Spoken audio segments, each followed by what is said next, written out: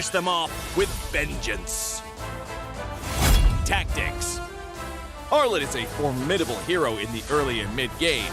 By repeatedly marking the enemy, he can use vengeance multiple times in quick succession to wear down his opponent while healing himself. After gearing up in the late game, RED becomes an even deadlier force, with more defense on top of his mobility and the constant healing from vengeance resets. RED can sustain himself through the fight to continue dishing out damage. For his role as a fighter, we recommend this equipment build to bolster his damage and self-sustain. Choose the fighter emblem to further enhance his survivability, and for battle spells, we recommend Petrify to synergize with his passive and vengeance skill. RED, the Lone Lancer, coming February 14th. 30% off during launch week. Get his Wandering Spear skin for only 51 diamonds the first 2 weeks. And until next time, we'll be seeing you in the Land of Dawn. RED, Lone Lancer, official release 0214.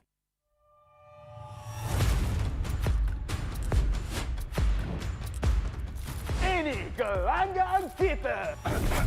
Ini gaya kita. Every year, I gotta deal with your nonsense. Anyways, selamat datang kepada format explanation video kita.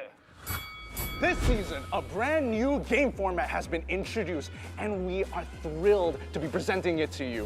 The MPL MY has been waiting for this revolution. Format kali ini lebih dramatic, lebih hangat. So let's begin. 10 teams will be seated into one group. Masa regular season, 10 pasukan akan main sesama sendiri satu kali saja. That's right, and these teams will score based on those games. Bila cerita pasal markah, kalau menang 2-0, 3 markah. 2-1, 2 markah saja. But if they lose 1-2, they will only earn 1 point. But if they lose 0-2, they won't score at all. Markah yang terakhir akan menentukan kedudukan terakhir mereka. And the lowest 2 scoring teams will be relegated at the end of the regular season. And the top 8 will then advance to the playoffs. Sekarang, mari kita tengok format untuk playoff. All games in the play-ins will be a best of 3. Kecuali upper bracket final dengan lower bracket final, kita akan main best of 5. Best of 5. And grand final, kita akan main best of 7. Teams ranked between the 5th as well as 8th place of the regular season will have to play in the play-ins. Team yang menang dekat play-in akan lawan dengan tempat ketiga dan keempat dekat upper bracket quarterfinals. The winners of the upper bracket quarterfinals will have to face off against the first as well as second seed of the upper bracket semifinals. Team yang kalah dekat play-in dan juga upper bracket quarterfinals akan disingkirkan. Luckily, if your team is in the upper bracket semifinals and they lose, they will go down to the lower bracket semifinals having a second life. Kalau team menang dekat upper bracket semifinal, akan gerak kepada upper bracket finals. Finally, the upper bracket finals as well as lower bracket final winners will face each other off in the grand finals. Untuk lawan, untuk dapatkan trofi MPL Malaysia. Inilah video format explanation kita. Siapakah akan jadi juara kali ini? The stage is set. Let the games begin. Ini gaya kita.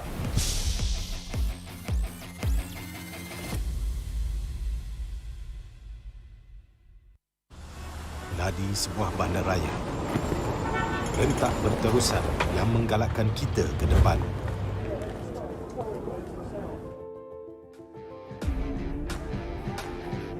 Sesuatu yang mengapi-apikan hidup dan semangat kita. Setiap orang mempunyai gaya dan irama tersendiri. Tapi, apakah yang boleh menyatukan semua lapisan masyarakat?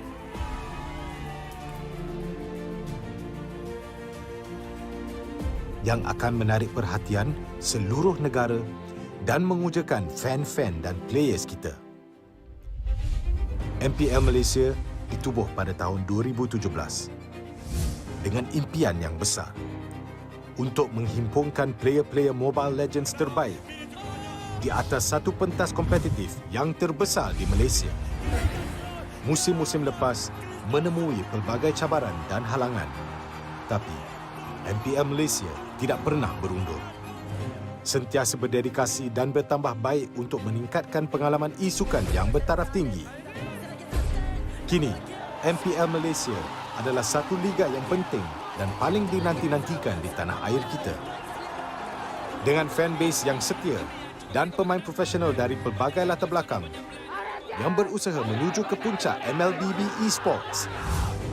Persaingan dah semakin sengit, namun juara hanya satu. Inilah aksi kita, budaya kita yang unik. Inilah MPL kita yang dipenuhi dengan drama dan emosi.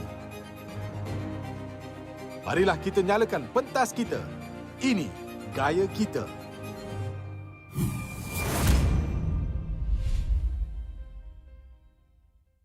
Bulan lepas, tim Malaysia yang layak ke tournament peringkat antarabangsa telah gagal.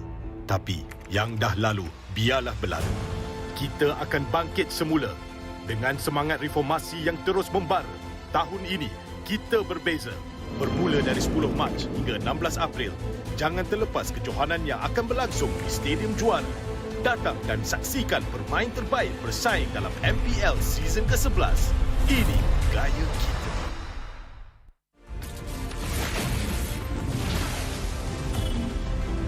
Pain is the proof that I'm still alive.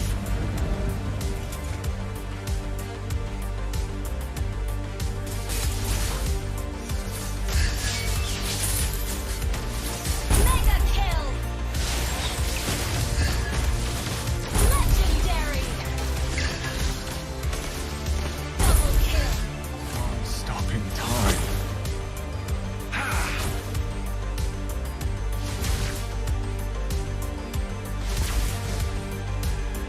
Feel what I feel. Feel what I feel.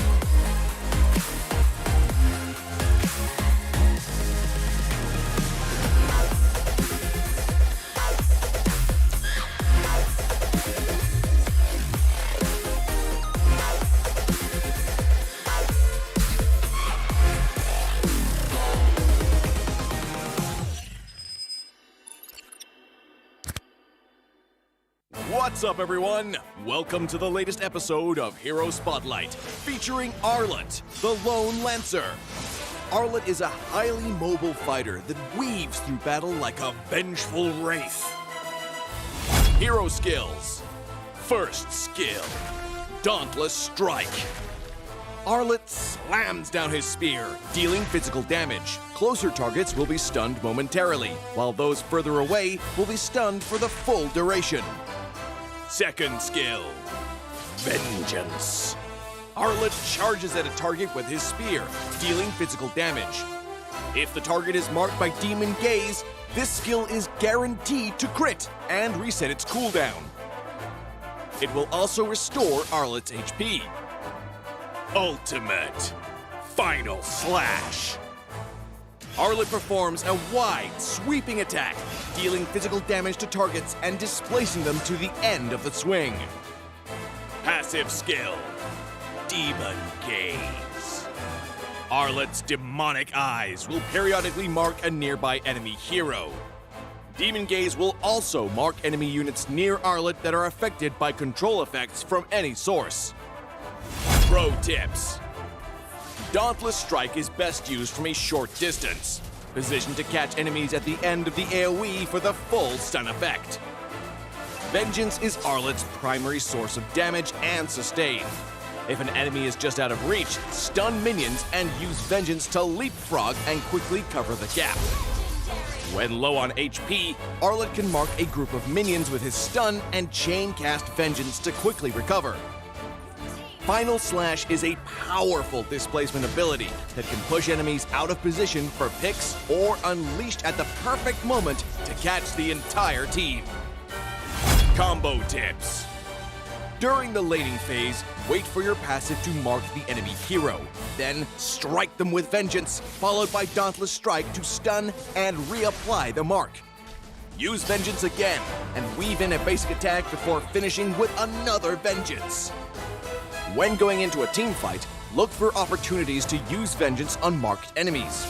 Use Final Slash to mark and group up enemies and tear into them with skill resets. Use Dauntless Strike to stun low enemies and finish them off with Vengeance. Tactics. Arlet is a formidable hero in the early and mid game. By repeatedly marking the enemy, he can use Vengeance multiple times in quick succession to wear down his opponent while healing himself.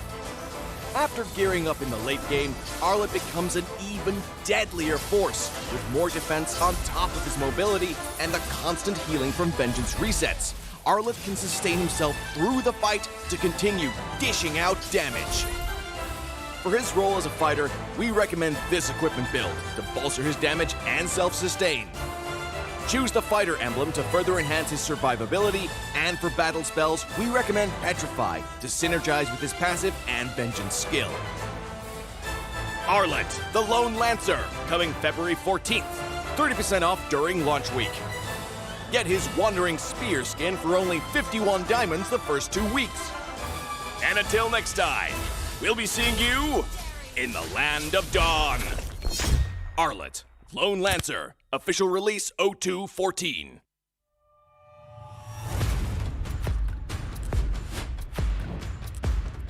Ini kelanggaan kita. Ini gaya kita. Every year, I gotta deal with your nonsense. Anyways, selamat datang kepada format explanation video kita. This season, a brand new game format has been introduced, and we are thrilled to be presenting it to you. The MPL MY has been waiting for this revolution. Format kali ini lebih dramatic, lebih hangat. So let's begin. 10 teams will be seeded into one group.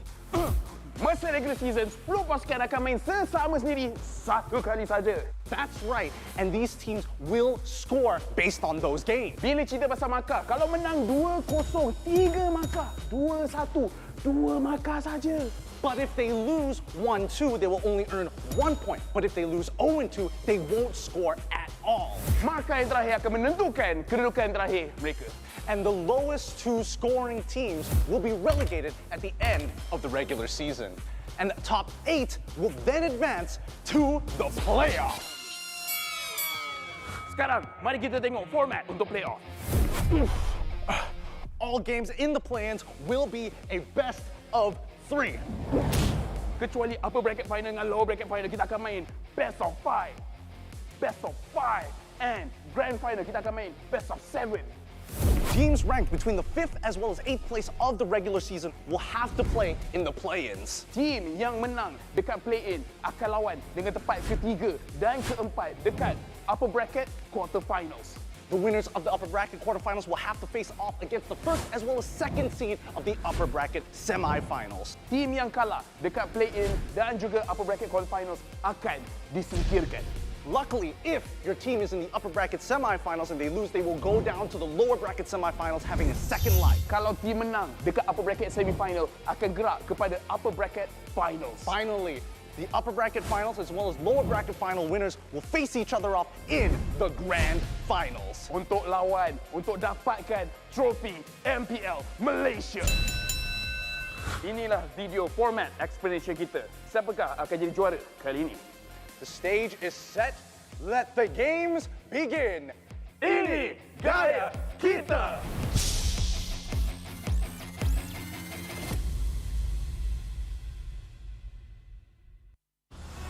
Ladi sebuah bandaraya. Rentak berterusan yang menggalakkan kita ke depan.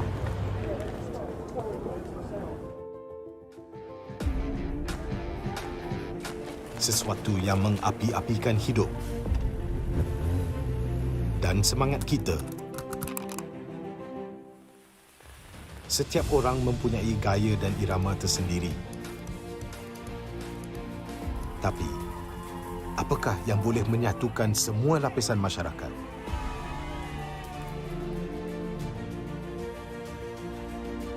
Yang akan menarik perhatian seluruh negara dan mengujakan fan-fan dan players kita. MPL Malaysia ditubuh pada tahun 2017 dengan impian yang besar untuk menghimpunkan player-player Mobile Legends terbaik di atas satu pentas kompetitif yang terbesar di Malaysia. Musim-musim lepas menemui pelbagai cabaran dan halangan, tapi MPL Malaysia tidak pernah berundur. Sentiasa berdedikasi dan bertambah baik untuk meningkatkan pengalaman e-sukan yang bertaraf tinggi. Kini, MPL Malaysia adalah satu liga yang penting dan paling dinanti-nantikan di tanah air kita.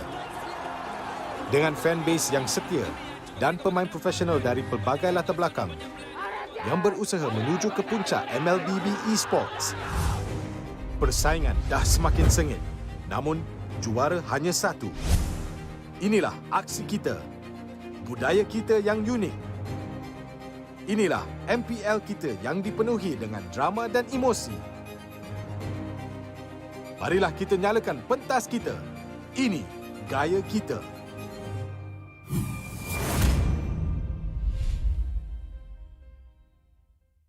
Bulan lepas, tim Malaysia yang layak ke tournament peringkat antarabangsa telah gagal. Tapi yang dah lalu, biarlah berlalu. Kita akan bangkit semula dengan semangat reformasi yang terus membara. Tahun ini, kita berbeza. Bermula dari 10 Mac hingga 16 April, jangan terlepas kejohanan yang akan berlangsung di Stadium Juara. Datang dan saksikan pemain terbaik bersaing dalam MPL season ke-11. Ini gaya kita.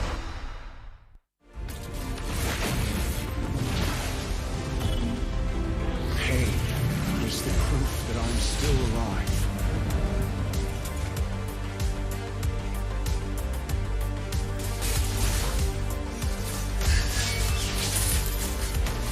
Mega kill. Legendary. Double kill. Stopping time.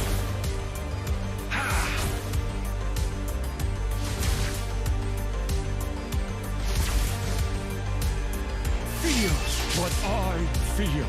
Feel what I feel.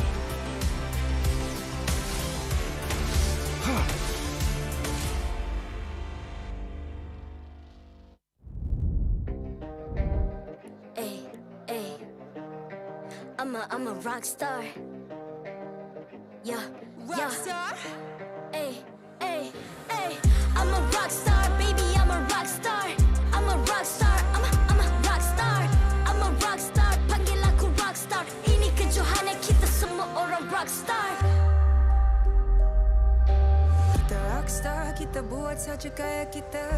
Makin panas apinya sudah membara. Macam mana pun ku menempuh segala.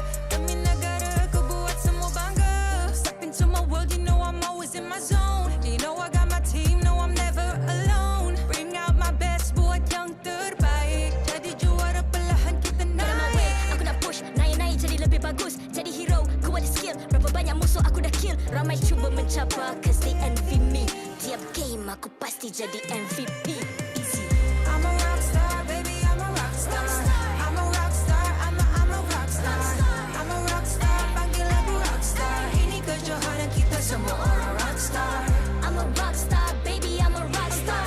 I'm a rockstar, I'm a rockstar. I'm a rockstar, panggil aku rockstar. Ini kejohanan kita semua orang rockstar. Tengok nanti siapa yang juara. Ni peluang kita bawa pulang piala. This is my game, this is my time. Menang semua, everything will be mine. Kalau jatuh kau pasti kembali. Bangun balik ku tegak berdiri. Kuatkanlah tenaga, ganjaran diperoleh. Ni kejohanan kita, Malaysia memang boleh. Rise up to the top, kita buat bersama. Semangat kita kuat di bawah satu bendera. Hey. I'ma go hard for the win. Win. On the battlefield till the end. I'm trying to beat the greatest anyone has ever seen. Stand by, I'm coming in for I'm the a win. rockstar. I'm a rock star, baby, I'm a rock star. I'm a rock star, I'm a rock star. I'm a rock star, panggil aku rock star. Ini kejohanan kita semua orang rock star. I'm a rockstar, baby, I'm a rockstar. I'm a rockstar, I'm a rockstar. I'm a rockstar, panggil aku rockstar. Ini kejohanan kita semua orang rockstar.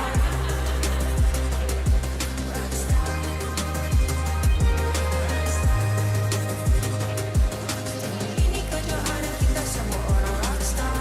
I'm a rockstar, baby, I'm a rockstar. I'm a rockstar, I'm a rockstar. I'm a rockstar, panggil aku rockstar. Ini kejohanan kita semua orang rockstar.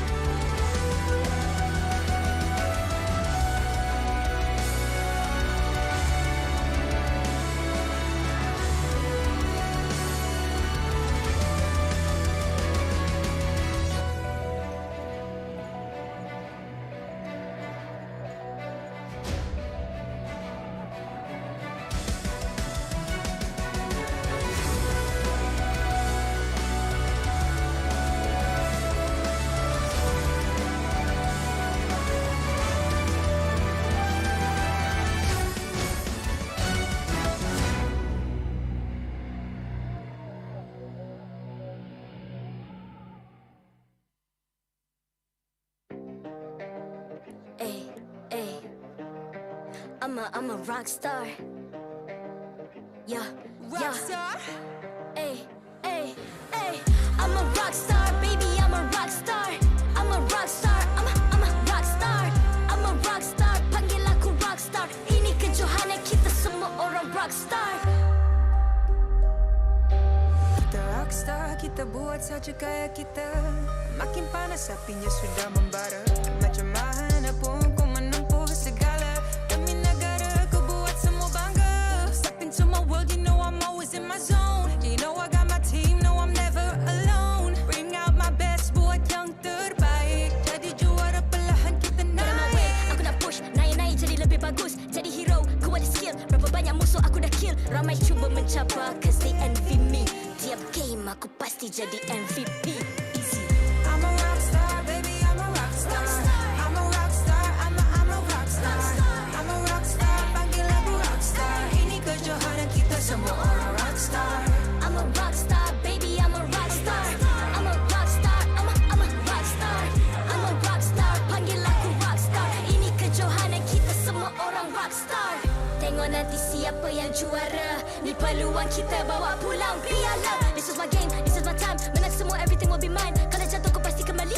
Bangun balik ku tegak berdiri. Kuatkanlah tenaga, ganjaran diperoleh. Ni kejohanan kita, Malaysia memang boleh. Rise up to the top, kita buat bersama. Semangat kita kuat di bawah satu bendera. Hey. I'ma go hard for the win. Win. On the battlefield till the end. I'm trying to beat the greatest anyone has ever seen. Stand by, I'm coming in for the win. I'm a rock star, baby, I'm a rock star. I'm a rock star, I'm a rock star. I'm a rock star, panggil aku rock star. Ini kejohanan kita semua orang rock star. I'm a rock star, baby, I'm a rock star. I'm a rock star, I'm a rock star. I'm a rock star, panggil aku rock star. Ini kejohanan kita semua orang rock star. Rock star.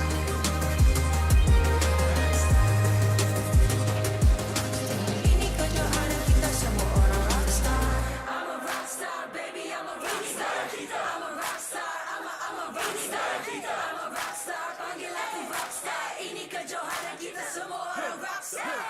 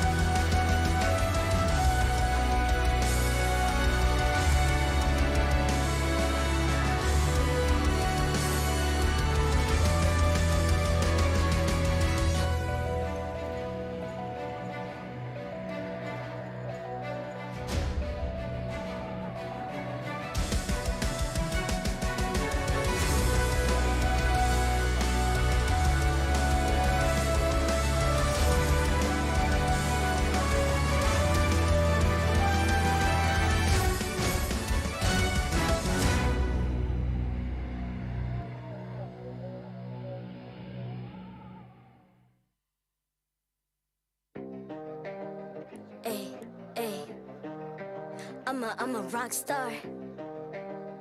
Yeah. Rock star. Ay.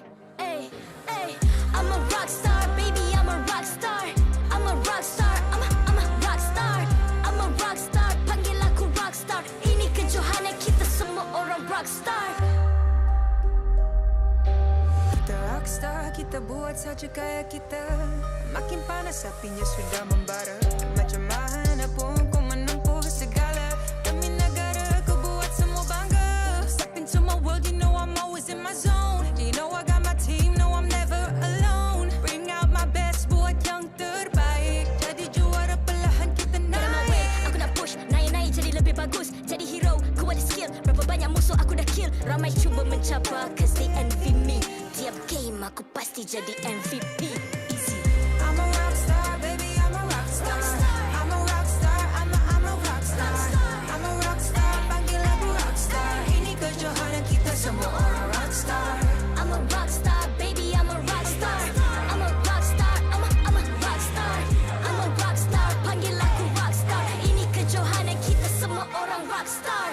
Tengok nanti siapa yang juara. Ni peluang kita bawa pulang piala. This is my game, this is my time. Menang semua, everything will be mine. Kalau jatuh kau pasti kembali. Bangun balik ku tegak berdiri. Kuatkanlah tenaga, ganjaran diperoleh. Ni kejohanan kita, Malaysia memang boleh. Rise up to the top, kita buat bersama. Semangat kita kuat di bawah satu benda.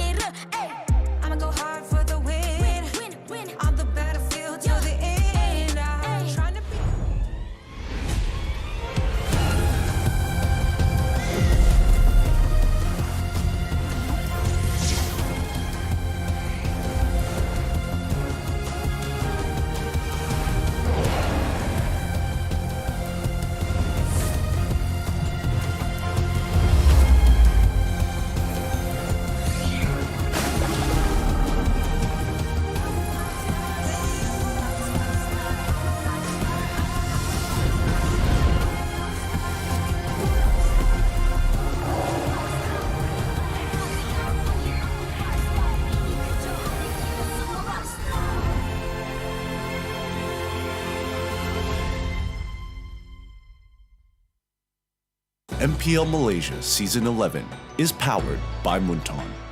Official mobile internet, Hotlink.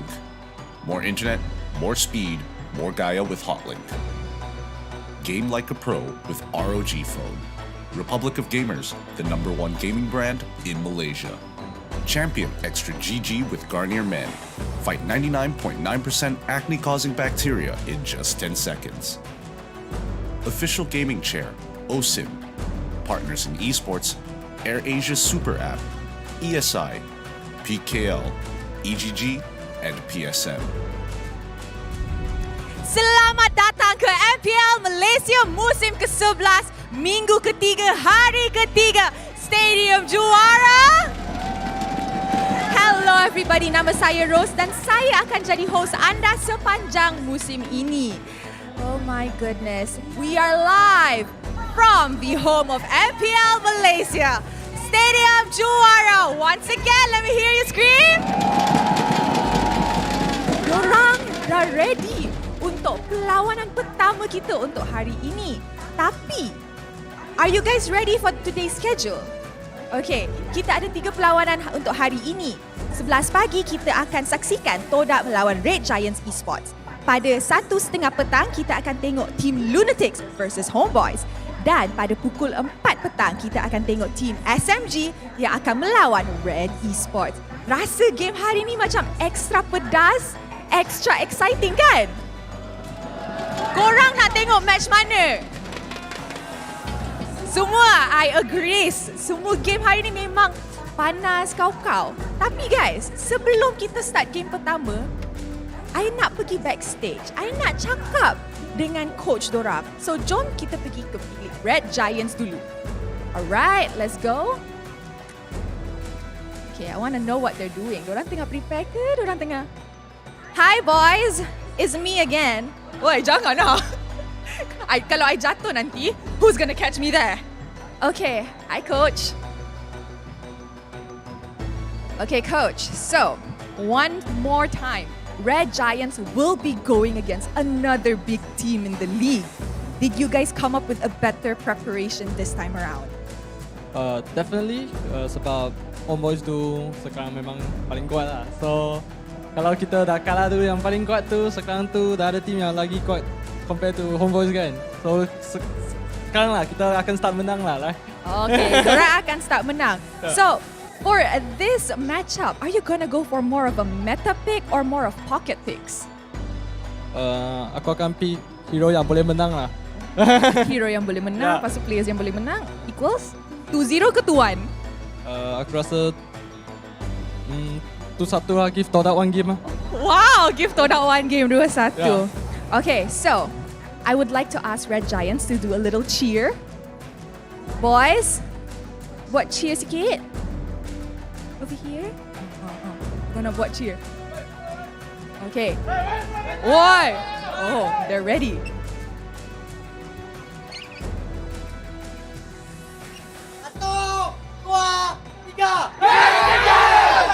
Okay, I like the energy. Why? I love the energy. I'll see you later. Good luck. Okay, mari kita pergi ke bilik satu lagi. Okay, jom kita pergi ke bilik Todak.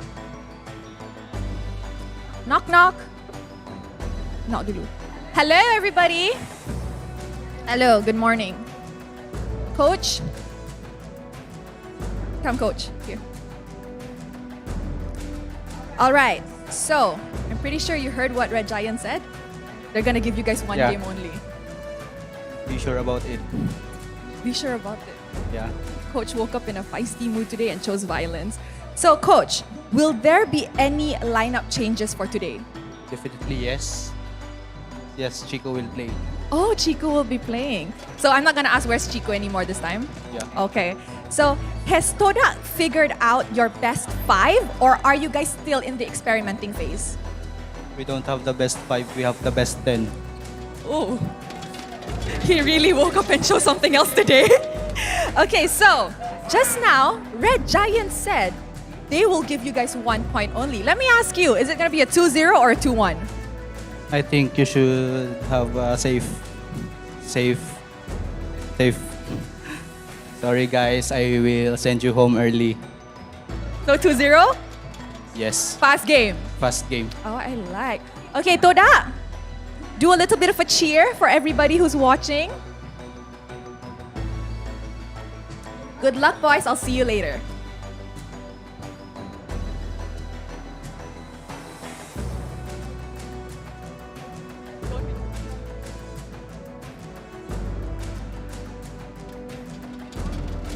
Okay guys, itu dia dua-dua team. I rasa hari ni Todak lagi pedas. Do you guys think that Todak lagi pedas hari ni? Ke Red Giants yang lagi pedas? Red Giants ke? I mean, Coach Becky tadi cakap dia akan bagi 1 point kat Todak. Tapi Todak said, we ain't giving you no chance. We're sending you home with a fast game of 2-0. So, korang nak saksikan game yang mana? 2-1 ke 2-0? Nak dengar? 2-0. 2-0, so easy win lah macam tu. Easy 2-0. Okay, since korang semua dah ready, players pun dah ready.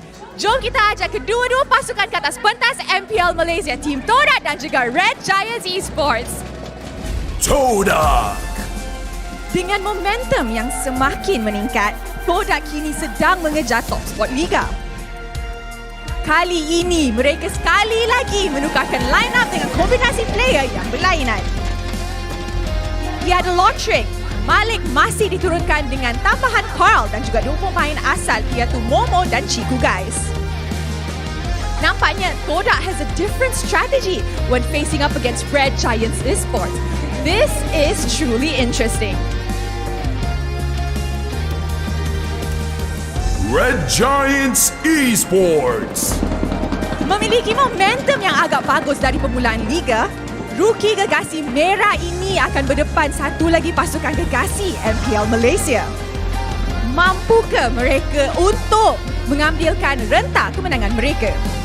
Dengan barisan young guns from the red and yellow flags, can they show us their best gameplay?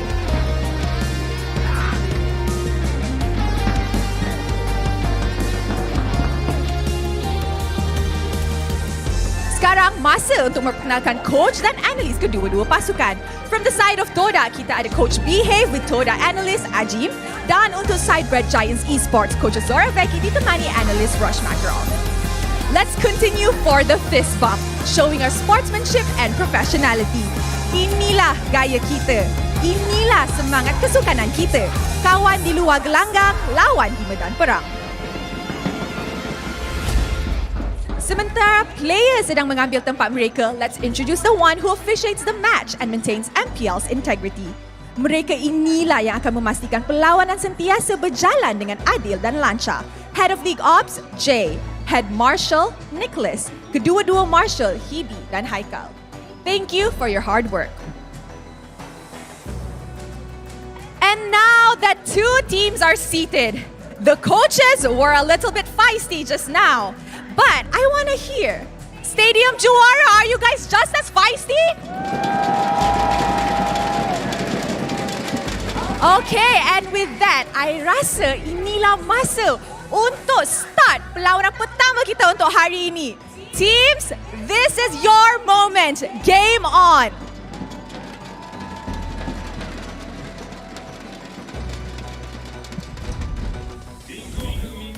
A feisty team for a feisty start of a best of 3 that nobody is going to forget. Welcome everybody back to the MPL MY Season 11, and more importantly, during this week 3 on the very final day, teams are looking to score as many points as they possibly can to set themselves up for the second half of the season. My name's Gideon Q, and today with me, it's going to be Adine here at the English broadcast to take care of y'all today. All right, yeah, as you mentioned, there's not much left in terms of number of matches. We are week number 3. We have the halfway point right now. 3 more weeks more to go. So, I mean, every match counts. Every point matters right now. Yep, every point matters. And I think importantly, for teams like Todak as well as Red Giants, who are looking to make it at least within the upper brackets of playoffs, this is going to be a very important one, considering Red Giants already looking to be, I don't know, one of the few rookie teams of the season to make it into the upper brackets. I mean, they're positioned for it. It looks like it. It looks like I really like it, because yesterday we saw Team Hug lost 2-0 against MPL Esports, and that propelled them way down onto the red zone. So one match, you get 2-0, it's really not going to be good. So hopefully these two teams have a better strategy in store for them. Speaking of strategy, let's have a look at the team head-to-head and look at the current stats, because overall, Todak has inflated stats all across the board as their stocks are looking real high. Oh my god, look at the total damage dealt, 1.9 million in comparison to Red Giants Esports, only 1 million. But the most impressive thing is about the objective rate, as well as the first tower rate. Regardless of how Todak plays, right? Yes, you can say it's quite messy, their famous style of Todak Langgar, but then again, right now, this season, the objective is still within their mind as well, regardless of their hefty team fights. Yeah, and that's pretty interesting, because I thought out of all the teams, Red Giants was looking a lot better when it came down to neutral objectives, or at the very least those first objective rates. It's kind of shocking how dominating Todak has been, 80% followed by 70%. Woo! Because I feel like Ozorveki is the type of coach that prioritizes the objective, right? He doesn't want to lose those turtle fights. He doesn't want to lose even the little of things like the Little Wanderers, right? But then again, having coach behave on Todak side, coming in from the Philippines, who we know as well, objective gaming is their main prioritization as well. So it's gonna be a bloodbath, I would say, this game. I expect the early game to be extremely bloody. I agree with you. The first 5 minutes is most likely going to be really, really quick in pace, and both sides just struggling to gain control over that tempo. And you know, I've been using this term tempo a lot, and I think it's one of the key things that makes Red Giants actually so good in the game, because they make that first move, it goes well, and afterwards they make every other play because of it. So I don't know whether Todak is in that position, but I feel like they're experienced enough to bounce back from a losing end or without having full control over the game. I've always think about Todak is they are not a regular season team. Why I did mention that? Because yes, there may be ups and downs for Team Todak, but we know they can at least qualify for the playoff spot, and then when it comes for the playoff spot, then is when their time to shine. But right now, going to be focusing on the coach behave.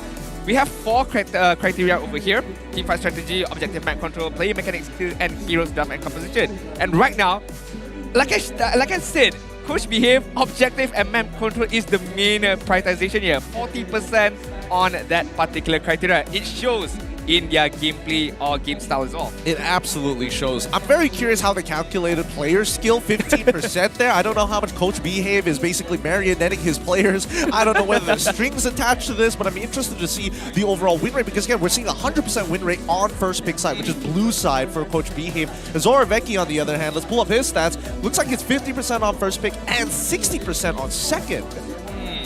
Well, I wouldn't say that.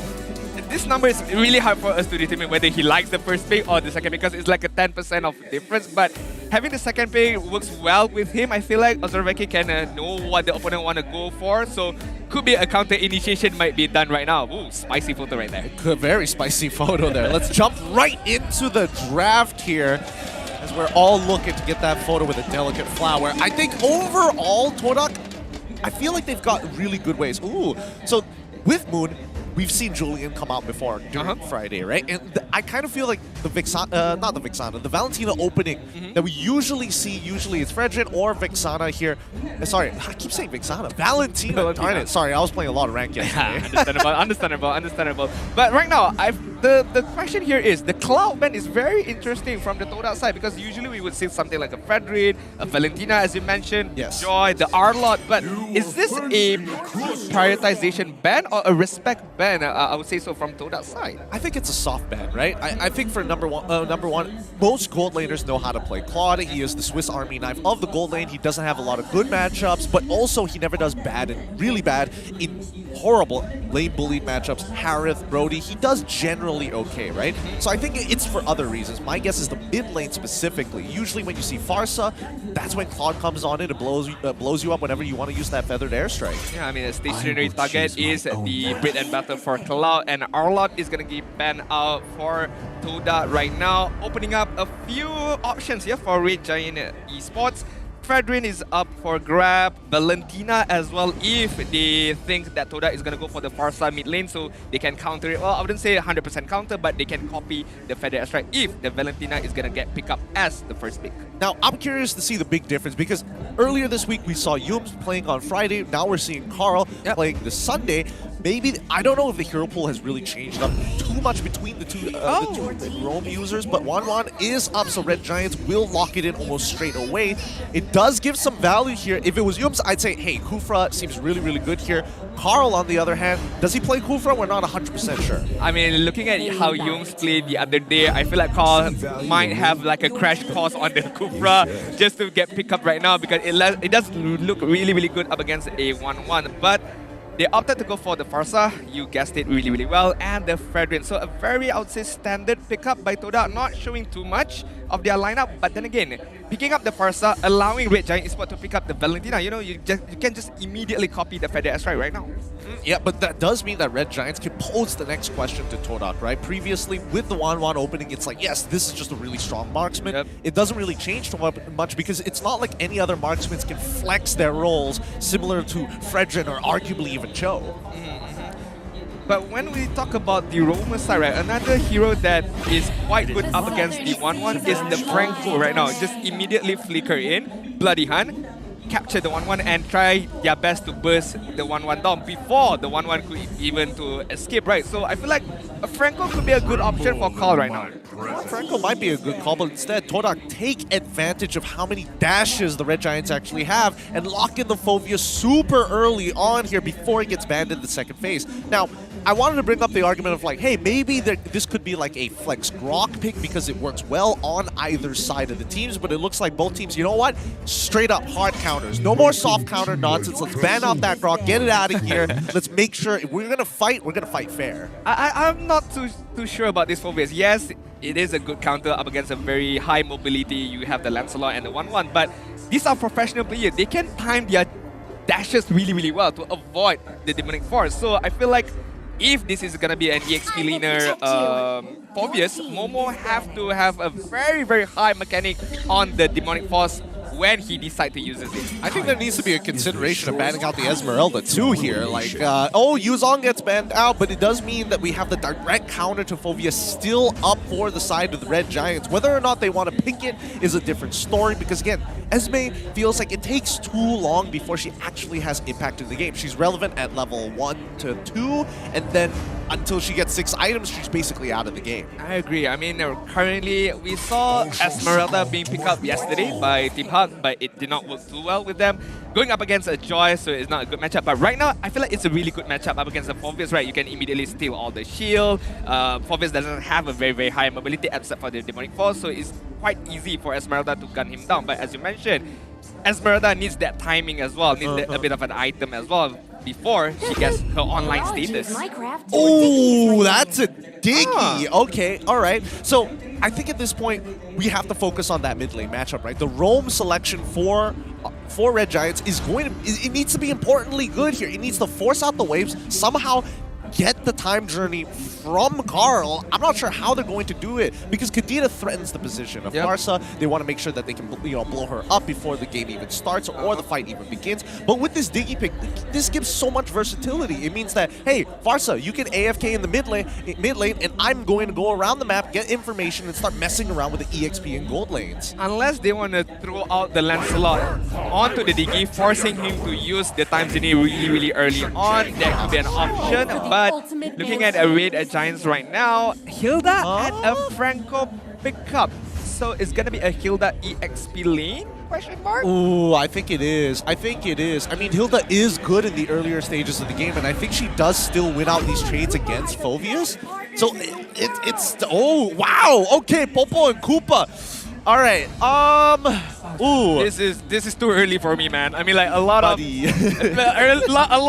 I would say first time appearance for Popol and Koopa for this particular season. And then EXP laner Hilda up against the Foveas.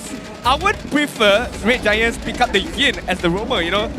Just capture the Diggy and then there's no time journey, no problem for them. But, I mean, a different strat for them. We'll see how it works. I think it's all right. I personally like the drafts from both sides. They're very early game centric. Like both sides want to fight for this early game, but with early game win rate being more towards Todak sides, I'm guessing because of the information Diggy and Popo and Koopa can kind of play safely around is why they have that 0.8%. But the ultra late game, it's looking apparently towards Red Giant side, despite Farsa. I don't know. This is a tough choice. It's quite tough. I mean, the utility on the Todak side as well. But hey, enough talk, enough discussion. Let's jump straight into game number 1. Todak up against Red Giant Esports. Let's see who's going to be able to get that first win here of our very first series of the day. We got Red Giants on the blue side, Todak on the red. Let the games begin. I'm curious to see where are they going to start. Okay, so it's purple to orange for both sides. We're seeing that Asia, he's trying to be annoying. I think he can successfully steal away this buff if he wanted to. They're flexing the 1-1 on the up against Momo? Yeah, this is the EXP. Oh, yes, you're right. This is the EXP lane. I was waiting for 1 minion to. Yeah, I was questioning myself. Is that the EXP lane? Am I blind? Or am I dumb? Or am I just too early right now? It's just too early for me right now. It could be just too early, but I totally respect it. I mean, it's a good idea. They know for a fact that 1-1 was going to get bullied out by Popo and Kupa as well as the Diggy, so I think this is like a good compromise. Very, very good counter initiation, but look at Carl. Carl gotta get down right now. Gorgeous. One more hit was needed, but Chiku guys with the comeback right now. One more hit. Oh! Oh, it's not good, but Skies in the backline already finds one, punctures out of there to get on top of Chiku, who's got no abilities, cut off by the breath of the ocean. A clean initiation for the side of the Red Giants, and Gorgeous is still alive. He did not die there. Wow, you did mention the early game is going to be a bloodbath, and it was a bloodbath right there. It could go either way, but Red Giant Esports timed their perfection of their skills really, really well. And as you mentioned, Gorgeous, I'm not sure how he managed to escape right there. One damage away from killing him, but hey, you gotta count your lucks right now. Yeah, but let's see what Todak's response is. They usually don't sit around and let the opponents kind of dictate the tempo without some kind of conflict or struggle. But with Turtle already up, Todak going to be playing around their very first neutral objective here with ZachQT and Pixel Brush. They know that he's there, no they don't. However, Sky's on the bottom side, gets hurt a little bit, but not enough to deter him. This is going to be a coin flip here. Aisha Ohana's not level 4.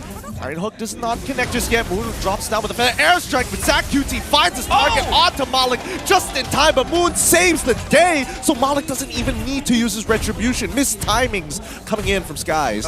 Missed time really, really bad for Red Giant Esports right there, because I feel like ZachQT did really, really well. He went in, the Petrify, stopped Malik from doing anything, but Moon was there to pick up the turtle right there. So Todak, yes, they got killed twice, but they come back a little bit with the turtle fight right there. Yeah, at least they're catching back up in EXP. But that's so sad. I mean, ZachQT, as you mentioned, played so well. He was knocking up specifically Malik when he probably could have gotten on top of Moon.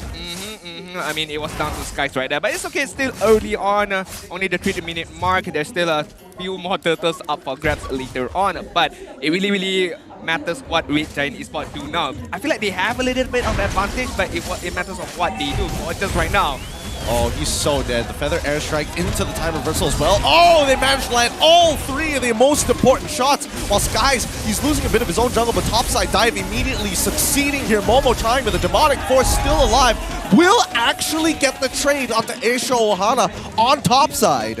Very, very big win for Todak right there. 3 for 2 kill. And looking at how Todak plays right now, they're avoiding a bit of skirmishes. They're just really, really focusing on power farming Chiku right now, because they know that having the Popo and Kupa, they can immediately gun any turrets down. So hence why they double down on that bottom side and get that turret immediately. As well as on the top side, SYF trying to do the same thing, but not to the extent of Chiku guys. Yeah, I mean, Popo and Kupa is really great at taking out turrets, and not to mention that there were 3 people down bot side chunking at the tower at the same time. With that, Todak moving as a squadron, controlling this top side with 11 seconds for the next upcoming turtle here. Do they really think they can catch 1-1 off guard? No information has been seen across the map. Mid lane, nothing. Demonic Force is going to start things off with a feather airstrike as well. Aisha Ohana is nearby, going to try and go for the bite, but it doesn't matter as Time Journey saves their lives. They back away. Carl might die, and he dies to the Thorn Rose. Skies with a puncture here is looking good, but Momo still with the Demonic Force alive, gets hit up by the breath of the ocean, will fall down to Gorgeous as the backline gets attacked, and ZachQT has run run out of spells. Moon still getting a good number of hits in. No feather airstrike to finish it off. Carl is back with the team. What was that, my guy? What was that? A lot of turret diving on the top side. Looking at Todak had a very, very good initiation because SYF was taken down. But then ZaqT, Skies coming in from the backside. A very, very good perfect of Petrify, as well as the rough wave turn things around. But looking at the turtle side right now, you hate to see it. Okay, you gotta give the man some credit here. He retreated pretty much the exact same time as Malik, and he still got it. The extra bit of damage from Thorn Rose is more than enough. Aisha Ohana still trying to affect the side lanes, but basically babysitting this Wanwan as Gojes forced to take the damage as Carl gets attacked. Time Journey's already out, committed to the ult, but the Thorn Rose is going to find the kill. ZaqT manages to get out, only having to use his ultimate. Malik, on the other hand, he might be in too much trouble. Crossbow of Time is already connected as Momo gets locked down by the Bloody Hunt as Momo down, can't do much. Nobody's dashing. Sif's still alive.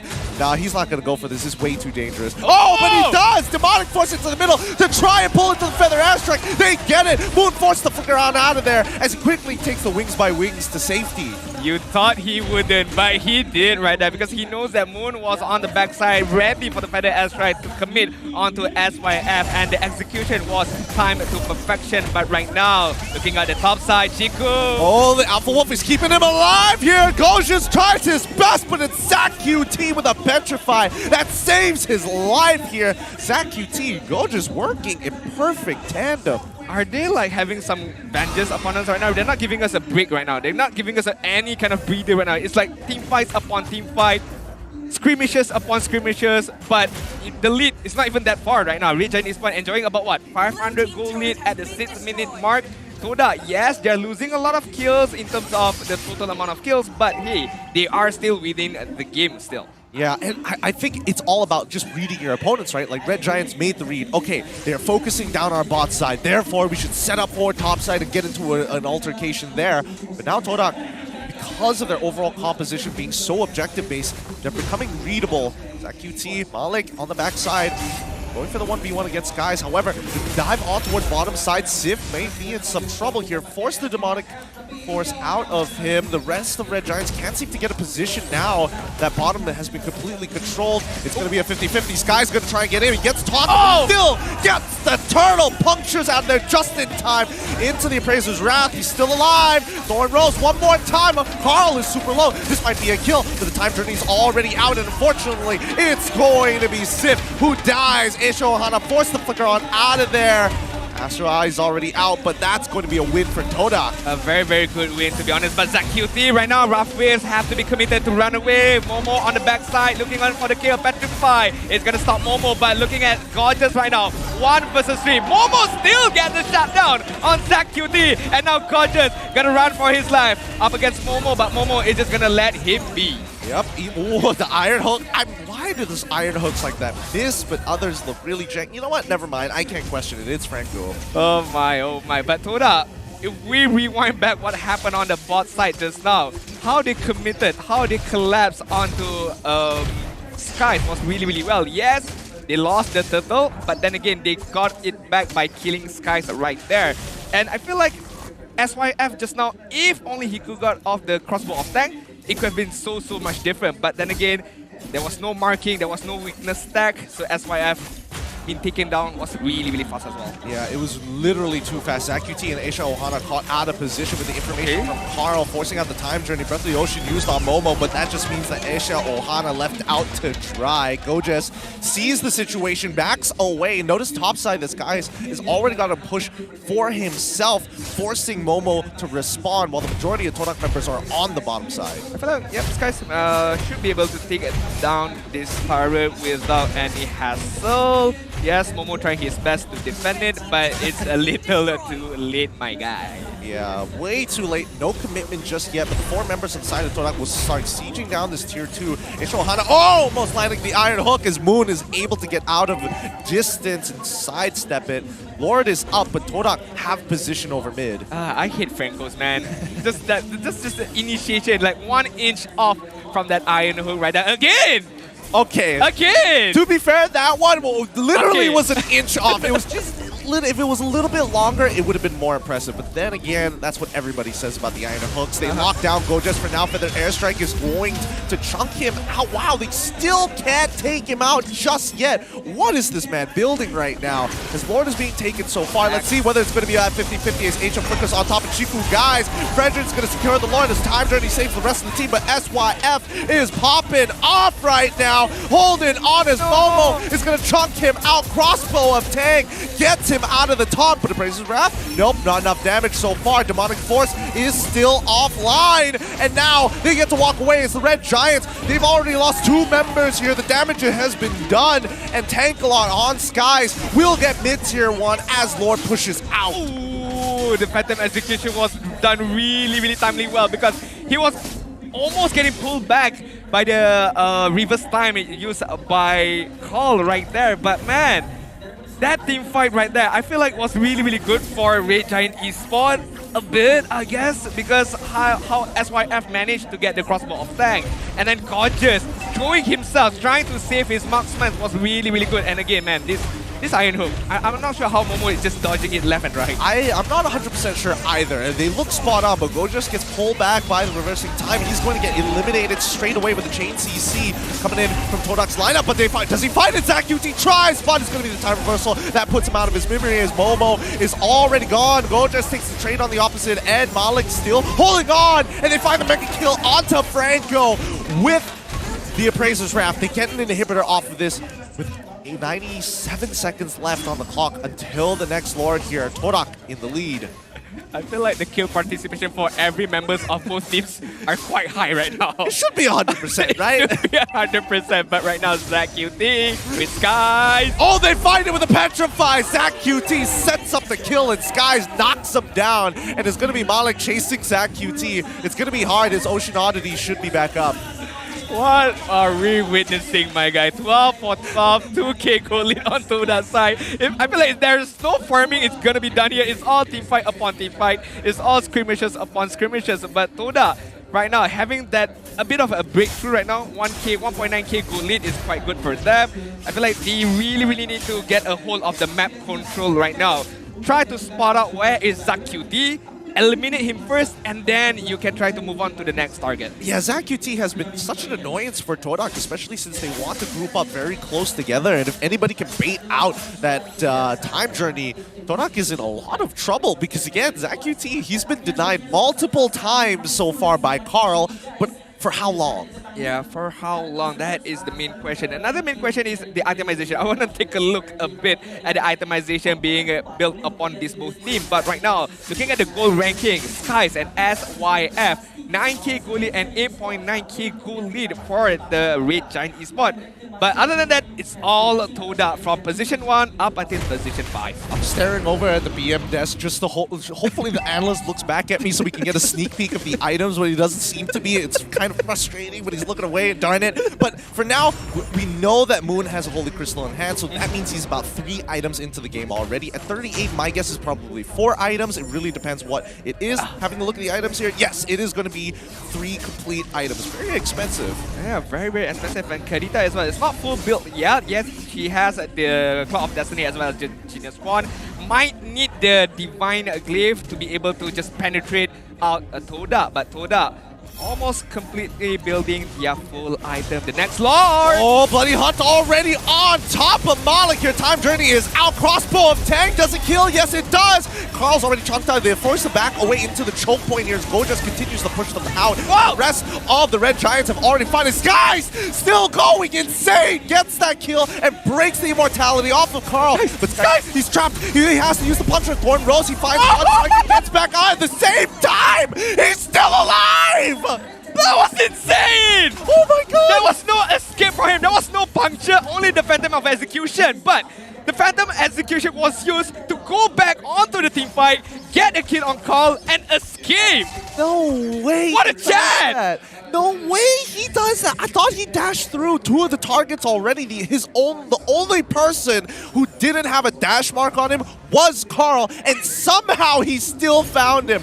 My god, the resource management on Skies right now. Big clutch coming in from him. He could have used the Phantom Execution to run away, to cross over that wall, that orange buff wall right here. But he went back in. He knows that he could get the kill and then run away. Like, that's some quick thinking right there from Skies. I'm speechless right now. I understand your speechlessness, man. I'm just shaking from it. I'm shook. Red Giants, great confidence. Nope. Iron Hook already landing on one. His time journey is going to protect him. That means we find one trade into Isha Ohana, and really big battle spells being used. But unfortunately, Todak should have high ground defense on lock.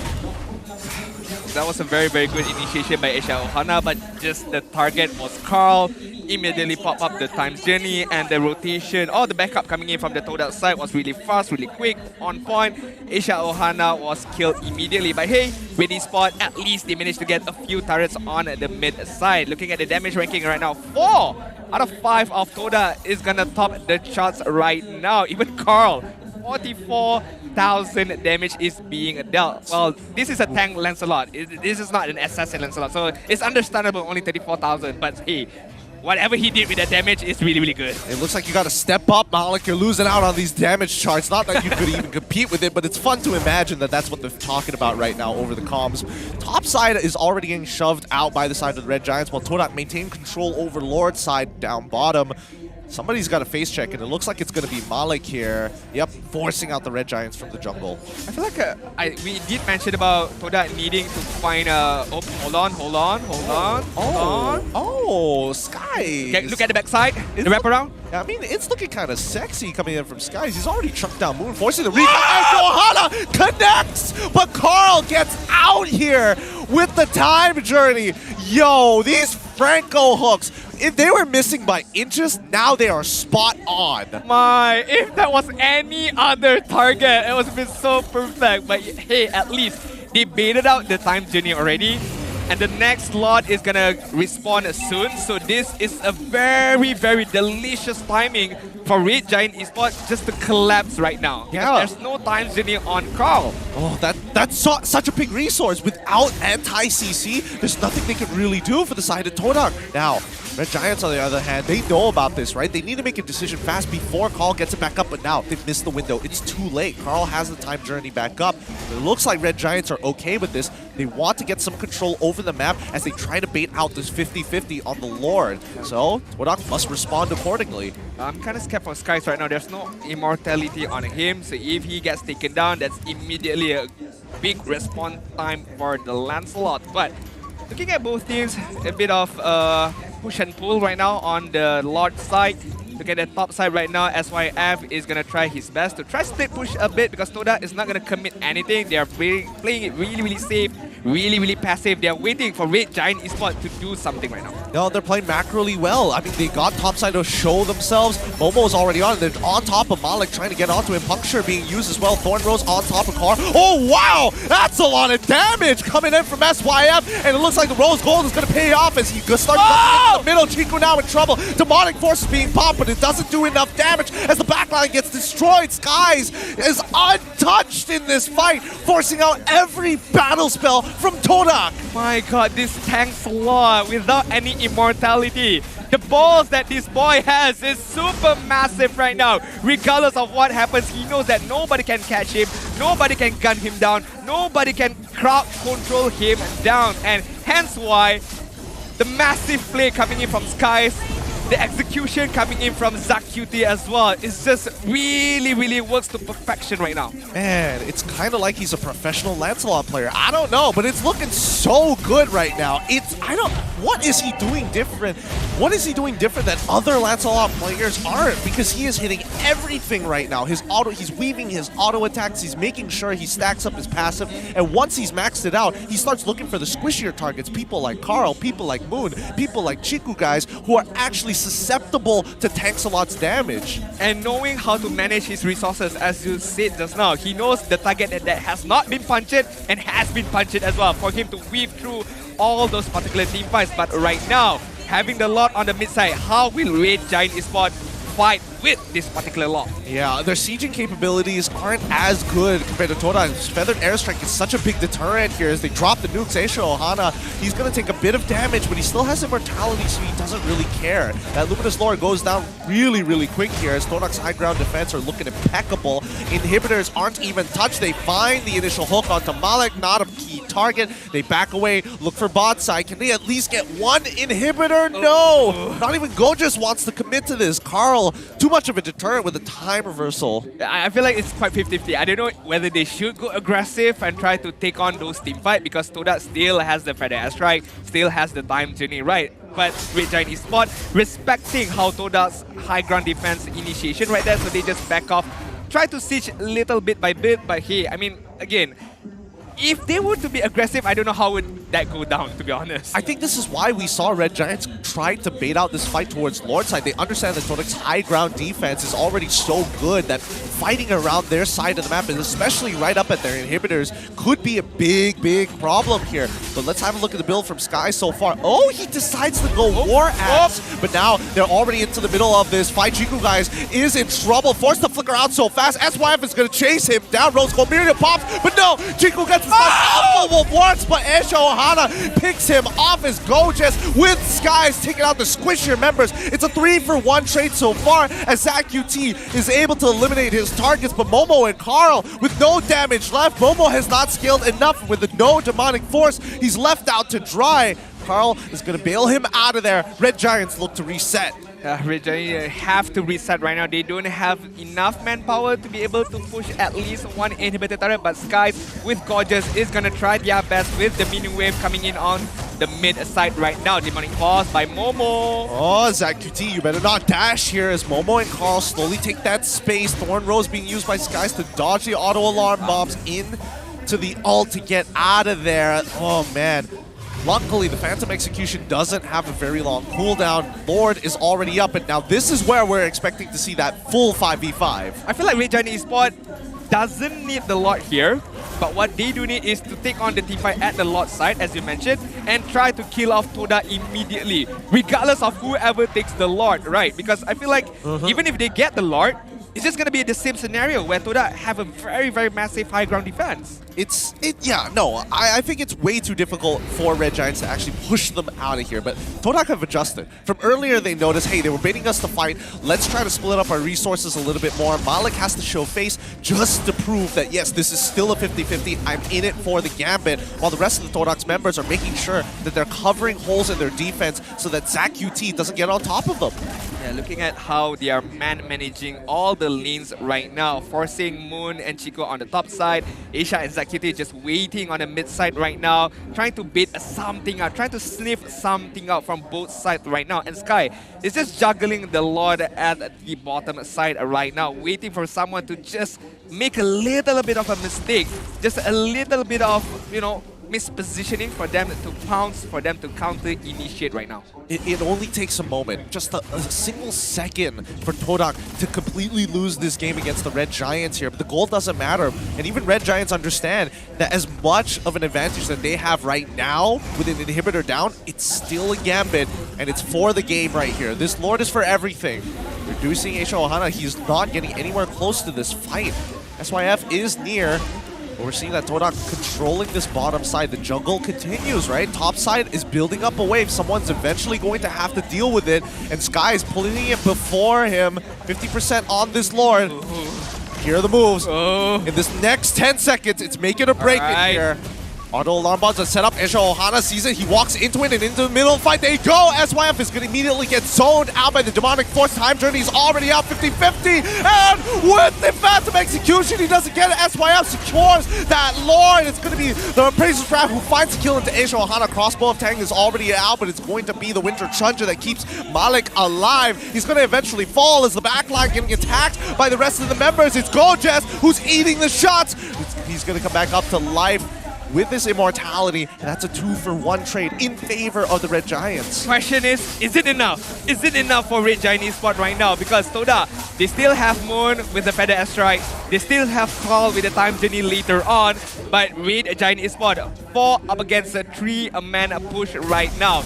with the high ground defense of Todak and Red Giants Esports trying their best to clear this bot side, waiting for the Lord. I feel like Todak should be able to defend this Lord. It might be tough. Chiku is coming up in about 17 seconds or so, and it's going to take about 4 seconds for Lord to reach that inhibitor, if not the crystal. So now it's go time for the Red Giants. Moon just used... Oh wait, no, Momo, he might be in trouble. Carl forced to use his ultimate here in trade for Zach QTs, but this Luminous Lord crashing in. All the inhibitors will fall. Skies making the play on top of Moon so far. He tries to go for the one shot. Got so close, but the crystal is exposed and SYF is chipping at it. That's GG. Well played, Red Giants. Take game number 1. Red Giant Esports. The red and yellow boys right there. What a dominating performance. And Skies, oh Skies, that last moment, he went in. Woo. He went balls to the walls to force Team Todak to back off, allowing SYF to have a free hit on the crystal with the Lord as well. Give that man the MVP right now. Game, set, and match, my guy. It's so obvious who's going to be the MVP of this game, but the Red Giants take such a huge win over Todak in an impressive fashion, playing up to speed, making sure that their defense was tight, but their macro was impeccable. Wow! The underdogs, the Giant Slayer. This is a David versus Goliath moment for Red Giant Esports. And hey, let's start game 2 right now, man. Let's start game 2. Skip the strategy meetings. Let's jump right into it. I wish that was the case, but instead we have a mic check. Let's check on the comms of the Red Giants. Tak bos dulu. Let's go. Let's go. Kau ni puji awet orang lagi. Go. Ikut jauh tu. Nice. Boleh. Nice. Ini beri gini. Aku tak ada rating ni tu. Go dapat nice. Dah flicker. Popo dah flicker santai. Pakai salty first lah aja. Trap kau hati-hati trap.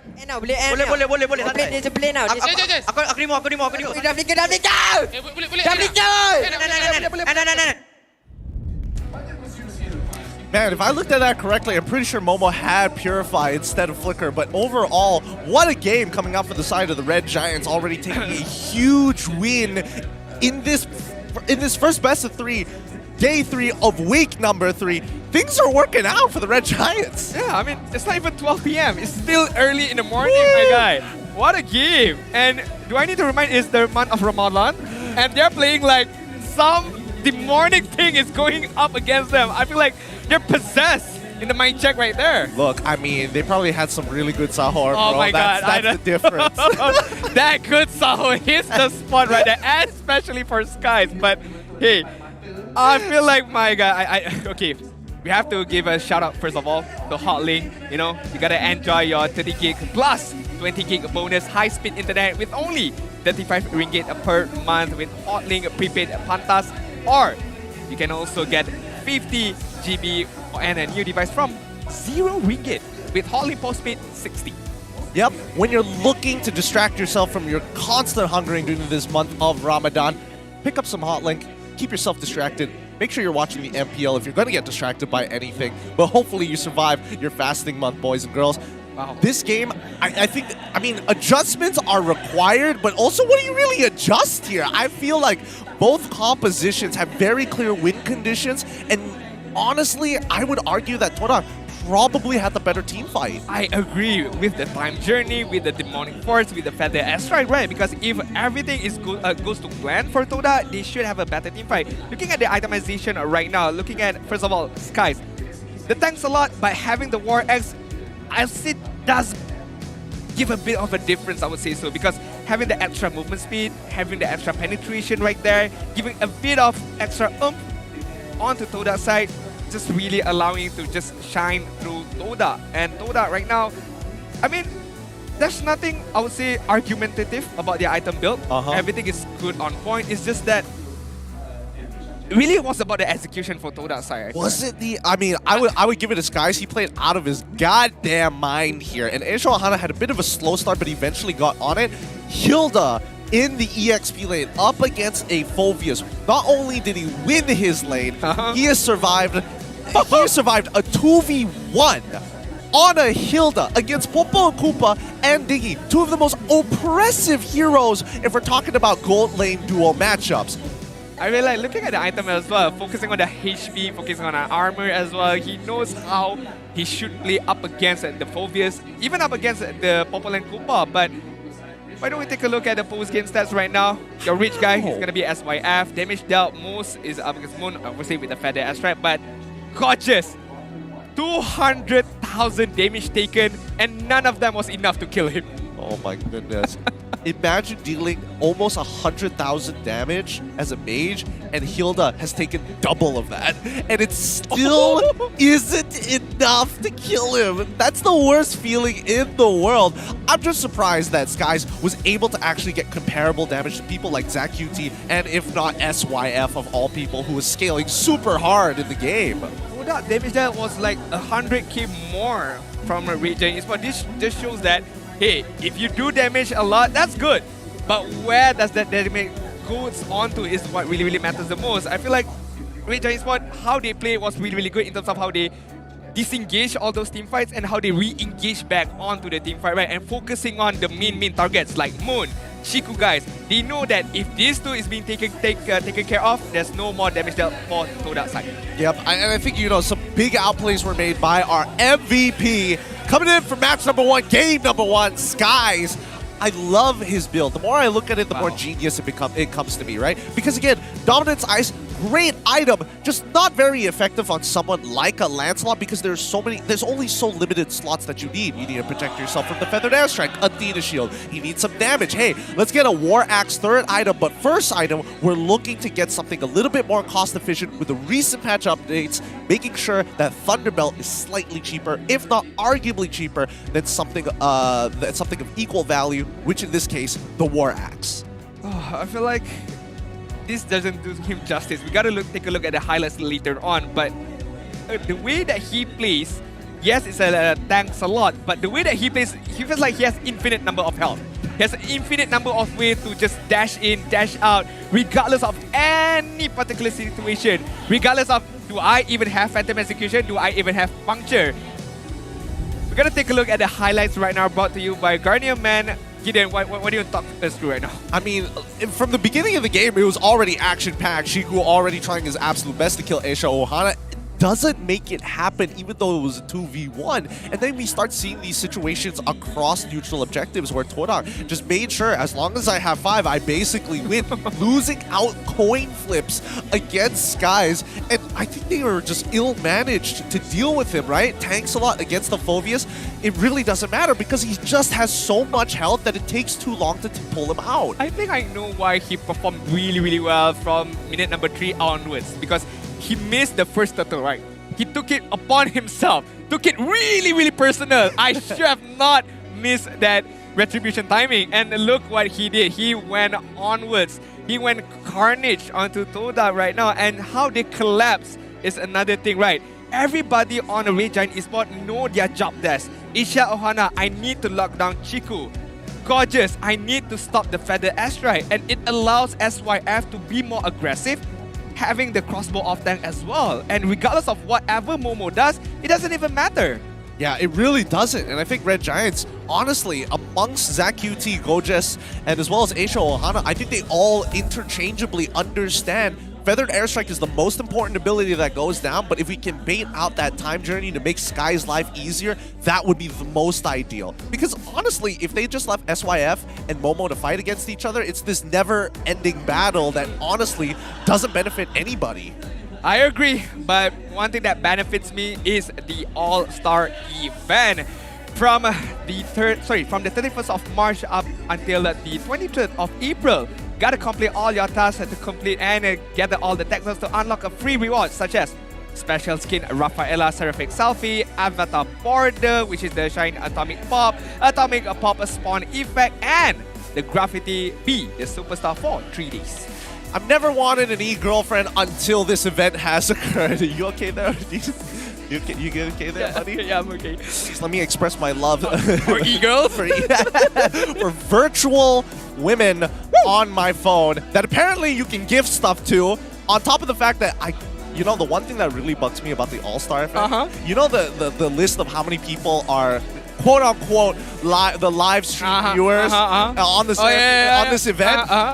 It keeps on going up. I don't know who's watching it, but just know that I am one of them.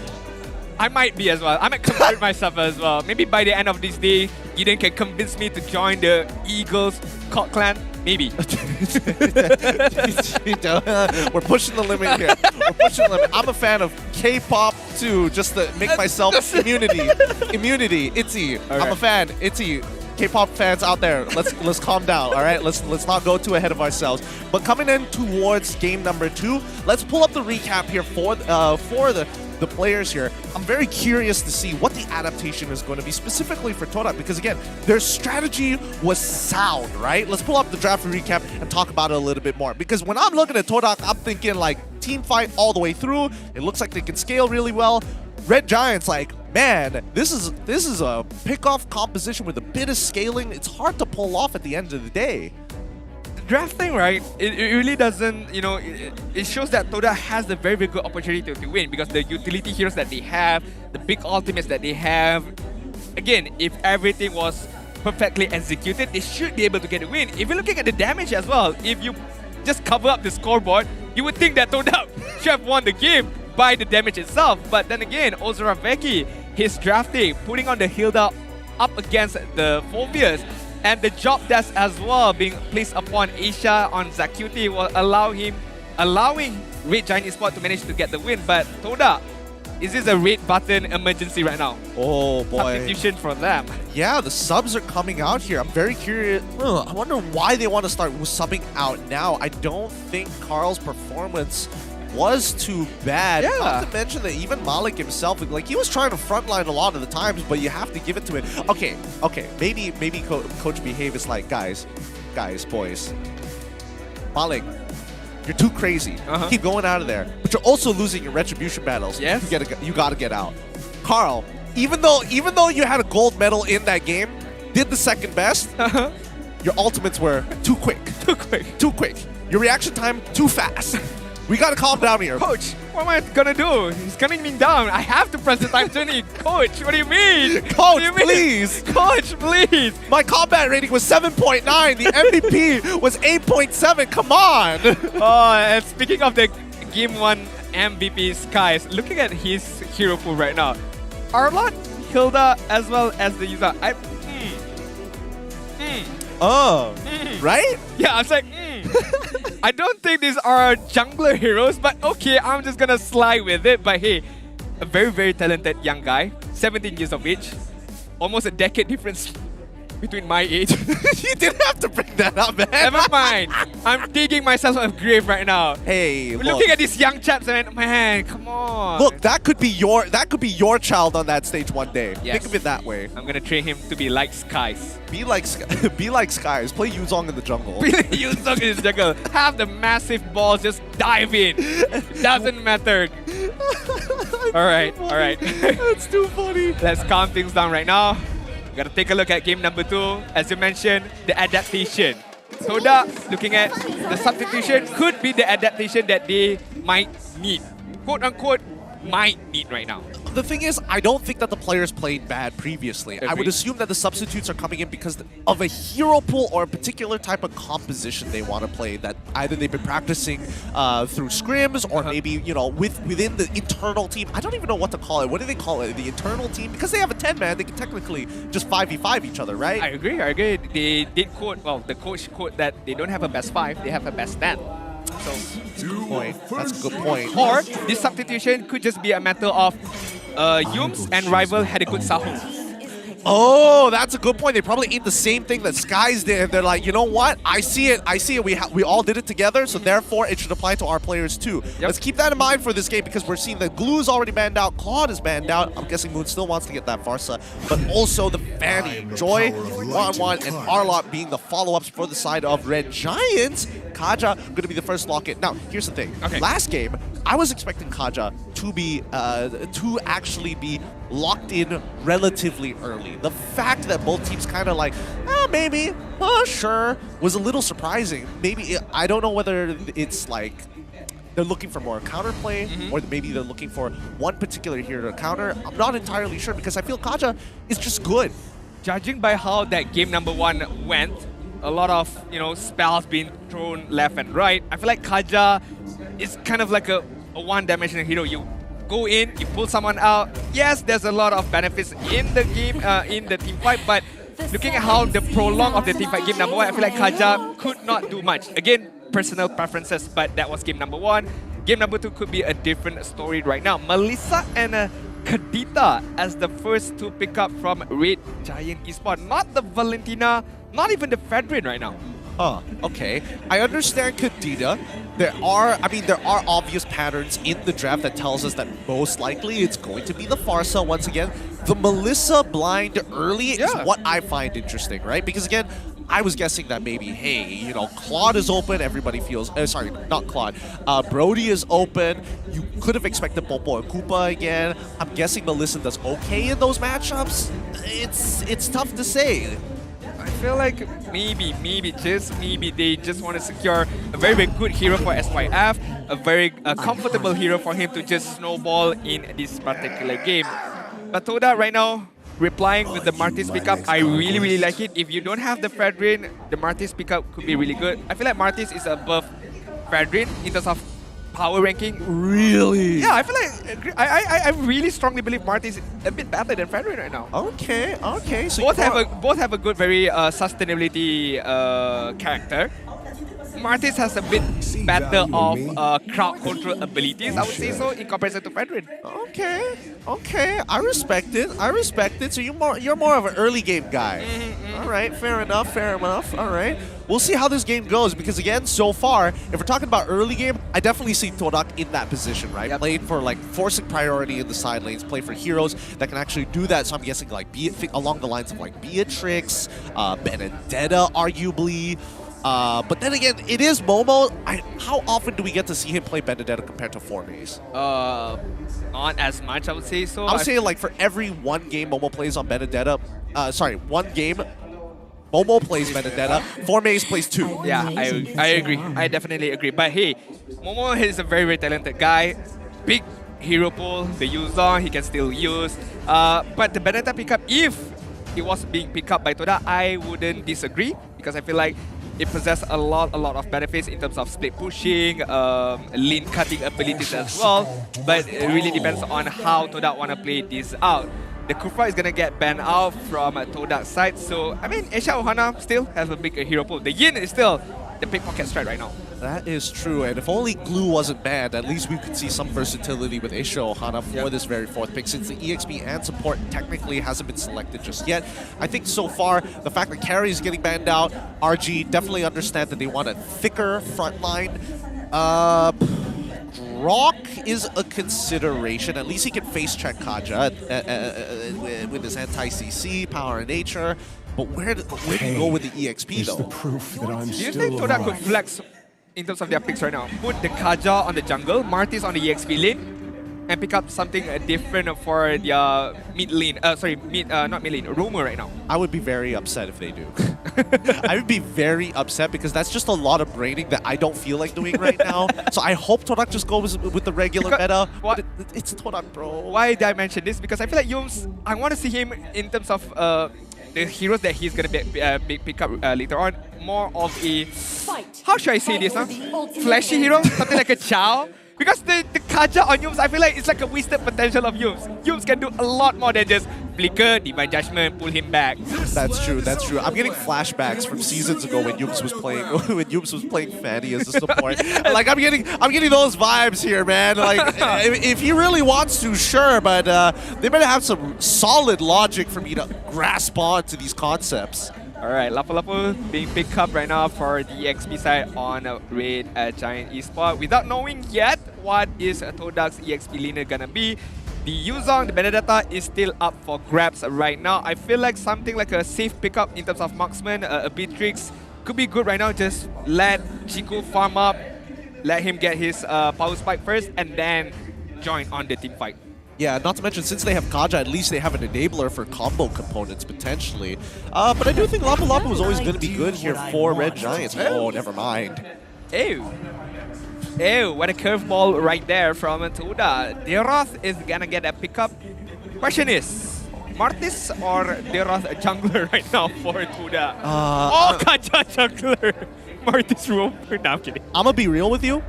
There's a good chance that this could be Martis in the EXP lane. It's not unheard of, and we've also seen Todak do this before. So they usually just sandbag the EXP lane as much as they can. They make sure that Deroth actually can win out his 1v1s against someone like Fredrin, who is a tank, and Deroth is the anti-tank buster. This guy cuts through thick boys really quick. But then again, having the Fredrin, the Kadita, as well as the Edith right now, a lot of crowd controlling abilities for the Deroth try to penetrate through. So, and on Todak's side, not much of a stun CC apart from Valentina as well as Kaja. So the Deroth has to do a lot of extra work for him to be able to join on the team fight and penetrate through the team fight. I like the fact that Edith gets picked up here, but for Todak, that's actually a lot of value. I think the big game changers here are whether or not Jiku can actually outplay these situations on this Irithyll. I'm guessing he did decide to take Sprint instead of Flicker, but Moon, he's got a lot of work on his shoulders. He has many different ultimates that he can actually abuse. Lapu Lapu, for an example, is a morph ability, and same goes for Edith. Also a morph, he has a plethora of skills that he can actually utilize, not just the ultimate. It really depends on what he uses and when he uses it. But right now, we gotta jump into game number 2. Land of Dawn is the name of the place. Red Giant Esports up against Todak. Todak going to be on the blue side with Red Giants on the red side. This is going to be an interesting one. I definitely thought the early game was going to be somewhat contested, but I guess not. This is going to be fun. This is going to be fun. Mid lane is going to be very, very important here. Define your fun.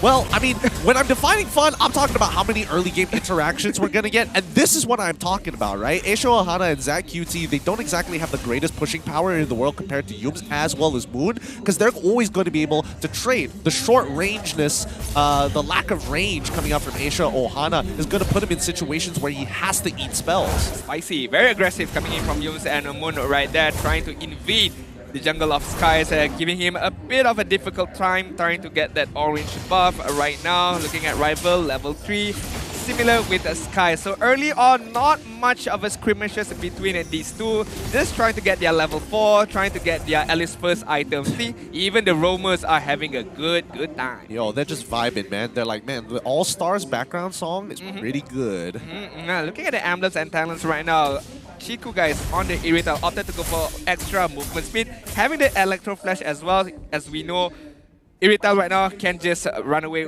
as well as giving a lot of damage onto the opponent, as well as Melissa not having extra movement speed, but still carrying on the Electro Flash as well. Yeah, Electro Flash is always going to be valuable here, especially when you're thinking about kiting your opponents, but Inspire is a must, especially with a high amount of AoE that she actually has with her dolls. Gojas, he knows something's up here, and yes, Momo shows himself. Moon is in the back, but he hasn't hit level 4, so they immediately pounce on top of him. Valentina getting knocked up and instantly first blood achieved here as we see Momo going into deal with the bravest fighter. It's just not going to be enough. The plan was set in place, but unfortunately the Red Giants just respond better. Wanna know what's more worse on that team fight? Zakute haven't even hit level 4 yet, and they managed to get a double kill onwards to Todak just by using the Breath of the Ocean as well as the Petrify coming in from Zach QT. So very good initiation from Red Giant Esports, getting that early lead right now. Hello? Oh, I mean, that was cool. Hey, Moon can transform, bro. And hey, look. It looks bad. It's a Sony. It looks bad. Sony alternate. Exactly, because the next objective is right here. So they pick up Skies with the Divine Judgment and immediately punish him because they thought, hey, because Moon doesn't have this kind of pressure, they can't do anything about it. Oh, the knockup coming up from Aisho Ohana is going to set it up perfectly for Rival to go down. As Chiku guys is in the middle of the fight, it takes SYF 3 seconds to take them all out, pushing them out of the jungle. We were just trying to compliment Todak right there from a very good initiation on Skies, but they went to, I would say, overcommit onto Red Giant's side right there, and they got punished immediately by who? What? Where? Zakuti with the Petrify, with the rough wave as well. Yeah, Asia Ohana is on the ball, and it looks like Red Giants, their communication is tip-top right now. Nobody is missing a beat. They know how far they are from each other, and most importantly, oh, they get the knock-up again into Moon! Is he still alive? No, he ends up dying to Fredrin anyways. Jowm's and Rival, unfortunately, too late to the crime scene. Wow, Isha, I'm gonna question him. What did he had for Saho just now? Like, he's on another level right now. The onward execution with the Kadita as well.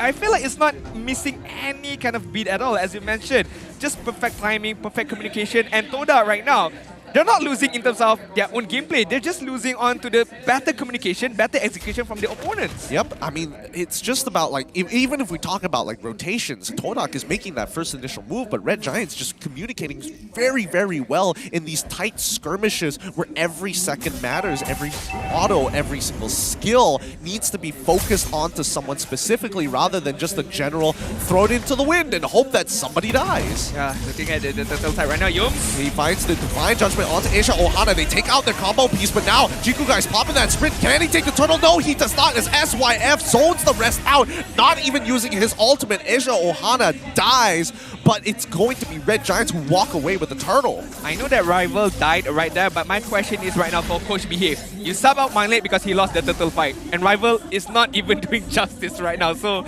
again, the turtle or the objective fight is still being won by Red Giant Esports. 2 turtles, 1 kill, 1.4k gold lead. They are having a good time in this game number 2 right now. The momentum is much, much higher on Red Giant Esports. It's way higher right now. And honestly, Rival, as much as he's trying to do his best here, as soon as he commits himself to a fight, the Red Giants have really good responses. I mean, oh wait, no, once again, Asia Ohana finds Jowm's full combination from Zach UT. And right now, he's breaking fast because he's eating Todak alive. It doesn't end there right now on the bot side. Gorgeous flickering away from DJ and SYF getting killed. Chico guys immediately get shut down, and Moon right now. Who's the better Edith? Who's the better Edith player? They say right now Moon trying to get the kill on Zach UT. Onward from Asia. No! But he missed! Oh, that was about to be the most epic anime mech battle, but Gojes on the bottom side needs to stay alive. Momo still has that decimate. It is dangerous to stick around with low HP around Martis, but man, oh man, is this a game? Put that on the blooper reel right there. He hit the onward, which is a bit of a higher difficult skill to hit on, but he misses a stun right there. I feel like it's kind of funny, to be honest. But then again, even if he hits the knock-up, I don't think he could have killed Moon right there. Oh no, it was not going to kill Moon unless the Breath of the Ocean connected. So it's just the combo piece, and that's what Asia Ohana is. He is the catalyst. He is the cornerstone to set up these fights for the Red Giants. And the map movement is looking interesting. Zach UT makes an attempt, but Jowm and Chiku guys are aware. It's going to be Jowm who gets knocked up once more, but again, no commitment just yet. Divine Judgment into Asia Ohana, forced to use Primordial. Instantly dies the Rival as he picks him off straight away. SYF is going ham with his Inspire, finds the trade back. Wind Talker chunks him out, but it looks like Chiku and Moon have had enough. Yeah, I feel like Asia Ohana enjoy the sacrifice right there because they got a Rival right there onwards with that kill. It's really, really good. And Chiku guys gotta play a bit more careful right now. I know Chiku guys has the biggest balls right now, but Gorgeous! He's going to kill them all here. Queen's Call is not going to be enough. Gorgeous trades his life for hire, and Zach UT as well as SYF. Oh, Low Moon outplays it with a flicker, gets it, and now Momo's here. Decimation follows.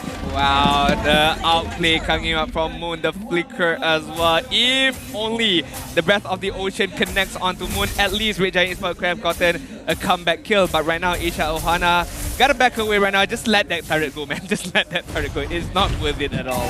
He was thinking about it. You could see it in his eyes. It's like, man, I'm already so juiced up. I've made sick plays. I missed one knock-up, and now I gotta redeem myself. And the question is right now, between Zach QT and Asia Ohana, who is the roamer, who is the mid laner right now? Because Zach QT, 9 assists, 0 kills. In comparison to Asia Ohana, 4 kills, only 2 assists. It feels bad. I mean, it does feel bad, but I'm sure that Zach is looking over Asia Ohana, looking him in the eyes and telling him, listen, I'm the support now. Support now. I'll set you up for the kill with my Breath of the Ocean, my guy. But hey, looking at a very, very good combination coming in from Red Giants Esports. But Todak right now, slowly but surely crawling back at their deficit. The goal lead is only up until 700 gold. Looking at the itemization, Hunter Strike coming in from Deroth, focusing on the physical penetration, and Chico, guys, has still a lot more to go in terms of the damage output. Berserker Fury and Wind Talker as the itemization of choice could be the next item, Wind of Nature. Just another layer of security right now. It could be. I think I want to say yes, but I think Winds of Nature needs to be purchased as probably a 4th item. As of right now, it's not... actually, physical damage does make sense. Okay, so if he does go for the Winds of Nature 3rd item, I'm curious to see what his 4th item is going to be. Is he going to greed out and go for like the Scarlet Phantom, as most people like to do, especially if you are playing a greedy hero like Irithel?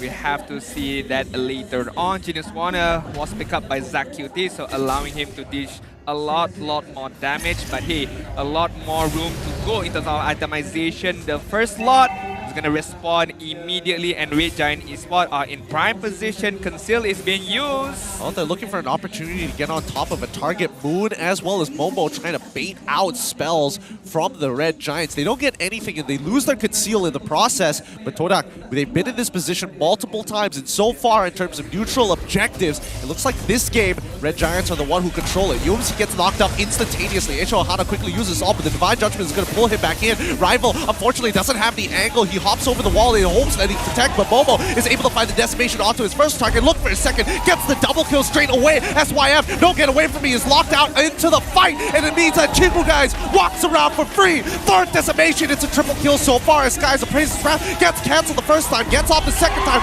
Maniac coming in for Momo, give it to him. He's already got 4 decimations in the bag, and ZachQT walks away to tell the tale. Todak, as you mentioned, they've been in that position countless of times, and how they engage, how they kite everything was so good. And Red Giant Esports, one mistake that they made was they collapsed onto Kaja when they were not even ready right there, because Chico, guys, wasn't even focused on the backline, allowing him to just free hit anybody onwards to Red Giant Esports. And Momo, decimation upon decimation again, nobody was controlling him and allowing him to just decimate everyone right there.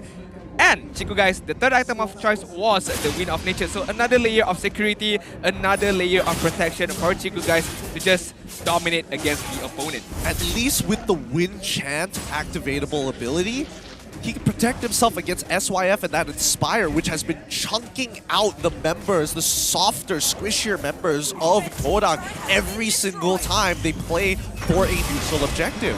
So now that they baited out these spells, and especially with a Pushing Lord on their hands, let's see if Todak can actually get the lead that they want, because once again, Jowm's disrespecting the space. They don't notice ZachQT. Oh, ZachQT, he's looking for Moon, he tries for it, misses, and now it's going to be Chico, guys, chasing him down. The passive keeps ZachQT alive, but the damage from Chico gunning him down. Top side now getting attacked, and it's going to be Red Giants pulling off this defense top side, but bottom side is where we lose the inhibitor. Yeah, this experienced lineup from Todak side is showing to good effects right now. They are very well known in terms of how they should pull off this team fight, and they're just trying to tear the Red Giant Esports apart from bits to bit. Oh, Divine Judgment on Isho Ohana again, but Gojes is now enabled, jumps in with the Bravest Fighter, takes out one straight away. Damage reduction has been applied, stunned, still looking for an opportunity. Flickers misses, doesn't connect with Chico, guys, getting ratted out. Smoke screen has been applied, and he's forced to escape and evacuate. He's still trying to greed out the damage, already using a Wind Chant as well, forcing SYF to use his Inspire. Oh, that could have been so bad for Todak if Chico was taken care of. But Chico, yes, he's kind of like disrespecting and respecting as well the damage output that he can do upon Red Giant Esports. He knows that he has the Wind Chant, hence why he went forward. He tried to take on those team fight, but then again, he couldn't get any particular more kills right there.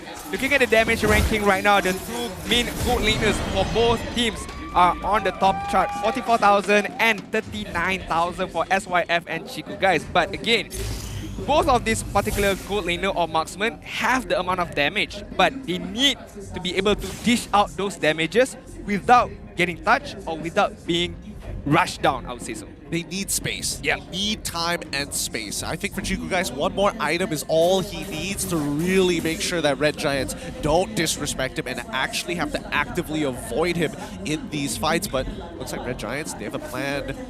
With 12 seconds on the clock, they're all hiding in Shrine Rush here. Red Giants on top side, and Lapu Lapu is just showing up in lane to show face, to show some form of presence here. Who's going to make the face check? And it looks like it's Momo. He immediately gets chunked out here as the rest of Todak's members conceal in. Oh, it's the rough ways already utilized. A Bism Strike onto SYF. He's so low. Wind chance down, but Momo flickers forward for the decimation. And now Gojes trying to get the kills back. Rival is able to walk out for free as the backline dies. Zach QT next to fall as well. And it's also Lapu Lapu falling into the hands of Chiku guys, dodging the stun. Oh my, Todak again just showcasing their flexibility, flexing their kiting ability right now. And it's just the Crystal right now, two-man defense, Isha, Ohana and Sky. They could not do anything. Looking at the damage coming in from Moon, coming in from Jowm, as well as Chiku guys. One by one, inhibited Todak getting taken care of. Oh, Skies hasn't fully healed yet. They're trying to end this as soon as possible. Everybody's hitting the Crystal, and it's too late. Not enough manpower. Death time is too long. Todak, take game number 2. As I've mentioned, the experienced lineup, the M series lineup gets the job done. You know, level out the playing field right now. I feel like Red Giants Esports a little bit too aggressive right there, not targeting the right kind of people. You know, focusing too much on Jowms right there and allowing Chiku guys to just free hit on the backside. I mean, this was a really tight game between both sides. A lot of it just came down to whether or not they could shut down Zach QT. And I mean, yes, they kept on jumping on Asia Ohana, but they wanted to bait something out from the Red Giants, and that was the rough waves. Oh, what a game still, what a game. It was quite close, but then again, Todak just, I would say, dominating in terms of the mistakes that are being made by Red Giants Esports, and they punish them immediately. And from that on, Todak is just immediately going forward. But right now, I'm going to take a look at mic check for Todak's side. Hilang cik bawa Lela gang ha. Layla. Emang bisa cik kau boleh semua orang? Hilda. Dia tidur aku, korang tak percaya tau aku buat Hilda ni. Hai baby. Terbantai. Terbantai tau, Gojes ni. Mana Gojes? Mana Gojes? Dah dah. Kuyum. Nice one. Curi kau ni, Jom. Aku memang. Kau memang jago lah, lesik aku. Aku tak jago FIFA. Boleh menang lah guys. Menang. Terus Nice, cik. Nice one. Saya Bemo. Nice. Dah. Saya Bemo. Lari mana? Gojes. Sini. Mana? Lari mana? So it might just be a personal gripe with Goja specifically. Yeah. I mean, I'm hearing his name a lot, and I'm seeing a lot of people trying to take him out. I don't know if it's because of game number 1 when he used the Hilda. Did he taunt? He did something. I don't know what triggered Todak right there, but the fact that he was playing Hilda. and he won. And he won his 2v1 lane. But hey, Todak, this is what we know from them. The king of comebacks. They adapted really, really well. The drafting wasn't a big of a difference between game number 1 and game number 2, but how they played was a big factor right there. Yeah, true. And I think, you know, I feel like Todak have kind of understood the behavioral patterns, especially when they see Kadita from Zach QT, right? They expect him to kind of just wait around, wait for the right opportunity to get on top of somebody. And I think Moon, he played it, he adjusted correctly. He was expecting people to come out, and that's why he was purposefully disrespecting the space, walking up forward, making sure that Aisha Ohana would try to make an attempt to knock him backwards. And especially when you have somebody, to bait out these spells like Kaja, for an example, you can really hurt somebody if they walk up too close. Oh, Aisha Ohana, you knocked me up. Oh no, I'm getting tossed back into your team. I have Flicker. I wonder what's going to happen. I agree. Countless of times those beat was being taken by Red Giants Esports and was punished by Todak. But looking at the itemization right now, Chiku guys did opt to go for that Wind of Nature, so still respecting the enemy damage output. And at the third item, oh no, he did not manage to keep up for the next item, but still, just how Chiku played right there, as you mentioned, having the Purify as well, still respecting Kadita's Rough Waves, Breath of the Ocean, right? He knows that he's going to be gunned down, he's going to be targeted down by Kadita. So what he did was, throughout the game, he just waited it out. I know that Kadita is going to come on me, so I just have to wait it out, use my Purify on the right timing, and just immediately punish Kadita when she cannot burst me down one shot, right? As well as Moon, just wait everything out. So Todak, in terms of their aggression, they still played a bit of counter initiation as well. Yeah, for sure. And I think more importantly, right, the big cleanup, the big Meister here. Momo with that Decimate. Look at his items right now. Full tank, but he makes sure that he has the Fury Hammer and as well as the Magic Blade. And the Magic Blade works very similarly as a component of Rose Gold Meteor, such by if he is low, a shield's going to come up and that shield gives him an extra 50% movement speed. Obviously not as big as the completed item, but that's more than enough to close the distance against these lower targets. People like Kadita, who has an interval where she has to wait to get healed, that's when she can die. And Momo decimates every single time that happens. And this is why I prefer Martis over Fredrin, right? You can build a full-on tank, but still has that damage from the decimation. But the post-game stats, all the criteria, which guy to carry Sandbag, Forgotten One is going to be taken care of by the Todak boys right now. But Jowm, I did mention something about wanting him to use a more flashy hero. Yes, he played the Kaja, and Kaja is a one-dimensional hero. You just flicker forward, choose your target, Divine Judgment on towards your team. But the way he played, as you mentioned, he beated everything out from Asia Ohana, right? Yes, you want to take me, you want to go onwards on me, knock me up, and just burst me down with the Kadita. But as you mentioned, I have Flicker, I have my dash, I have my friends to back me up. So that adjustment on that team fight, allowing Todak to just beat everything from Red Giants Esports right there. Yeah, and I think it's great because Todak were technically in a losing position. The only people who can really look for these big engages is Momo and as well as Jowm. Sometimes Moon if he gets the right ultimate, but more importantly, Rival had no way on getting these isolated fights. Yeah. He always has to come into a flank. He always has to use the Abyssal Strike to hit multiple targets rather than just one. But our MVP of this game, hand it over to him, the man who keeps on decimating his opponents. It's Momo! With the Martis, with the build as we've discussed early on, focusing on a full defense item, having the Fury Hammer, allowing him to just, as you mentioned, decimate everything. But the way that he chooses his target, the way that he chooses his teamfight, is not like you gun blaze everything forward, right? He wait everything out, he checks every single spells that has been thrown out from the opponent and then immediately went in. When he knows that, okay, nobody can stop me, nobody can CC me down, that's when I'm gonna use my Mortal Coil, my Ashura's Aura, my Decimation, just trying to get kills upon kills. I feel like the personal vengeance from game number 1 took upon himself for game number 2, and Momo said, hey, I'm still the better EXP laner. Don't forget about me. Yes, I got swapped a bit by game number 1, but I'm still a very, very good player, to be honest. I may not be able to 2v1 in my own lane of EXP, but if it's a 1v1, I'ma smash you, boy. Let's look at the gold graph here, because again, this story is rather interesting, with Red Giants taking a majority of control into the early game, but these neutral objectives all falling into the hands of RG. Todak took offense and immediately started attacking back once we started thinking about Lords, and when we got past that mid-game. After 8 minutes, that's when mid-game is slowly rolling. It's about to end as we transition into that late, and that's when Todak really shined. From minute number 8 in minute number 10 is when the moments of Red Giants Esports lost a bit of their composure. In comparison to game number 1, I did mention that everyone knew their job desk, right? Asia Ohana needs to focus on Chiku guys. Zakuti just wait everything out, wait for the perfect moment to combo everything down. And how Gorgeous trying to disturb the backline. In comparison to game number 2, I feel like everyone was tunnel vision, I would guess so. Just see anybody up front, go for that guy.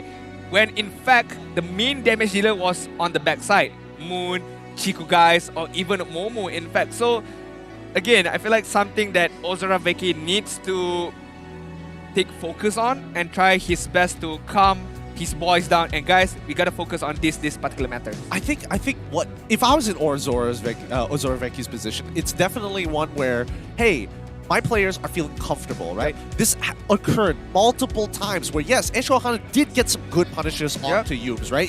Hands down, good decision, well done, good for you, but the adaptations, right? We'll see in these highlights. Maybe we'll get a better explanation overall because, again, look, Red Giants immediately jumping on top of their key target, Moon. They shut him down. They managed to get a kill onto Momo here at the same time. But this starts to become a bit of a trend here. Asia Ohana, he finds the engagement. They immediately get a response. They kill Todak while they still don't have items. Hey, once again, Asia Ohana looking for these kills again. Notice how it's going to start changing later on. Once we hit that 4 minutes, Asia Ohana ends up dying. He starts the engagement, but Red Giants still take it. I feel like the adaptation, as you mentioned by Todak, is just they know that the combination is like 1, 2, 3. HR Ohana goes in, Kadita goes in, and then as well as SYF. So they know this particular pattern, right? So when Todak get the pattern down, they know how to counter initiate again. So they just wait out HR Ohana, they wait out everything out, and then immediately once every skill set has been thrown upon, and that is when Todak immediately counter engage onto Red Giant Esports, as we can see right now. How Momo got his maniac right there. Exactly, and I think even with Moon, he had some really good decision making with his IMU taking away Edith's ult, making sure, hey, at least if I get out of the mech, I get a stun for free. I get auto attacks that actually genuinely hurt on top of the extra attack speed of it all. Like, it's really difficult to lose from that position. And I think, you know, Todak made the correct adjustments in towards that later stage of the game when Chiku was his most powerful at 4 items. I think that's a very, very, I would say, underrated ability. How do you adapt during the game from minute number 1 up until the end of the game, right? Because if you play a very one-sided strat, it's really, really tough. Yes, the coach give everything. Oh, you gotta play like this, like this, like this. But if the game commences, you gotta be able to adapt any situation. Any situation, anytime, anywhere. For the meantime, before we start game number 3, we're gonna be going and talking and passing it over to our host, Rose. Rose, please take it away. Okay lah Fel, so I nak cakap ni. Tadi kita kan nampak game pertama tu Red Giants took the win, and then the second game Todak took the win. So now I nak buat something dengan audience pula. Let's make the game even spicier. So kita invite 2 lucky audience dari side Todak dan juga dari side Red Giants Esports. Fans, come up on stage please from the side of Todak. Mana? Ah, yang tu. Come. From the side of Red Giants, come up. Datang. Oh, okay. Hai. Jangan malu, you kena semangat. Kena bagi diorang semangat kat belakang. So, what's your name? Muhammad Din Syafiq. Yang nak I panggil apa? Din. Okay, Din. Okay. Kita tanya ni pula. Hello. Hello. Hi. What's your name? Ali. Ali. Okay. So kita start dengan dorang sebab dorang menang first game. You rasa siapa akan menang game selepas ni? For me, saya rasa Red Giant lah. Sebab Red Giant ni saya nampak dia punya momentum lagi tinggi daripada Todak. Oh, baru start dah panas. Okay, ni pula. Come on. Dia cakap macam tu kat Todak, takkan you bagi je? Saya rasa Todak lah menang. Sebab saya nampak keyakinan dekat tim ni lagi tinggi untuk menang. Oi, dengar tu. Let's go Todak. Okay, tak habis lagi. You nak cakap apa dekat Todak? Todak, ready lah balik rumah dengan awal. Ready balik rumah awal So, you rasa tadi Coach Becky cakap dia akan bagi 1 point je kat Todak. You rasa betul ke? Betul, benda tu betul. Benda tu betul? Betul. So, 2-1. Betul. Woi, semangat. Dia dah panas dah. You dude, semangat bro. Let's do this.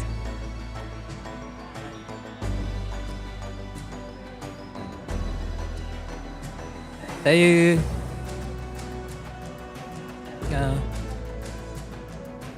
hari ni bubuka Red Giants, dengar tak?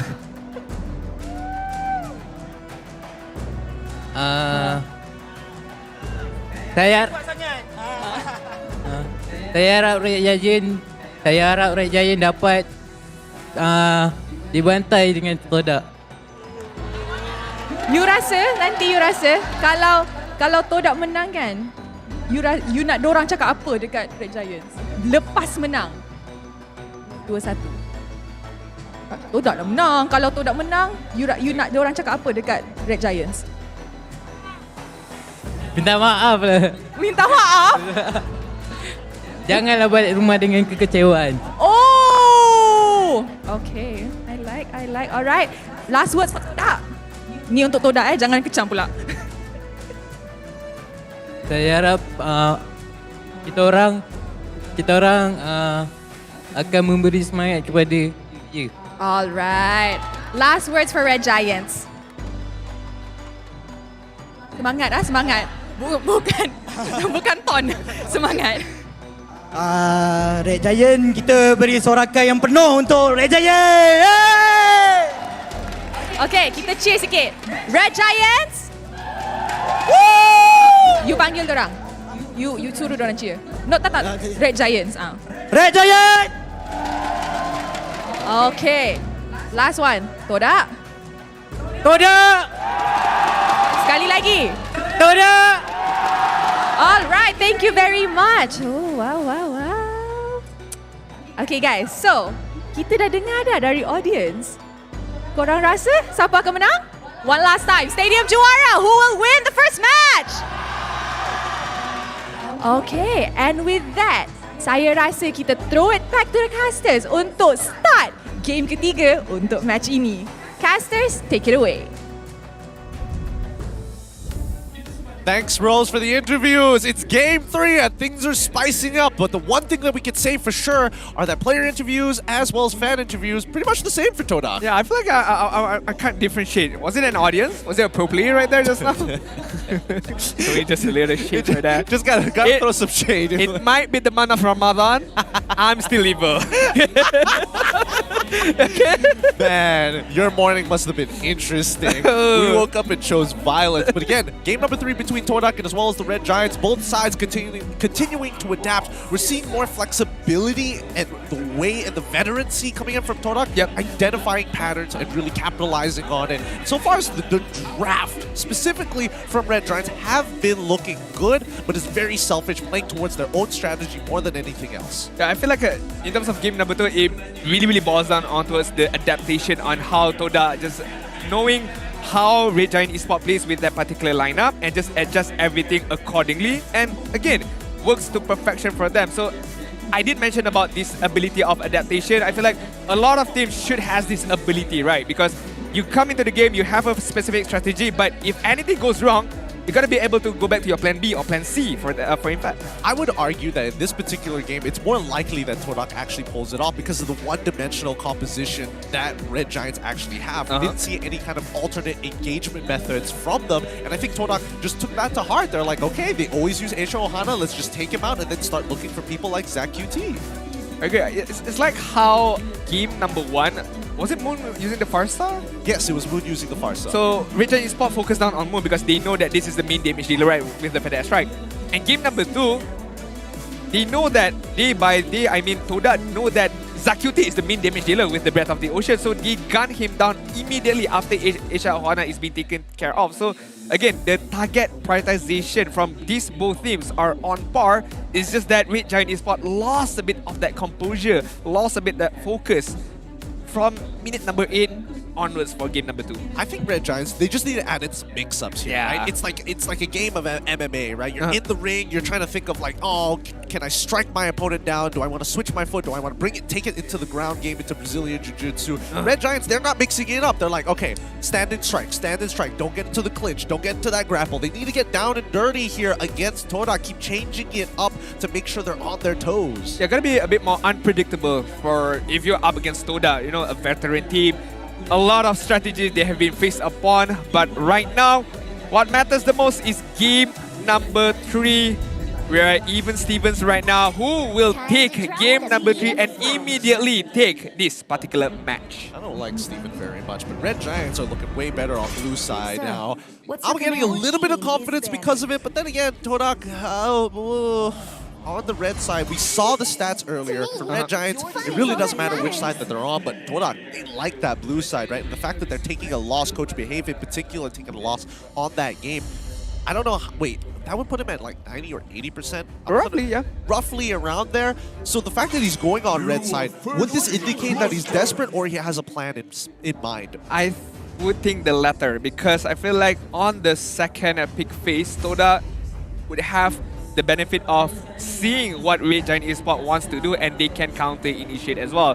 Having players like Rival, Momoyums, Moon, Chico guys, having that massive hero pool, Coach Behave has a lot of space to play around, you know, to just flex everything around. But right now, Arlot is open for pickup. Who's gonna take him away? Ooh, they want to put it on to Gojes. He had some strong showings, but it looks like they called it, and Todak expected Red Giants to actually go for the meta pick, which means, Momo, it's time for him to play it. Come on, show me that Arlot, baby! Okay.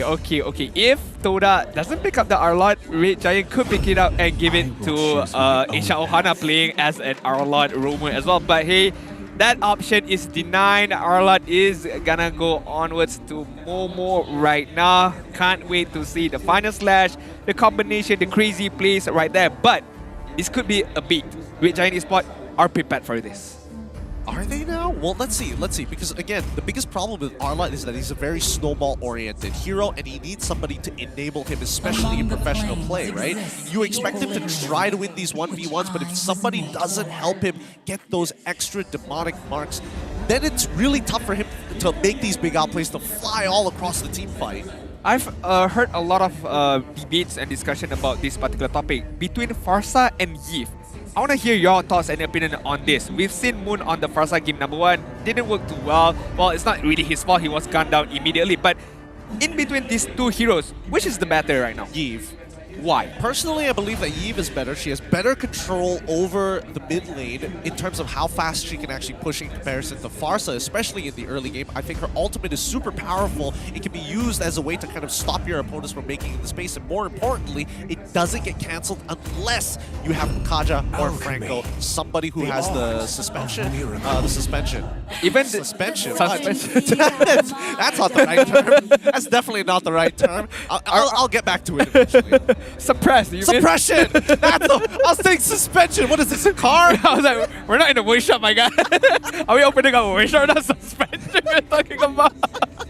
Okay, a little bit of a brain fart moment right there, but it's okay, it's alright. But even with the low mobility from Yves, it's still okay for you to pick up the Yves right now? I think it is definitely okay, especially when it comes down to controlling that mid lane. Yves makes that difference. It makes it so much easier to actually deal with. Okay, fair enough. And right now, Red Giant Esports still, if it's not broken, why fix it? Kadita is gonna get picked up by Zacuti again, and hopefully another kind of adaptation by Zacuti where he knows how Todak is gonna expect him, so maybe a different kind of playing style by Zacuti, with SYF having the Brody right now up against an Irithel. This is an interesting matchup because the very first time I saw Brody versus the Irithel, I would have imagined that Brody 100% just stomps this lane. There is a bit, to be fair, there is a little bit of counterplay coming in from Chiku Guys' Irithel. To be fair, it depends on what battle spell he takes, but assuming he goes for the previous game's battle spell, which was Purify at that time, the only way he really wins out in this fight is if he pokes Brody level 1 and is able to dodge his corrosive strike at the very least, or at least the skill 1. Yeah, because having the Kadita, you would think that Chiku Guys might still opt to go for the Purify, right? But if he does, that allows Brody to go really aggressive on Irithel. Just jump on him, stun him down, and then just immediately torn apart memory once he has that level 4. So I would like to see how Chiku Guys is gonna play this matchup in terms of the gold lane. But you can get the bans right now. Martis is gonna get banned out. Yuzong is gonna get banned out by Todak side. It doesn't really matter because Gorgeous, I feel like there's still a lot more hero pool. The Lapu-Lapu is still okay for him to play right now. Yeah, Lapu is alright. I think they should probably ban out a Kai though. That might be ideal, but let's see what's it gonna be. He's hovering. I'm seeing a hover over Lancelot already from Sky, so that's good to know. It's good that the cameramen are capturing some important details to make us look real smart. Yeah, I feel like Lancelot pickup, if it's gonna get picked up later on, is very good right now because Todak, for now, doesn't have a very reliable crowd control. Banning out another reliable crowd control by Kufra right now. Todak looking for another option to give on to Yums. Come on, Chow. Maybe one game. Just give it to him one game. Just one time, man. One time. Or maybe Grok. Oh, okay. You called it. Alright, so Akai is first, right? They don't need to show their roamers, they need to make sure they actually have a jungler ready and set to go. We saw this earlier, the hover over the Lancelot from Skies. In game number 1, he was doing amazing, but you can tell that they were setting up for it because of the Kufra ban. Oh! The Lilia! Oh! So it's going to be Kadena in the roam position, Lilia as the mid laner. That's interesting. So, Lilia is gonna get quite popular this week right there. Yesterday got pick up, today got pick up as well. Having that high mobility, just try to kite around Team Todak right now. It's not a bad option, but still needs a lot of time for him to be able, for her, to be fair, to be able to get her power spike early on. What? I harness. Huh? Huh? Buddy. Buddy. Okay, wait. Let me see. Who is it? Who's doing it? Chiku guys? Chiku guys, really? Oh, okay. Okay, switch it over. All right, you. Okay, one more. Dude. One more? No, they're not doing it. They're not doing it. It's Yves. One it's more? straight up just Yves on Yubs. Yves support. One more. Still hoping for it. One more, no? It's not happening. They're not switching it anytime soon. All right. This is it. The game to decide who is going to get those points and who is only going to scrape the bottom of the barrel. Todak predicted to win from the early game all the way to the ultra late, but just look at the raw kill pressure that RG have compared to Todak. Alright, really relying on the utility on Yves as the roamer. This is very interesting. Let's not waste any time. Jowm onto the Land of Dawn. Game number 3, the deciding match between Team Todak up against the red and yellow boys of Red Giant Esports. Oh, yellow boys. All right, that's new one. That's a new one coming off the top of the head here. Oh boy. The last time I've seen something as crazy like this feels like, what was it, SEA Game qualifiers? Is this something that Jowm specifically whipped out? The last time I've seen something crazy like this was when I was in Epic.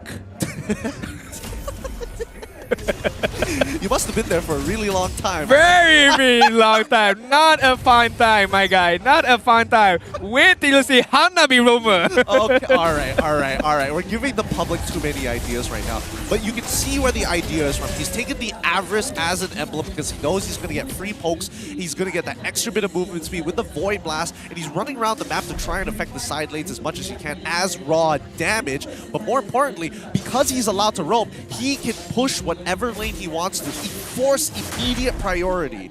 I agree. But still, I'm not getting the idea right now because Valentina as a roamer, yes, probably makes more sense, but this is Todak. This is something new from them. I would like to see how does it work out. As we can see on the emblems and talents right now, focusing a bit on movement speed for the Yves, allowing him to roam even more faster right now. But looking at the bot side, both gold laners are technically quote-unquote being babysit, but Momo right now... Oh, he hasn't hit level 4. He hasn't hit level 4 yet. And now he has to back away. There's no minions to actually farm EXP off of it. The timers won't give him EXP just yet. But this upcoming turtle is extremely important here. Momo needs to work together with Rival to decide, how are they going to deal with Skies exactly? Last time, they 50-50'd it. They won technically 40% of the neutral objectives in game number 1. And it changes during game number 2. We see Zach QT as well as Aisha Ohana both taking some serious damage from Jowm so far. It's going to be, they already dropped the real one manipulation so early on to ensure that they get it, but it's going to be Momo who flickers forward for the kills. Aisha Ohana bites the dust. Zach QT also gets jumped on straight away. They lose the purple buff for that. Everything just seems to be going wrong for Red Giants Esports. Yeah, immediately after Jowm hits level 4. Yes, it was a bit of early RWM, but the zoning capability of that particular RWM allowing Todak just to immediately get that turtle and forcing Skies away from that particular team fight. So it was very crucial that Jowm hit that level 4 on that particular timing right there. I think the word you're looking for is suspension, because with the RWM, he sounds like a car, and most importantly, it protects you from damage. So popping it early actually allows Todak to not even coin flip it, not making it a choice. Yeah, I would be surprised if Rival missed the timing of retribution right there. If his guys still manage to steal the particular turtle, but right now, look at the bot side. Rival Moon on the backside. The wraparound is gonna come forward. The wall manipulation is already up. Oh, Esha Ohana is able to take out one instantaneously. SYF might be able to turn this around, but Moon takes the black shoes straight away. Zach QT says hello. Goodbye. That's a very, very good defensive gameplay, but it's not over Skies. Oh, I was like, are you going to go for it? Are you really, really going to go for it? But that was a very, very good defensive gameplay from Red Giant Esports. It was a 3 versus 2 kind of motion of a team fight, but they turn it around really, really well. Isha Ohana, knowing that Chico guys doesn't have a single purify on him, allowing him to just go forward, petrify, and just rough wave him down immediately. Straight away. And not to mention that it also forces Jowm to actually get out of the way, trying to ensure that he doesn't die in that process. And he does walk away with a bit of gold on him, but it certainly doesn't feel good when your marksman ends up dying. Alright, the second round of the turtle right now. Moon is in prime position with Rival as well. Look at Momo. Oh, he's going to chase him all the way down here. Doesn't commit to the final slash just yet. He's waiting for his vengeance to come off the cooldown, so he doesn't mind taking a bit of damage. It's starting to stack up. Final slash is already coming out. Flickers away. 2 ultimates coming out from the side of the Red Giants. They have to run, and the black shoes being utilized as well. Isha Ohana will fall as Moon takes him out. His Valentina is becoming cleaner and sharper by the second. Yeah, regardless of any ultimates being stolen by Moon, he used it for a timely execution. Skies knows that right now it's not a very, very good time for me to contest any particular turtle because Todak has a very high advantage on it. So he uses the opportunity to farm out the opponent's jungle in this particular moment right now. Yep, they're forcing out this early out. Oh, wow. Esha Ohana just disappeared.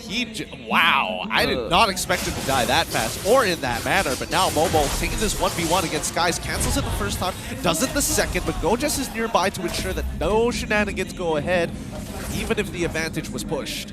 Yeah, Isha Ohana gotta be more careful in terms of his positioning right now. It's not a very, very tanky hero. Kadita obviously allowing him to, you know, just get decimated really, really early on.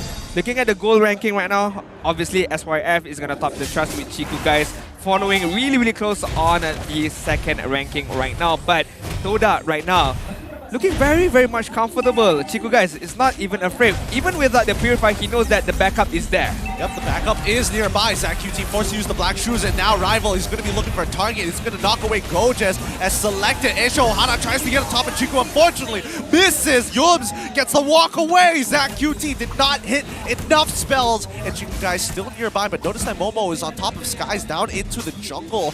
And oh, the final shot slash does not connect with the rest of the team, Rival included. Going to be here, sees 3 members. It looks like Rival should fall to the Twitter part memories. So well done. This should be topside falling, but again, nah, just not worth it. Moon steals the black shoes and just backs off.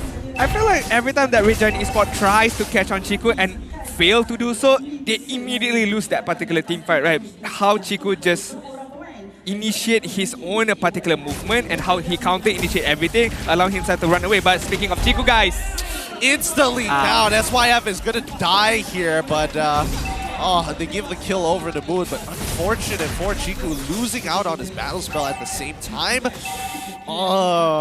That's not what you want to see. I was about to compliment Chiku guys, and he immediately dies. What's the problem right now? I mean, I cannot compliment anyone right now. Come on, Chiku guys, give me a break right now. But the third turtle right now is gonna be taken by Rival. Yes, Gorgeous is there trying to disturb them, but to no effect right now. There's no use, right? There's no use at this point in time. Real world manipulation onto Zach QT. Does he have the black shoes? Yes, he does. He's going to be using it as much as he can to clear up this way, but it looks like Moon is going to steal the black shoes of his own to get back outside of that trade. Momo using the final slash to push off Isha Ohana. Does he commit? Yes, he does. Jumps on top one. He gets locked down by the corrosion, but now Gojes, he doesn't have the taunt at the same time, but he does have SYS chunking him out.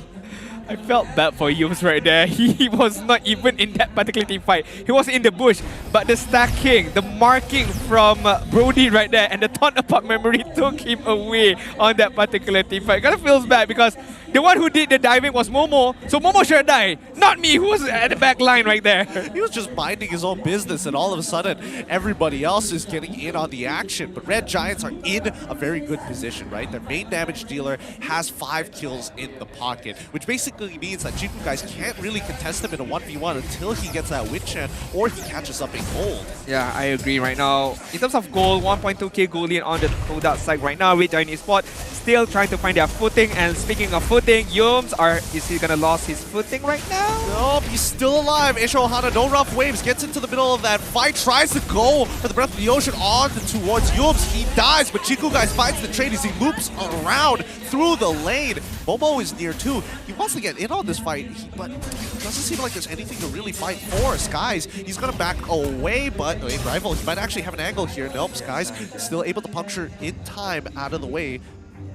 Still a bit of 50-50. Yes, the goal lead is on Todak side, but I feel like anything could happen right now. It could be anyone's game right now. One mistake, one moment of perfection from both sides could turn things around. But Red Giant Esports still, I feel like still haven't found their footing yet. The combination between Aisha Ohana still not managing to get the perfect Breath of the Ocean or even Rough Wave. But Skies, oh, he's making an attempt. He's already on top of Chiku. The win chat is out. No more final. Wait, hold on. Aisha Ohana with a conceal tries his best here, but he came at a very linear angle. Can't do too much, but SYF finds us a target onto Rival. He's chunking him down. Good damage. Torn apart memories as well. Doesn't secure the kill, maybe with 2 more auto attacks, but Red Giants now have to back up and reset. Lord is available. I feel like that is kind of a desperation move coming in from Aisha Ohana. Again, gotta be a bit more patient, but Momo doesn't have the patience right now. He's already forced out the black shoes from ZachQT. Yums is in a lot of trouble. Real War manipulation shield just in time to terrify onto Skies. It's going to be the execution out of there. No more does he want to get in the middle of this fight. Again, Skies almost falling down, but the perfect timing from SYF winning that 1v1. I mean, come on, Brody up against anyone is definitely gonna win that matchup. Moon gets petrified and Rough Wave, but just immediately walks away. Oh, wait, Skies. It's going to be the Phantom Execution. The Thorns miss. He could have gotten the kill onto Boom, but now he's getting pushed back. No! Into Momo. Oh, he tries to dodge. It's going to be a 2-man knockup here by the Lord. Moon still gets to live and play his life as Tier 2 is under attack. It looks like SYF is nowhere nearby to actually contest the overall objective. So it's up to Gojes to try and threaten their positions as Moon is low and ZachQT has a bunch of damage. It built. The Rival still has his retribution, should be able to get this lock without any problem right there, but Momo... Oh, they try to get out of their black shoes by ZachQT. Momo has used all of his abilities, but jumps onto ZachQT to escape, but also secure the kill. Very, very good team fight, very, very good initiation from Todak. Early on, that's how Skies got trapped in that particular lot pit and immediately got decimated, allowing Todak to just win overall on that particular lot fight and allowing Chiku guys to take down that middle turret right now. The 11th minute mark, Todak right now just building upon their momentum, building upon the goal lead that they have right now. Yep, the goal lead 3K in the hands of Todak with all neutral objectives being secured by them as well. 2 turrets ahead of their opponents in the Red Giants. They're gonna have to play this slow. Aisha Ohana continuing to try and disrupt these Lord-empowered waves down by the gold lane. Slow proxy it, allowing Red Giants to actually get this wave staggered enough for them to focus 1 lane at a time. But still, okay, Aisha Ohana, I thought Momo was gonna go to the ends of the world to try to catch him, but I feel like Aisha Ohana should be able to recall back to his base. But speaking of the base right now, Moon dealing a lot of damage right there. Yep, ZachQT forced to use the black shoes immediately. He's a resource down as Skies has to deal with Momo by himself. He should be able to survive this as Aisha Ohana is still in the backlines. We don't see the Red Giants actually walking up, so Aisha Ohana can't afford to reveal himself unless somebody check in. Yums walks away. They don't know. They have no idea. Yeah, but still, Aisha Ohana very patient, trying to choose his target right now. Yums feels something is wrong. No, Yums, too much HP. way too much HP. And Aisha Ohana unfortunately chose wrong. The timing is just there. Gorgeous finds a pick on the Moon so far. It's going to be enough. No, it's not! The torn apart memories, it did not work! Chiku, guys, is now the majority damage dealer in this company. And Todak, unfortunately, have nothing that can stop them. Somebody keep them in check. Gorgeous, the next to fall. And the Red Giants are paying the price. A very, very hefty price paid by Red Giant Esports right now, and Todak could look to get the first inhibitor turret right now. Without Gorgeous, without SYF, they could try their best to just gun everything down immediately. Yep, and now Thorn Rose is already out, but Skies is taking way too much damage from Moon. They back up, they reset, no inhibitors to be earned here. Lord coming up in 25 seconds. Man, the shape of these fights are getting more and more complex. I agree, but Red Giant Esports again, not managing to find that perfect execution or perfect opportunity to pick off anybody from Todak's side right now, because we've seen how Aisha Ohana rough whips a single target of Youn's, but not being able to kill him immediately does possess a big question for Red Giant Esports right now, especially for Aisha Ohana. Who does he gun down? Who does he focus down right now? Because I feel like they try their best to catch Chiku out, but Chiku right now having a very good positioning, having a very good frontliner in terms of rival, in terms of Momo as well. So Red Giants have to reset and rethink how they want to take on the next team fight. It's not going to be easy, and I think even with Red Giants here, a lot of ultimates being expanded from both sides. Chiku starting to play very aggressive. They find the initial pick onto Gorgeous with the heavy speed, but ZachQT in the backline trying to zone and cut them into two, while SYF is chunking out rival. Gorgeous is still alive, and it's going to be the torn apart memories that finds and kills ZachQT, dies off to Momo at the end of the day. Gorgeous is trying to get out, but SYF left to rot by himself. Gorgeous trying to get on out of there, but not enough distance created. Todak finds every single person, and it's Aisha Ohana who tries, but no, the Embracer's Wrath does not connect in time. A 4-for-2 trade as Skies playing these objectives on the map. I can't say that Red Giant Esports won that particular team fight. Yes, they managed to kill off Chiku, guys, a very good target, but then again, losing out 4 members of themselves, allowing Skies to just single-handedly defend this. Yes, he might be able to do it, but look at how he's just trying his best to maneuver around everybody from Todak's side. Yep, it's looking really good. He continues to harass the Thorn Rose. All Moon is actually getting really low here. ZachQT is going to try and chase, but then takes the black shoes back. Not enough ammunition. Ooh, almost getting that kill up onto Moon, but Moon gotta thank his lucky stars right there, having Momo try to be the frontliner with the final slash, allowing Moon to just run away. But Todak right now, gotta be a bit more careful. Yes, they are having a good lead right now in terms of the level, in terms of itemization, or in terms of goal right now. But again, one slight mistake, one slight mispositioning from Chiku, guys, could be a very hefty price to pay. It could be. It really could be. And it's not going to be easy for either one of these teams to find those picks, but that's what it's going to boil down to. If we're looking at the items, we're seeing that Yves is going for Ice Queen's Wand and then full defense from here on out, including a glowing wand as well for the extra bit of damage and HP. Let's see. Jowm's continuing to move at the speed of light, continuing to get that movement speed. And ZachQT starts walking up with Gorgeous with the rest of the behind. He steals it! ZachQT is able to buy the time required, and Todak now going to get their only pick off onto Gorgeous. What a steal, rival! He had the retribution as well. He had the retribution. Skies wasn't even close to him. And again, that's really the mechanical skills of rival being shown, how the retribution timing was really off. And right now Todak just gotta force the issue right now, try to get at least one inhibitor turret before the Lord pops out. Yep, Aisha Ohana loses all his health once again and ends up dying actually as he gets into the middle of that fight. Oh my goodness, he disappeared. They managed to hold off the high ground attack, but no, they still lose an inhibitor. And with Lord pushing on their side, it really doesn't matter as Todak should be able to clean this up, no problem. Nope, Skies still trying to get Chiku on the backside, but right now Chiku having a lot of HP and Sky's not having a lot of damage right now, can't finish that particular job off. Yeah, they can't afford to start dying now. It's not a good time. And also, there's no real reason to fight with the next objective only spawning about 113 seconds. I feel like, oh, is it? Okay, Red Giant Esports right now, the main damage dealer is 2% right now. Well, if you consider Kadita as well, it would be 3. But for me, it's SYF and ZaqT.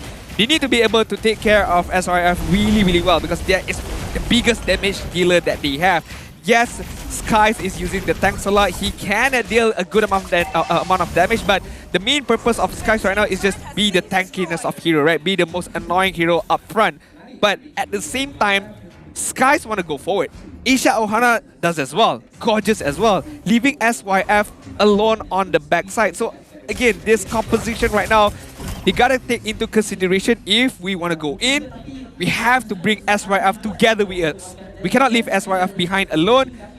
Immediately, Momo is gonna take him down, or even Chiku guys, if he has a very, very good positioning, very, very good timing of the wind chan, can do the same thing as well. I still think it's difficult, especially with someone like Arla. Like, he has so many ways to stun you, so even if you do get the wind chant off, and the fact that Momo has been building pretty much full tank, other than having components for the Magic Blade and as well as the Fury Hammer, I don't think it's going to be enough just yet. But here we go. Asia Ohana makes the attempt, and Momo instantly is able to counter it out with the final slash. Moon is able to secure the kill, but Skies once again trying to bait out as many spells as possible. Dashing through multiple real-world manipulation coming out as Gojas tanks it as much as he can, gets pinned against the wall by the heavy spin, and now Momo comes in to finish him off. Final slash chance too, is able to dash reset once, reset twice, flickers out into safety, and now it's Chiku. It's all him. He's going to be cutting down the inhibitor first. Moon cuts out with the black shoes, but loses a lot of health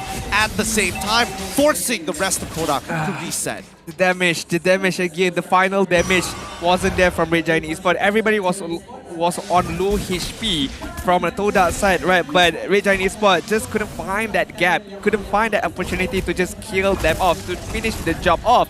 And I feel like Asia Ohana right now not having the best of games. They really, really need Asia to step up right now because one good rough wave, one good breath of the ocean could turn things around for Red Giant Esports, and Gorgeous right now gonna get focused on. Oh, the final slash actually hits ZaqT and now pins Gorgeous. He's already out. Asia Ohana forced to use the rough waves. This guy is trying to buy some space and time for SYF and ZaqT to get on out of there. He ends up losing his immortality, but can't seem to get out in time as Jowm zones out the rest of the team, takes out Asia Ohana. That's a 3-for-0 trade with an exposed inhibitor and a moving wave.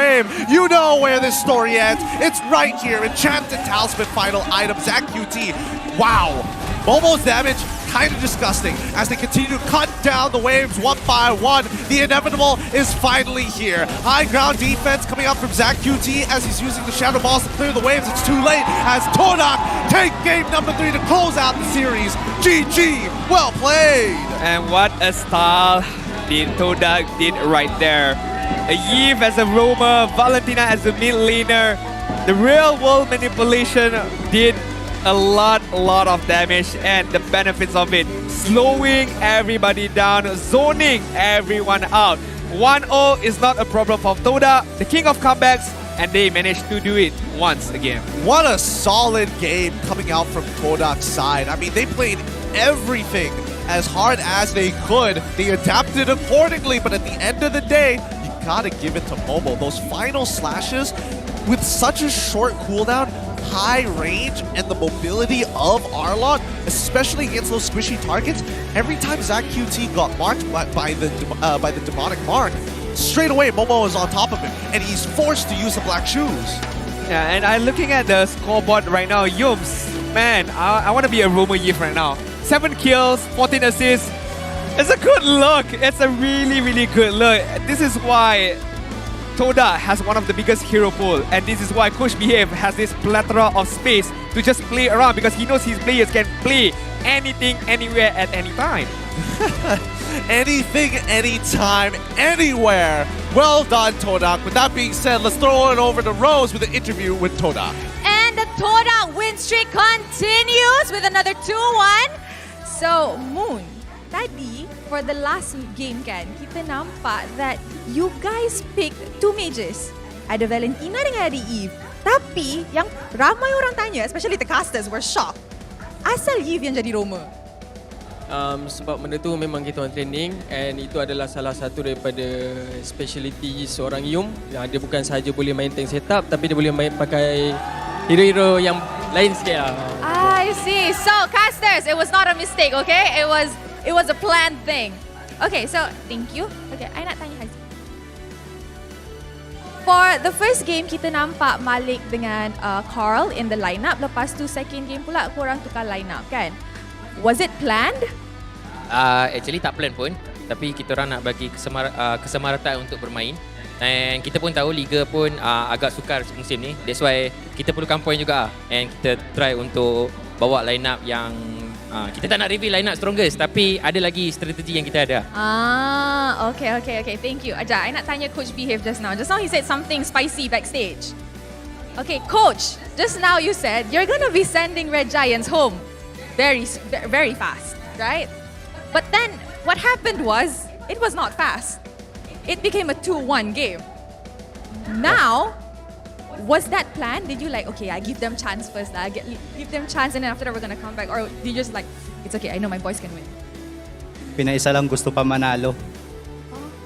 Dia cakap, dorang dah bagi 1 point ke Red Giants, takkan dorang nak menang lagi? Okay, so in translation, it was like, pinaisa pa, gusto pa manalo. Macam tu. I told you guys, Coach woke up and chose violence today. Okay, MVP of the match. Are you guys ready? Okay, count with me tau. 3, 2, 1. Momo!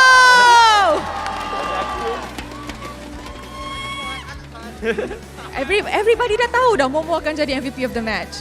So, Momo. Tadi kita nampak Momo perform banyak moment. What do you want to say to the people yang datang untuk sokong Todak hari ini? First kali alhamdulillah sebab kita menang 2-1 dan terima kasih kepada fan-fan Todak dan fans pihak yang datang. Terima kasih banyak walaupun puasa. Dan lagi satu, kepada semua tim tolong ambil alot saya. Okay, so guys, to the team yang akan lawan Todak for the next match minggu ke depan, ban Arlot Momo, okay? Alright guys, sekarang masa untuk kita invite a lucky audience, a lucky fan from the audience. Amir. Tengok, dia datang untuk sokong tim Todak hari ini, duduk belakang lagi. Okay. Okay, thank you. So, dengar cerita dia ada soalan untuk pasukan Todak. Hello. Oh ya. Okay. You nak tanya kan? Okay, tanya. Apa dia soalan? Agak-agak boleh menang juara MPL season 11 ni. Nak tanya siapa ni? Ciku lah. Ciku yang jawab. Kalau ditanya saya, of course jawapan saya ialah kita orang boleh menang sebab kita orang yang paling kuat. Walau saya tak rasa, sejujurnya saya tak rasa yang season ni ada enemy kuat. Cuma kita orang yang macam down lah, bukan enemy tu kuat. I see. So kita orang masih percaya yang kita orang boleh pergi ke final and MSC lah. Oh, alright. I see. Alright, thank you so much, Ciku. So I'm gonna move to the side, bagi diorang peluang untuk ambil gambar. Untuk semua orang yang nak saksikan game-game panas yang macam ni, jom datang ke Stadium Juara by scanning the QR code down below. Dan kalau korang ialah satu audience yang lucky, yang boleh naik pentas, you guys akan dapat skin yang bernilai 899 diamond. Thank you Amir and thank you Team Todak guys. Cheers sikit. Todak! Okay, so kita mulakan hari ini dengan game 2-1. Mari kita dengar mic check dorang for the third game tau. Okay guys, so now mic check, let's hear what you have to say.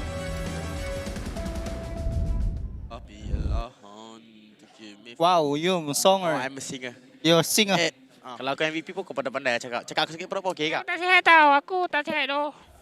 Wow, sempat lah. Memang aku dah pandai dah. Dah alti. Saya lasit mo. Cik, item aku apa cik? Antena ke cik? Tu bawa. Dapat. Momo. Mati. Nice mo. Sana tu. Tak ada rate 3. Ya, buat laju bos. Ya, Aku buka. Aku dah antena kan? Itu. Boleh Ayub? Aku dah sebagai. Alti tu dia. Boleh ah. Tengoklah kau. Mati. Aku ada lagi ni. Telah sebab Boleh. Nice man. Boleh dulu. Nice man. Goal. First game, second game bukan main. Bukan main. Apa Ciku outplay semua orang. Memang bisa Ciku outplay semua orang. Bisa lah. What a series between the Red Giants as well as Todak, and unfortunately for the Red Giants, they're going to have to be bowing out so far, but they put up a really good fight. Honestly, they did really put up a really good fight. I mean, coming from a match against Homebois and now facing up against Todak, yes, they did not manage to get a clean win, or even a win for that matter, but that just shows that there are some capability from them to be able to take down these giants, these Goliaths, right? And I feel like if both of these teams qualify for playoff and meet once again, it could be a different story. It definitely could be a different story, but I definitely think that, you know, Red Giants are showing that they've matured a lot in the league so far, and it only took 3 weeks, right? And, you know, with this new patch as well, a couple of cool new interactions here and there, but doesn't really change the core of the team itself. Yeah, and one thing that is meant to be true is, yeah, ban out the Arlot from Momo, man. Come on. Yeah, his Arlot is kind of good, kind of nice. Yeah, he should play for a professional team, I feel like. he should represent Malaysia, for in fact. That'd be crazy. Imagine if he did, right? Oh my God, come on. A 23-year-old guy, come on. Look, so many people are doubting whether Todak is going to be in that position of championship form, but when we look at it time and time again, they continue to prove us that they're still one of the strongest teams here at Malaysia. Best 5, Todak still considered to be the best, if not better, now that it's 10. I feel like there is a bit of argumentative statement from this particular highlight. Few players still need to step up for me. I mean, one of it is Carl. Yes, he did really well in terms of game number 1, even though they lost. But man, what more could he have done, right? The time journey being popped out at the right time, but it's just being decimated immediately. But yes, I agree what Jim said. They have a lot of room to play with. The combination of their first 5 can be, you know, one day could be this, another day could be that, and it really just puzzle out the opponent trying to guess who's gonna be their starting 5 and what kind of style are they gonna play. It's tough to say. It's really tough to say, because I think, you know, even with the 10-man roster, the one thing that's really good that comes out of it is the time that you actually have to scrim, because it doesn't matter at what place, what time. If no team wants to scrim you, that's fine. We'll scrim ourselves, essentially. So with that 10-man roster, it definitely helps to figure out these patches a little bit quicker. But let's have a look at the item build for the teams. Yeah, at the mic check just now, Jowm did ask to Chico what kind of itemization should he go for, but looking at it right now, he still opted to go for the, you know, the usual item for the Yiv, the glowing one, the ice queen one. But one thing for sure, the Athena shield was really benefiting him really well, because in the highlight just now, we did saw that how Isha Ohana tried to burst him down, but having the Athena shield, having that extra magical resistance, Jowm did not manage or did not die immediately with the one-shot ability from Isha Ohana, and by the looks of it, he still had a very good item, 4 items completed with the magic worship as well. Yeah, it's really difficult because Jowm is just playing for sheer utility. He's not looking for like raw damage. He's trying to slow down his opponents and absorb as much as he can. And if Isha Ohana wants to go after him, sure, maybe it worked the first couple of times, but as soon as he got that Athena shield, that all changed and made it so difficult for the rest of Red Giants to actually play, because Isha Ohana's next priority target would have been either Valentina or Irithel, both of which don't show themselves very early on. Yeah, I agree. And Rose Gold Meteor, I like that it's getting picked up much more right now, giving a bit of respect to that item. But let's take a look at the post-game stats. Damage there was won by Todak a lot more, 364,000, and a lot of that was coming in from Moon.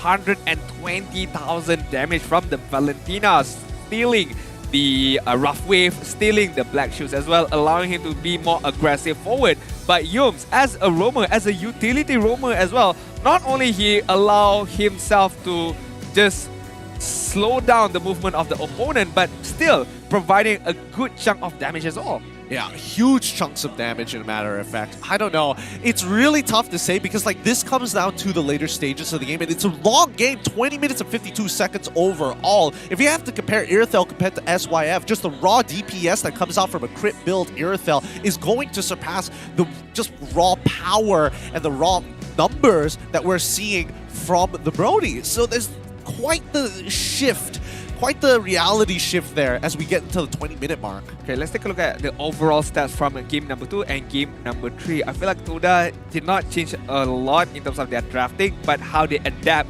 is what really matters the most. For game number 2, they know the pattern of how Red Giants Esports played, and they played around it really well. Having the Kaja, having Chiku on the Irrital, really passively. I wouldn't say passive, but really calculative on how he wants to go in and try to take on the team fight. For game number 3, I feel like yes, Todak played really well, but it was really went down for Red Giants Esports, especially Asia Ohana couldn't get a very good Kadita gameplay off.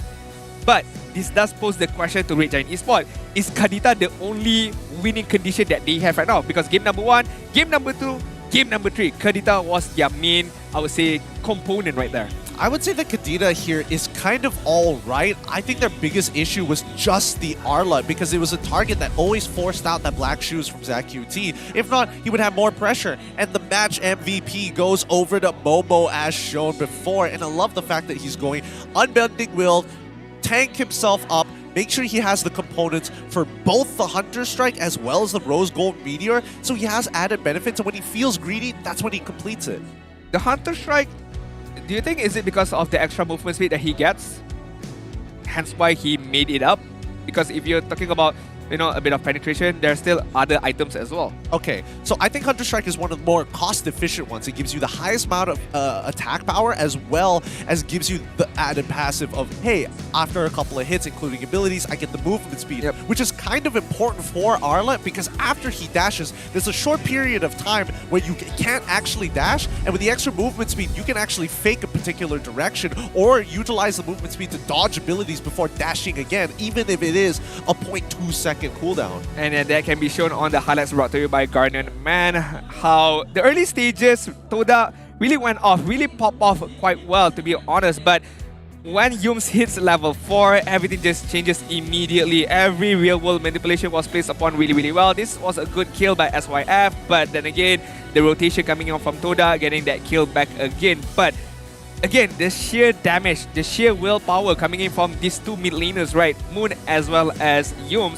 allowing themselves not to just poke, but to possess a big threat in any particular team fight. Yeah, I mean, look at that every single time. Like, the real-world manipulation comes out early to just affect the battle peel, cut off choke points, and I think Red Giant Esports are really struggling to find these flanks, right? Like, Asia Ohana, he gets into the right place and he finds one particular target, but never does he find multiple, or especially when it comes down to the clutch, it's really tough for him to hit multiple targets in comparison to people like SYF, as well as Gojas, who kind of have a better eye for this. Do you think, in terms of drafting, right, Red Giant Esports, if they opted to go for a different hero rather than the Kadita, a more reliable crowd control could be a different game?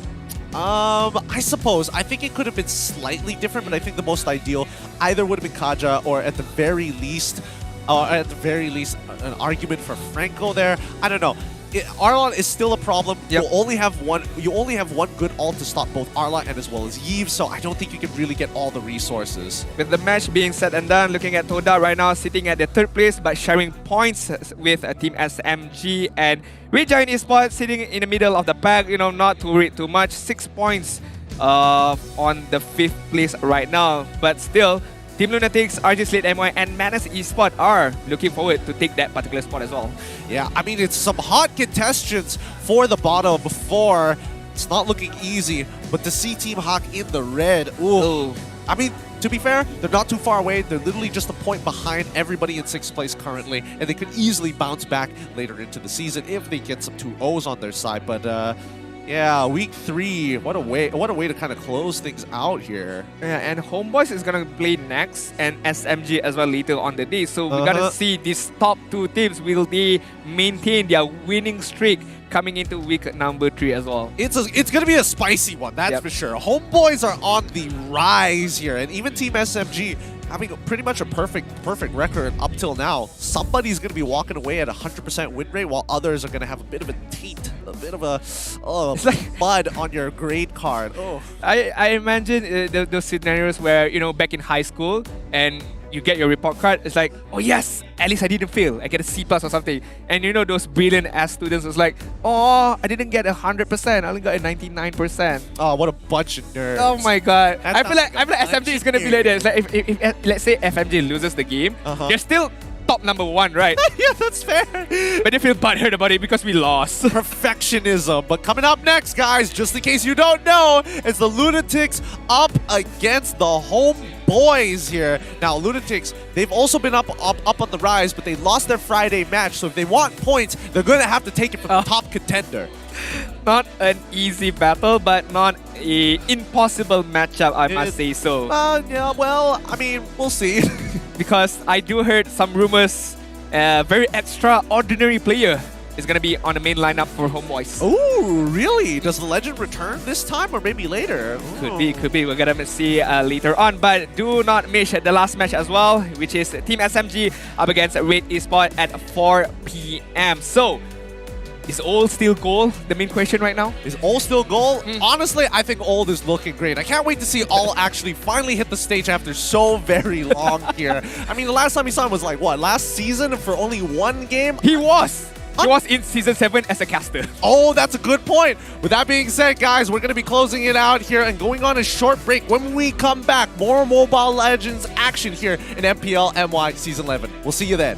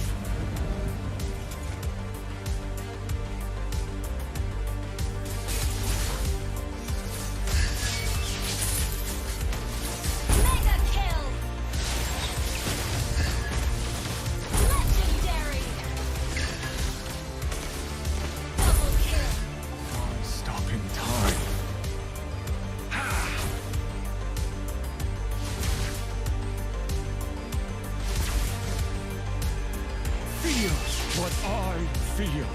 Feel what I feel.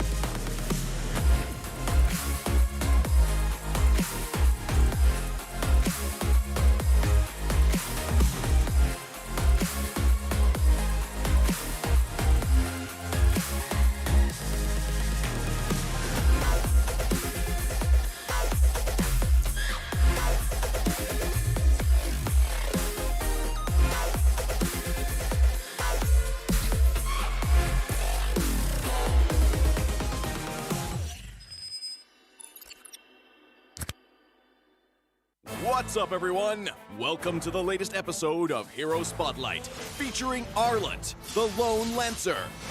Arlet is a highly mobile fighter that weaves through battle like a vengeful wraith. Hero skills.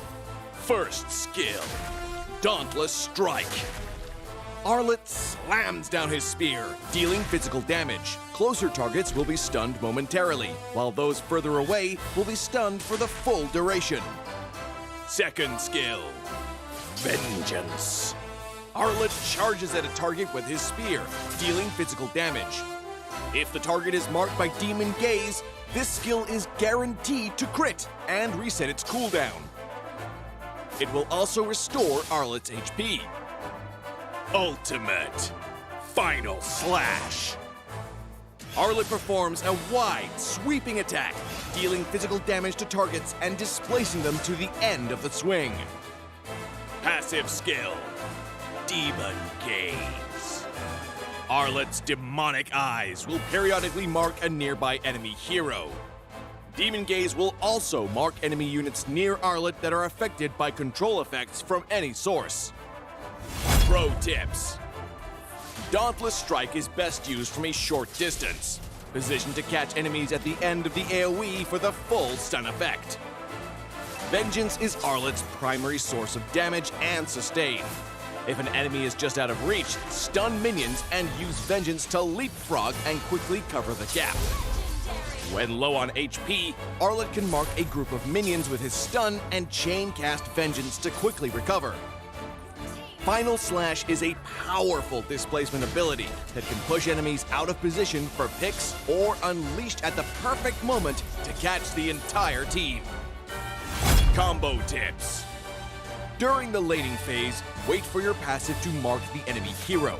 Then strike them with Vengeance, followed by Dauntless Strike to stun and reapply the mark. Use Vengeance again and weave in a basic attack before finishing with another Vengeance. When going into a team fight, look for opportunities to use Vengeance on marked enemies. Use Final Slash to mark and group up enemies and tear into them with skill resets. Use Dauntless Strike to stun low enemies and finish them off with Vengeance. Tactics. Arlet is a formidable hero in the early and mid game. By repeatedly marking the enemy, he can use Vengeance multiple times in quick succession to wear down his opponent while healing himself. After gearing up in the late game, Arlet becomes an even deadlier force, with more defense on top of his mobility and the constant healing from Vengeance resets. Arlet can sustain himself through the fight to continue dishing out damage. For his role as a fighter, we recommend this equipment build to bolster his damage and self-sustain. Choose the fighter emblem to further enhance his survivability, and for battle spells, we recommend Petrify to synergize with his passive and Vengeance skill. Arlet, the Lone Lancer, coming February 14th, 30% off during launch week. Get his Wandering Spear skin for only 51 diamonds the first 2 weeks. And until next time, we'll be seeing you in the Land of Dawn. Arlet, Lone Lancer, official release 0214.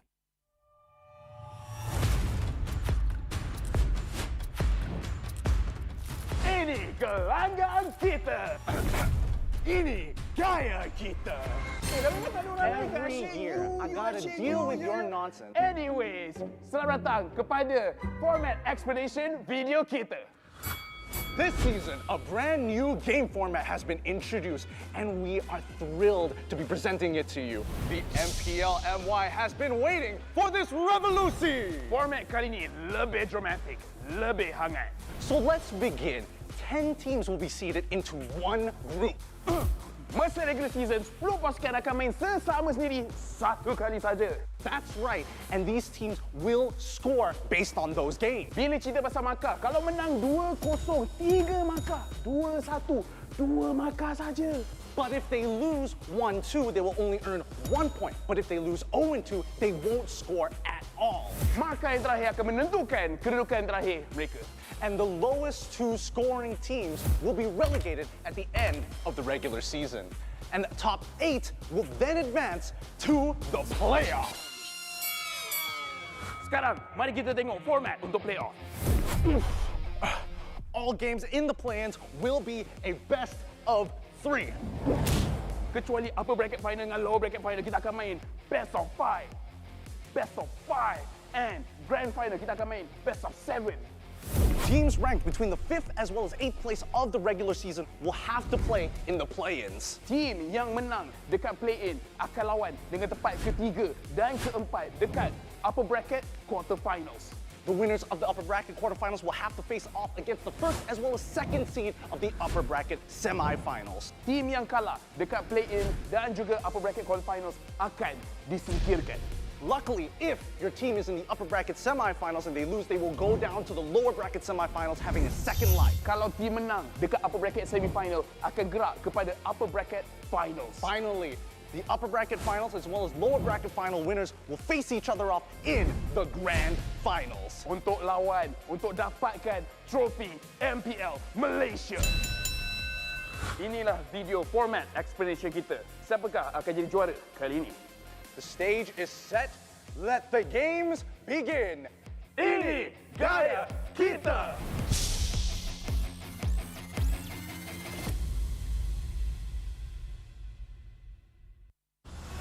Ladi sebuah bandaraya. Rentak berterusan yang menggalakkan kita ke depan.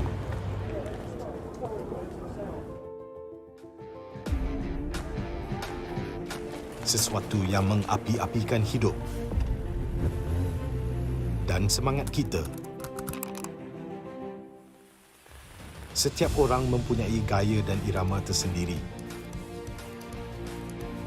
Tapi, apakah yang boleh menyatukan semua lapisan masyarakat?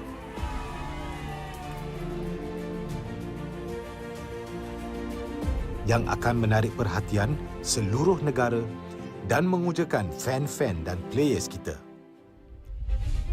MPL Malaysia ditubuh pada tahun 2017 dengan impian yang besar untuk menghimpunkan player-player Mobile Legends terbaik di atas satu pentas kompetitif yang terbesar di Malaysia. Musim-musim lepas menemui pelbagai cabaran dan halangan, tapi MPL Malaysia tidak pernah berundur. Sentiasa berdedikasi dan bertambah baik untuk meningkatkan pengalaman e-sukan yang bertaraf tinggi. Kini, MPL Malaysia adalah satu liga yang penting dan paling dinanti-nantikan di tanah air kita. Dengan fanbase yang setia dan pemain profesional dari pelbagai latar belakang yang berusaha menuju ke puncak MLBB Esports. Persaingan dah semakin sengit, namun juara hanya satu. Inilah aksi kita, budaya kita yang unik. Inilah MPL kita yang dipenuhi dengan drama dan emosi. Marilah kita nyalakan pentas kita. Ini gaya kita.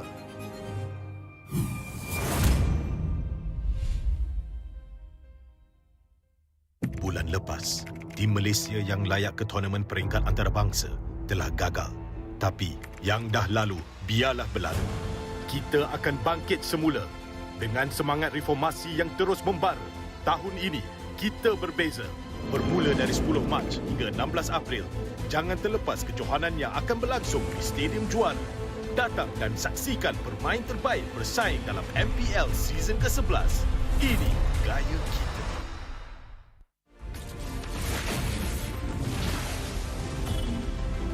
Pain is the proof that I'm still alive.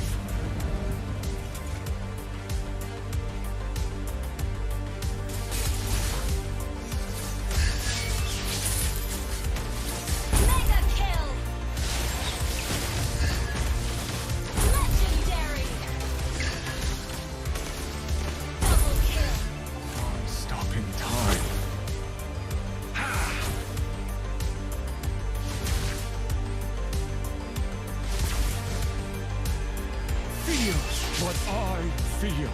Feels what I feel.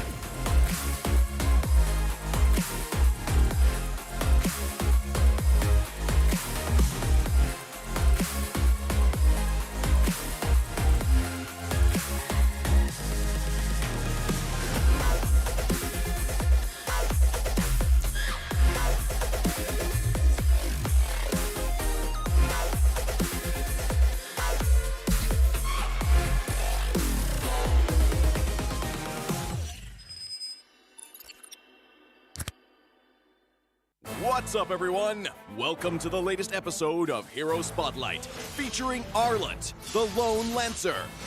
Arlet is a highly mobile fighter that weaves through battle like a vengeful wraith.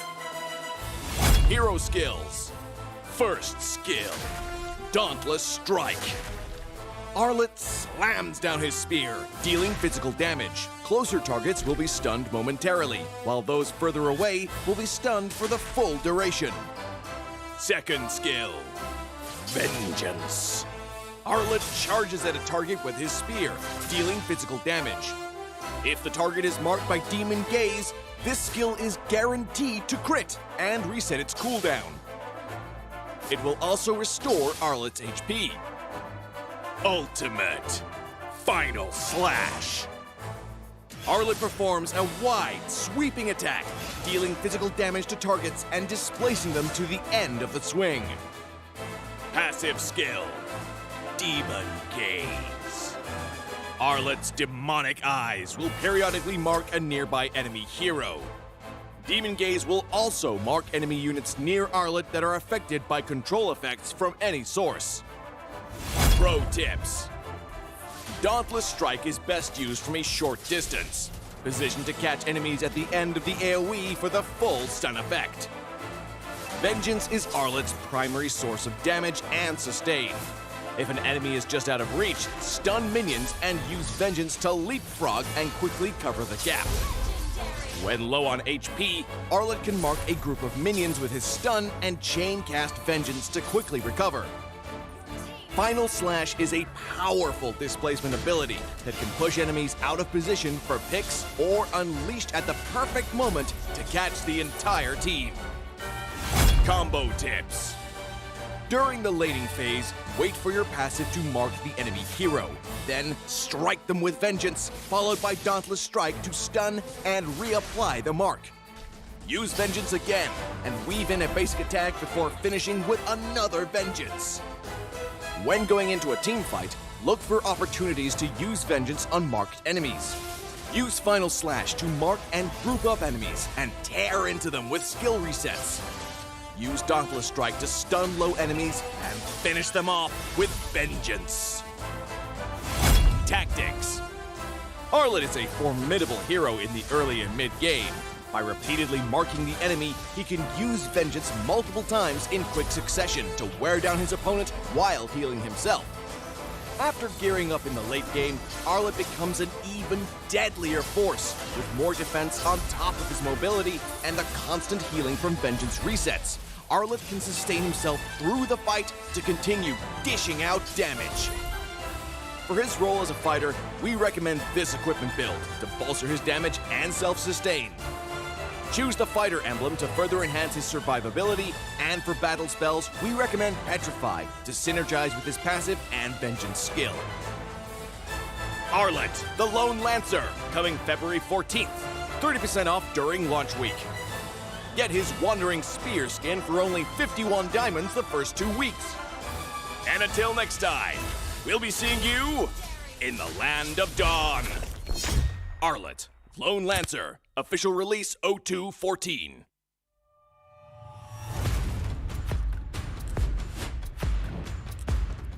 Ini kelanggaan kita. Ini gaya kita. Every year, I gotta deal with your nonsense. Anyways, selamat datang kepada Format Expedition video kita. This season, a brand new game format has been introduced, and we are thrilled to be presenting it to you. The MPL MY has been waiting for this revolution! Format kali ini lebih dramatic, lebih hangat. So let's begin. 10 teams will be seeded into one group. Masa regular season, 10 pasukan akan main sesama sendiri satu kali saja. That's right, and these teams will score based on those games. Bila cerita pasal markah, kalau menang 2-0, 3 markah. 2-1, 2 markah saja. But if they lose 1-2, they will only earn 1 point. But if they lose 0-2, they won't score at all. Markah yang terakhir akan menentukan kedudukan terakhir mereka. And the lowest 2 scoring teams will be relegated at the end of the regular season. And the top 8 will then advance to the playoffs. Sekarang, mari kita tengok format untuk playoff. All games in the play-ins will be a best of 3. Kecuali upper bracket final dengan lower bracket final, kita akan main best of 5. Best of 5. And grand final, kita akan main best of 7. Teams ranked between the 5th as well as 8th place of the regular season will have to play in the play-ins. Team yang menang dekat play-in akan lawan dengan tempat ketiga dan keempat dekat upper bracket quarterfinals. The winners of the upper bracket quarterfinals will have to face off against the first as well as second seed of the upper bracket semifinals. Team yang kalah dekat play-in dan juga upper bracket quarterfinals akan disingkirkan. Luckily, if your team is in the upper bracket semifinals and they lose, they will go down to the lower bracket semifinals having a second life. Kalau team menang dekat upper bracket semifinal, akan gerak kepada upper bracket finals. Finally, the upper bracket finals as well as lower bracket final winners will face each other off in the grand finals. Untuk lawan, untuk dapatkan trofi MPL Malaysia. Inilah video format explanation kita. Siapakah akan jadi juara kali ini? The stage is set. Let the games begin. Ini gaya kita.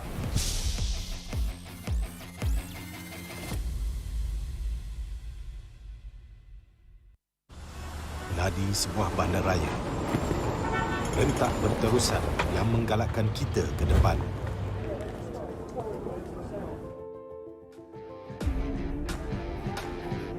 Sesuatu yang mengapi-apikan hidup dan semangat kita.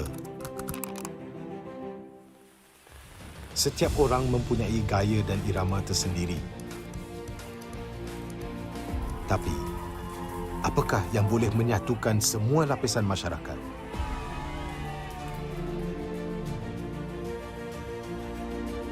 Yang akan menarik perhatian seluruh negara dan mengujakan fan-fan dan players kita. MPL Malaysia ditubuh pada tahun 2017 dengan impian yang besar untuk menghimpunkan player-player Mobile Legends terbaik di atas satu pentas kompetitif yang terbesar di Malaysia. Musim-musim lepas menemui pelbagai cabaran dan halangan, tapi MPL Malaysia tidak pernah berundur. Sentiasa berdedikasi dan bertambah baik untuk meningkatkan pengalaman e-sukan yang bertaraf tinggi. Kini, MPL Malaysia adalah satu liga yang penting dan paling dinanti-nantikan di tanah air kita. Dengan fanbase yang setia dan pemain profesional dari pelbagai latar belakang yang berusaha menuju ke puncak MLBB Esports, persaingan dah semakin sengit, namun juara hanya satu. Inilah aksi kita, budaya kita yang unik. Inilah MPL kita yang dipenuhi dengan drama dan emosi. Marilah kita nyalakan pentas kita. Ini gaya kita.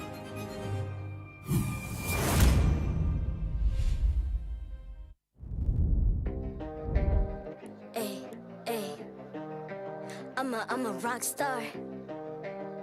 Yeah, rock star. Hey, hey, hey. I'm a rock star, baby. I'm a rock star. I'm a rock star. I'm a rock star.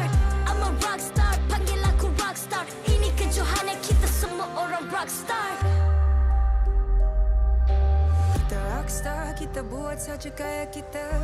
Makin panas apinya sudah membara. Macam mana pun ku menempuh segala.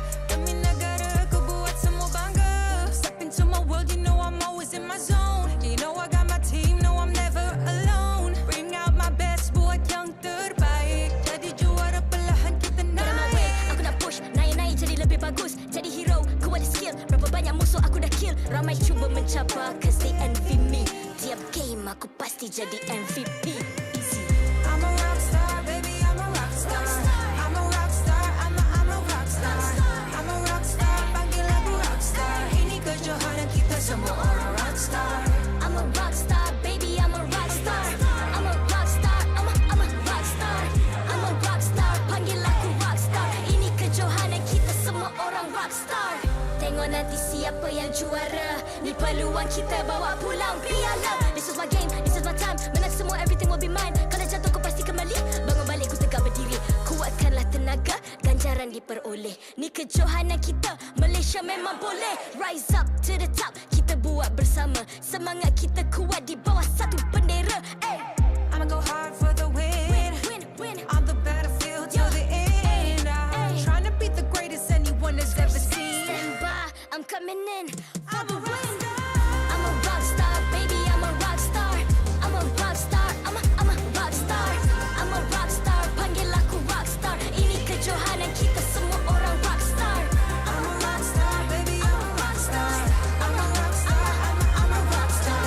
I'm a rock star, panggil aku rock star. Ini kejohanan kita semua orang rock star. Rock star.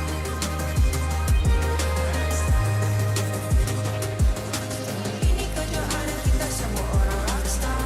I'm a rock star, baby, I'm a rock star. I'm a rock star, I'm a rock star. I'm a rock star, panggil aku rock star. Ini kejohanan kita semua orang rock star.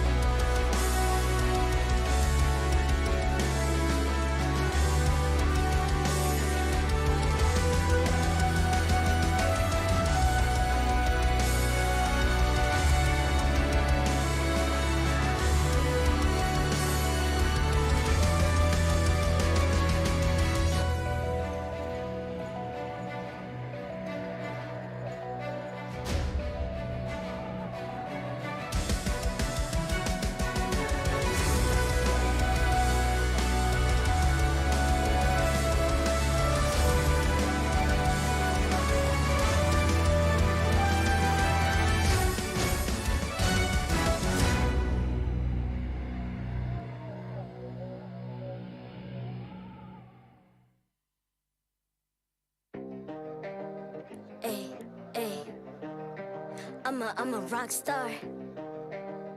Yeah, rock star. Ay. I'm a rock star, baby, I'm a rock star. I'm a rock star, I'm a rock star. I'm a rock star, panggil aku rock star. Ini kejohanan kita semua orang rock star. Kita rockstar, kita buat saja gaya kita. Makin panas apinya sudah membara. Macam mana pun kau menempuh segala.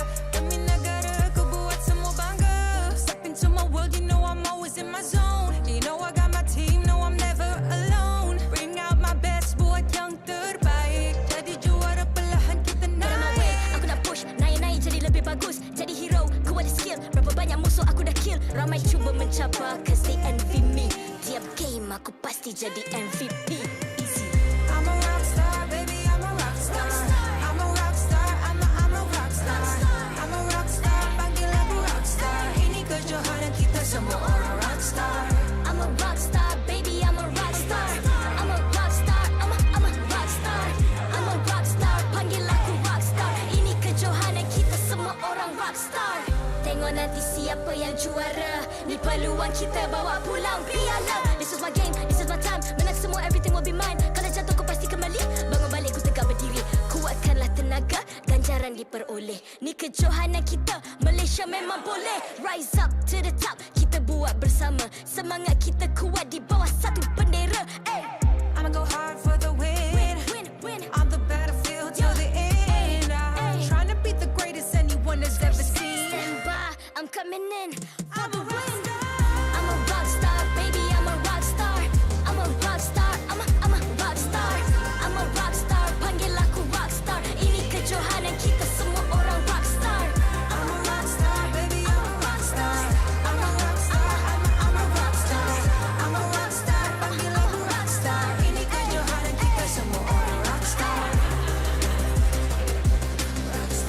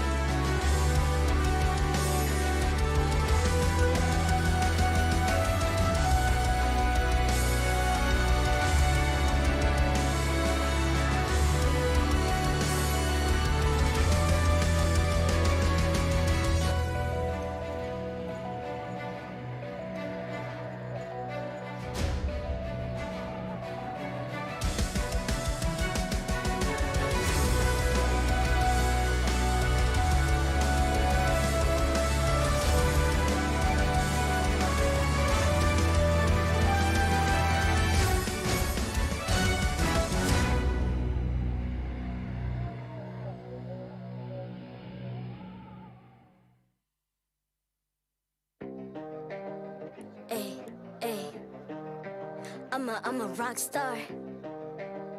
Yeah, rock star. Ay, ay, ay. I'm a rock star, baby. I'm a rock star. I'm a rock star. I'm a rock star. I'm a rock star. Panggil aku rock star. Ini kejohanan kita semua orang rock star. Kita rockstar, kita buat saja gaya kita. Makin panas apinya sudah membara. Macam mana pun kau menempuh segala. Demi negara kau buat semua bangga. Step into my world, you know I'm always in my zone. You know I got my team, no I'm never alone. Bring out my best, buat yang terbaik. Jadi juara perlahan kita naik. Get on my way, aku nak push. Naik-naik jadi lebih bagus. Jadi hero, ku ada skill. Berapa banyak musuh aku dah kill. Ramai cuba mencapai, cause they envy me. Tiap game aku pasti jadi MVP. Easy. I'm a rockstar, baby, I'm a rockstar. I'm a rockstar, I'm a rockstar. I'm a rockstar, panggil aku rockstar. Ini kejohanan kita semua orang rockstar. I'm a rockstar, baby, I'm a rockstar.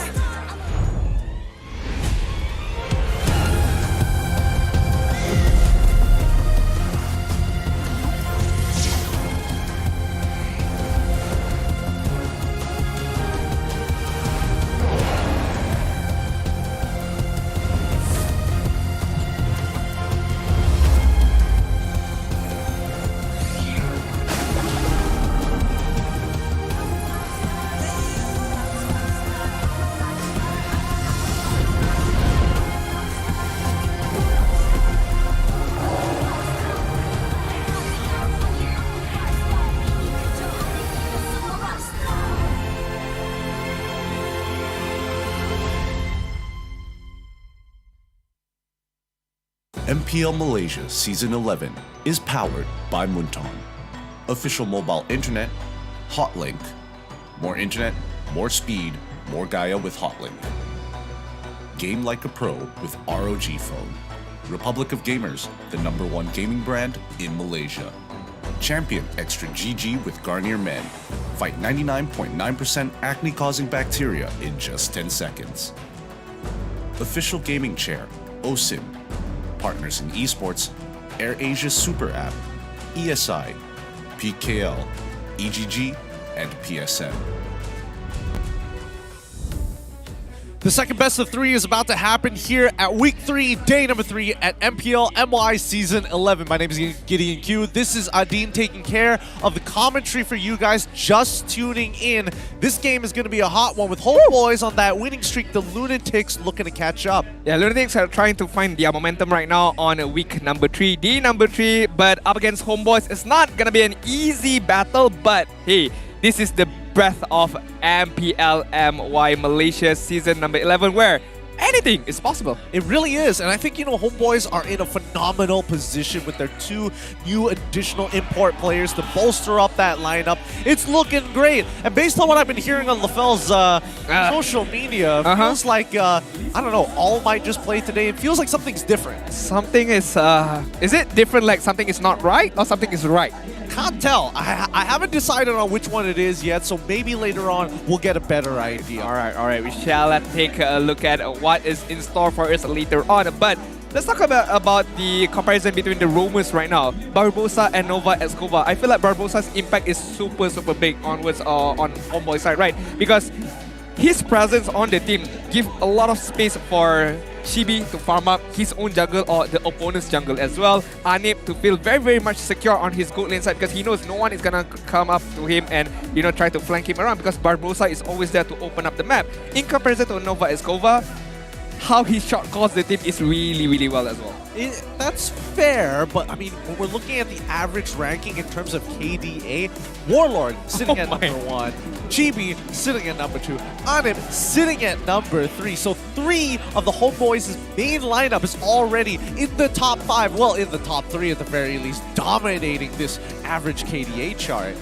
Gideon, do I need spectacles or something? Is that 16.8? That is 16.8. And the second one is 10.7. That's like a 6-point differential between Warlord and Chibi in terms of average KDA. That's the thing. I was expecting, you know, Anip and Stormy have been contesting for the average KDA for a long time. Even before this season, they were still in the standings. And I don't know, when we're looking at the top 10, that's when it gets even more interesting because again, people like Bang, people like Link Aza, people like Moon even aren't even getting that high of a KDA. Because back then we know Stormy is one of the kings of KDAs, right? And he is still in the top rankings at number 4. But Warlord just puts everyone to place right now, puts everyone to shame right now with that enormous KDA. Question is, can he continue to perform and still top the ranking charts in terms of average KD? Like, it's not going to be easy. One single loss, one death already shoves the KD average rating down by like what? I think it's like 2 points every single time. Guys, that's going to mess with the numbers overall. If I were Warlock, I request I'm not going to play anymore. Just leave the KDA as it is and you'll never lose your number 1 ranking overall KDA. Fair enough if he does want to make that argument here. But I think the struggle is going to be for Nova X Cobra. Are they going to draft around him or not? Maybe we'll get a little bit of information from Rose, who's going to announce the teams up on stage. So please, Rose, our delicate flower, take it away.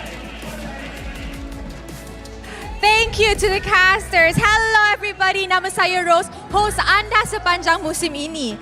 Sekarang, masa untuk match kedua kita untuk hari ini. I love the energy. Tapi, sekejap. Sebelum kita masuk match kedua kita, I nak invite Daddyhood dengan Solos ke atas stage dulu. Hey yo, what's up? Assalamualaikum. Woo! Ow! Macam stage saya Tak apa Daddy, tak apa. Tuan Haji. Okay. Okay, so I nak tanya Solos dulu. Solos kena kat sini, kat sini. Okay. Bukan kat sini. Oh, okay. So, mestilah semua orang dengar pasal rumors atau leaks online, tapi ramai orang yang tak percaya lagi. Sampai sekarang pun, dia kat atas stage pun ramai orang tak percaya. Solos dulu ke saya jawab dulu? Solos dulu. Okay. So, to confirm this kan, Solos, betul ke tak Solos main hari ni? Korang tak percaya pula. Tak percaya? Kenapa kita tahu? Tak percaya? Main. Cuma sebetulnya ni busy sikit. So hari ni free lah, boleh main lah. Oh, wow. Okay, Solos. Long break. Super duper long break. After so many seasons, finally main untuk MPL sekali lagi. How do you feel? Rasa lama 3 tahun tak main kan. So bila dapat main balik, rasa macam excited ada, nervous ada kan. Oh, I see. Oh, Solos dah semangat. Can't wait to see him play. Alright, thank you. Okay, Daddy. Alright. How confident are you? Kita bermula dengan baik, alhamdulillah. Ini game kelima, 4 game kita clean sweep. So ramai orang cakap kenapa kita bermula awal, sebab kita confident lebih awal, insyaAllah. So kita akan kekalkan momentum ni dan kita bawa masuk Solos lebih awal, seperti yang fans-fans Solos nak, fans-fans Homebois nak. So memang kita nak masukkan Solos, cuma Solos busy, Solos ada kerja, kita pun kena respect dia. Kita tak boleh orang kata tak faham jadual dia juga. So sama-sama faham, ada mutual agreement guys. Yeah guys, so sekarang I think this proves this is not just marketing. Okay Daddy, one last words for your players dan juga semua orang yang sokong Homebois. Alright, ini untuk semua yang ada yang hadir, tak kisah Homebois ke, family Lunatix ke, Todak, RSG dan sebagainya. Terima kasih kerana support MPL MY, sebab lahirnya Homebois kerana MPL MY. That's why kita berterima kasih sangat-sangat atas support anda. InsyaAllah kita akan buat yang terbaik. Setiap season pun kita akan buat yang terbaik. And season ni kita bawakan korang punya kesayangan ramai Solo. So insyaAllah. Alright, thank you Daddy and thank you Solos. Good luck. Alright, insyaAllah. Thank you. Thank you. Guys, I think that proves that Solos will really play sekejap lagi. Right? Ke korang still rasa di rumah? Bukan Bukan? Sure? Bukan? Okay. So, let me hear it from the side of Lunatix. Let me hear from the side of Homebois. Oh my. And with that, mari kita invite kedua-dua pasukan ke atas MPL Malaysia. Homebois dan juga Team Lunatix. Team Lunatix kembali ke medan pertempuran dengan semangat yang baru. ingin mencari kembali rentak kemenangan untuk perlawanan kedua minggu ini. Apakah strategi yang akan dibawa oleh Team Lunatix untuk menumbangkan Homebois? Mampukah mereka untuk menewaskan pasukan yang digelar sebagai The Final Boss? Segalanya terletak di tangan mereka.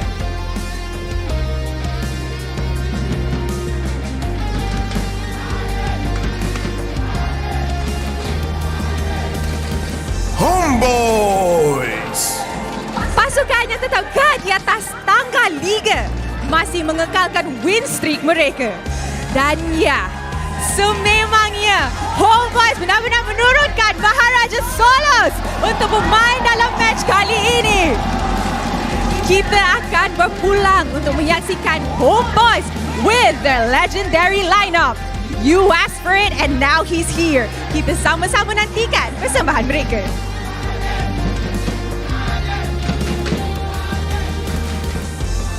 Sekarang masa untuk memperkenalkan coach dan analis kedua-dua pasukan. From the side of Team Lunatix, Coach Nasi Paolo with analyst Amir on his side. Dan dari sebelah Homebois pula, kita ada Coach Dale hadir bersama analis Saiful. Mari kita teruskan dengan fist bump di antara pasukan sebagai tanda professionalism. Inilah gaya kita. Inilah semangat kesukanan kita. Kawan di luar gelanggang, lawan di medan perang. Sementara player sedang mengambil tempat mereka, let's introduce the one who officiates the match and maintains MPL's integrity. Mereka inilah yang akan memastikan perlawanan sentiasa berjalan dengan adil dan lancar. Head of League Ops, Jay. Head Marshal, Nicholas. Kedua-dua Marshal, Haikal dan Wengi. Thank you for your hard work. And now that the two teams are seated, this is gonna be a very hot second match of the day. Will our Maharaja Solos perform against the gold laner from the Philippines, Jowm? Korang rasa siapa akan menang match ni?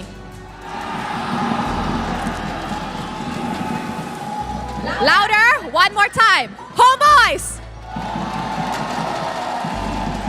Lunatix! And with that, let us start the game. Teams, this is your moment. Game on.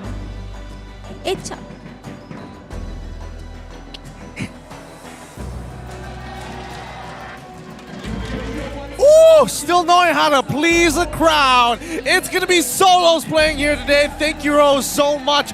Wow, I've never thought I'd be able to cast another game with the man, a literal myth, the legend, Solos. And this would be my first time casting him on the battle station.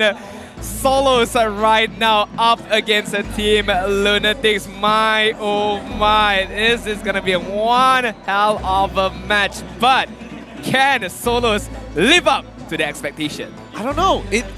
This is, again, one of the few situations where we are seeing the young bloods going up against the veterans and Homebois and a legacy legend player in Solos himself. And this is going to go to the gold lane. But first, let's have a look immediately towards Uni, who's been making waves for himself as a reliable jungler for the Lunatix. His Mardis has been winning out some retries. We've also seen him actually play solid games with the Akai as well. And looking at his age right now, 17 years of age, a lot of experience being gained by this season by this young boy, and this just shows that a lot of improvement can be done by Uni and a lot of room potential ability for him to even grow further. But speaking of someone who is matured enough already, Chibi right now, one of the most, I would say back then, assassin-centric kind of jungler, but nowadays, man oh man, tank jungler doesn't even matter, fighter jungler, he can do it, but assassin, of course, he has it on the backs of his hand. It's in his blood. He is a jungler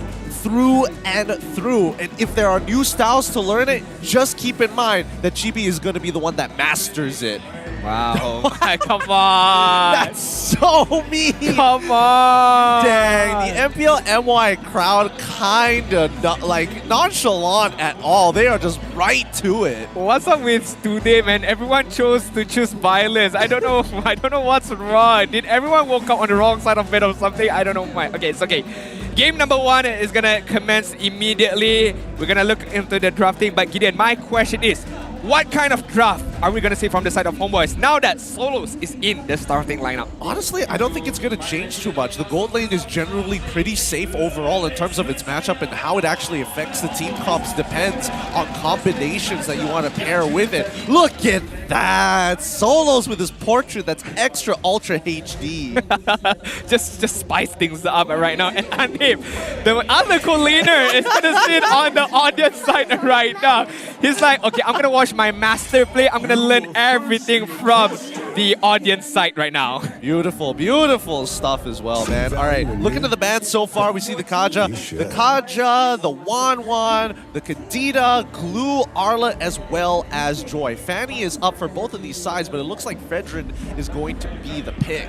Oh yeah, Fanny, if it's in the hands of Uni, we know that he can play it really, really well, but I feel like it's a bit of a trap. Homebois does want Lunatix to pick up the Fanny. Maybe they have something in store for it, but Lunatix looks like they're not going to take the bait. They're going to go for the Grog and a Valentina combination. But question is, Grog, is it going to be a roamer or an EXP laner? Tough to say, but they want to stay flexible as much as they can. Locking in the Valentina means no matter what the Homebois choose as a mid laner, that ult is basically there. So, I don't know. It looks like Eve and Farsa haven't been touched either, but it feels a little deterred. Alright, Fredrin, the first pickup is very, very good. You know, it opens up to a lot of potential, a lot of play style for Coach Dale to play with.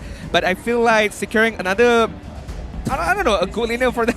I'm so distracted by the defense right now. But the gold laner could be picked up right now to secure a very, very comfort hero for Solos. But we shall see. Okay, Melissa and Kufra. I like the pickup.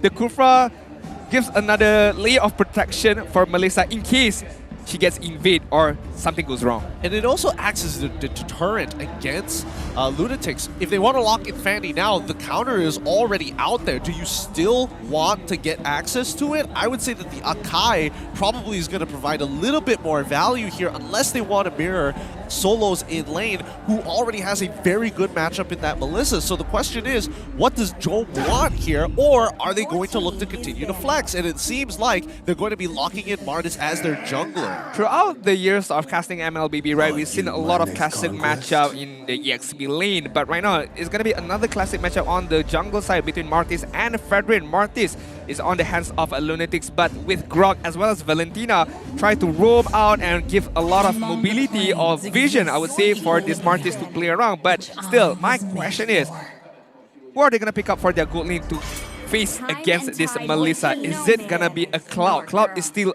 up for grabs for Jowm. Yeah, I think both Claude and as well as Beatrix are going to get banned out for the side of the Homebois here. There's not a lot of oppressive matchups that they really care about. Even if they go for the Brody, Melissa generally outranges her in that 1v1. Lunatix, on the other hand, they already got rid of the Eve, and I'm curious to see if they ban out the Farsa. Yes, they're afraid of artillery mages, and they want to force them off of it.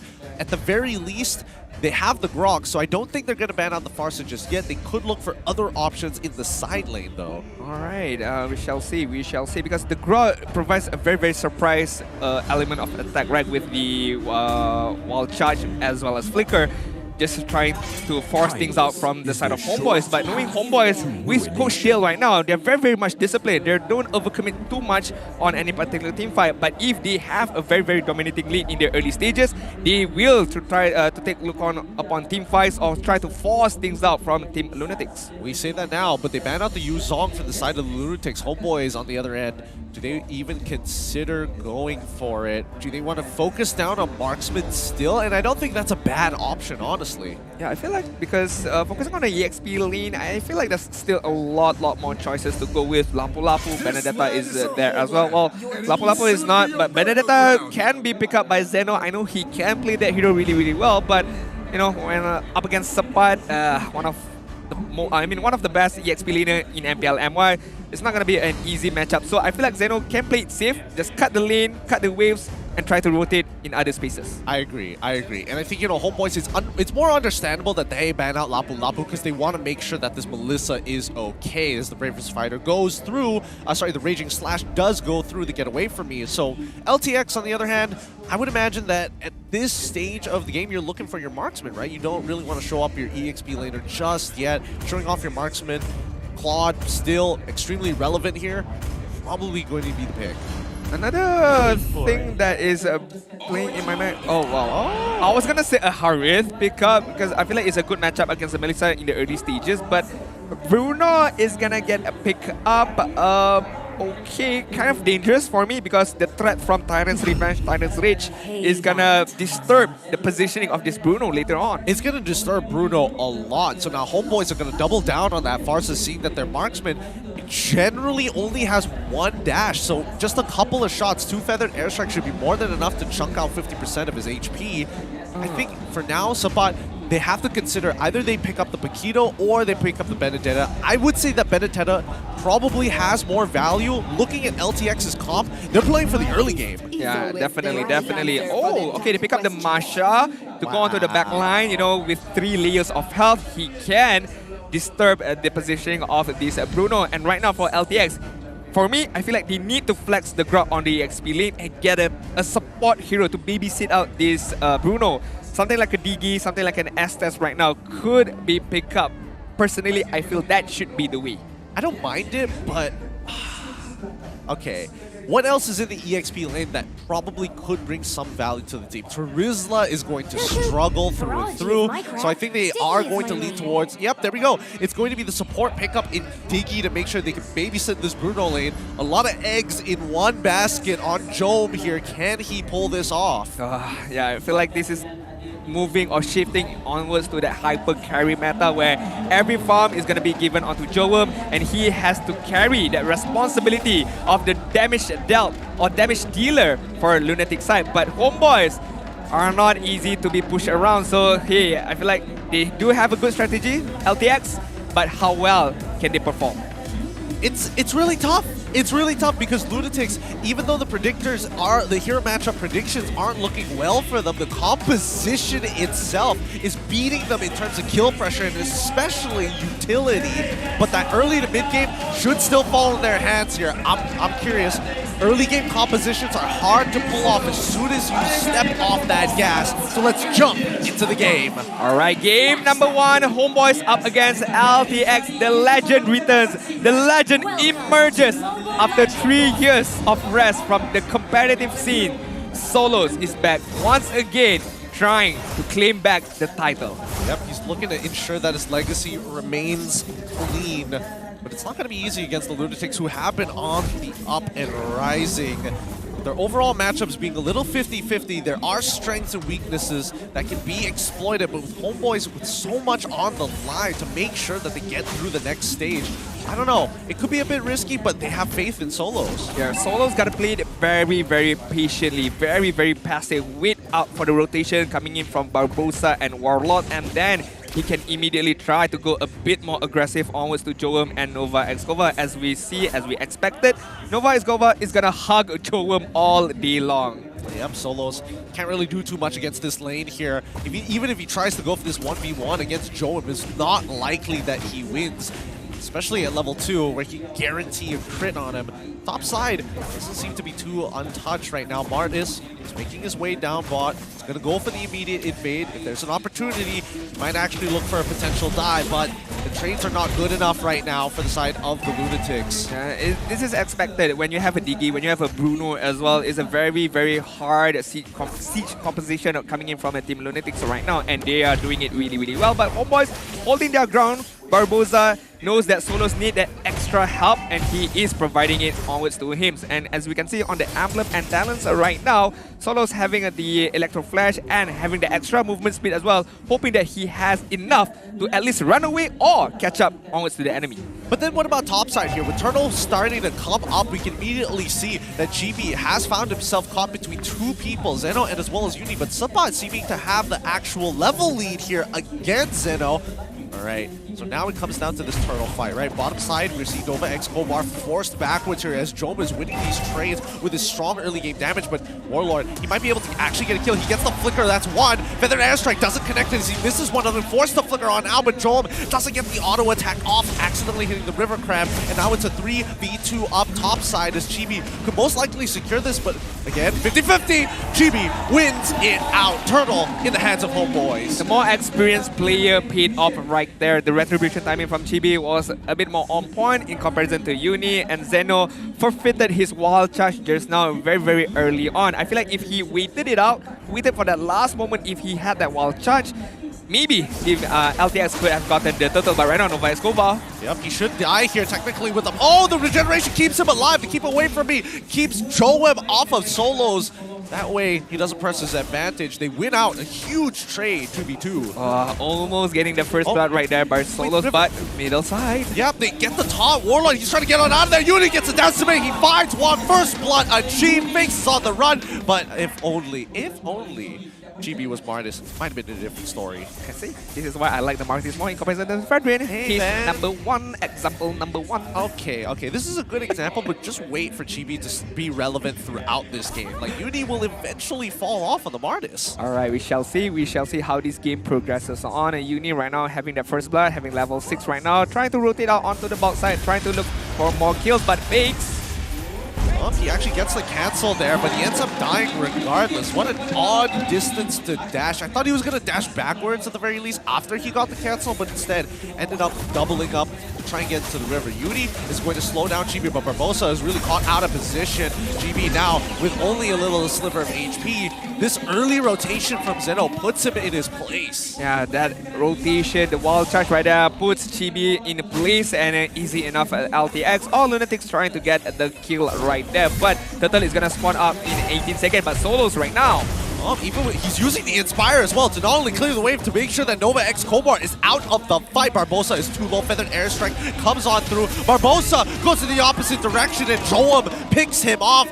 Probably should have let Fakes take the kill. I mean, I feel bad for Barbosa. There was no way for him to escape right there, so he just has to accept the death right now. But Homebois, yes, they lose out on the bot side, but they need to be able to win this total fight to at least, you know, balance the skill right now, because Jowm managed to get the turret on the bot side. Yep, Warlord able to use the Feathered Airstrike back at Team Lunatix. Unfortunately for solos, he is losing in terms of gold.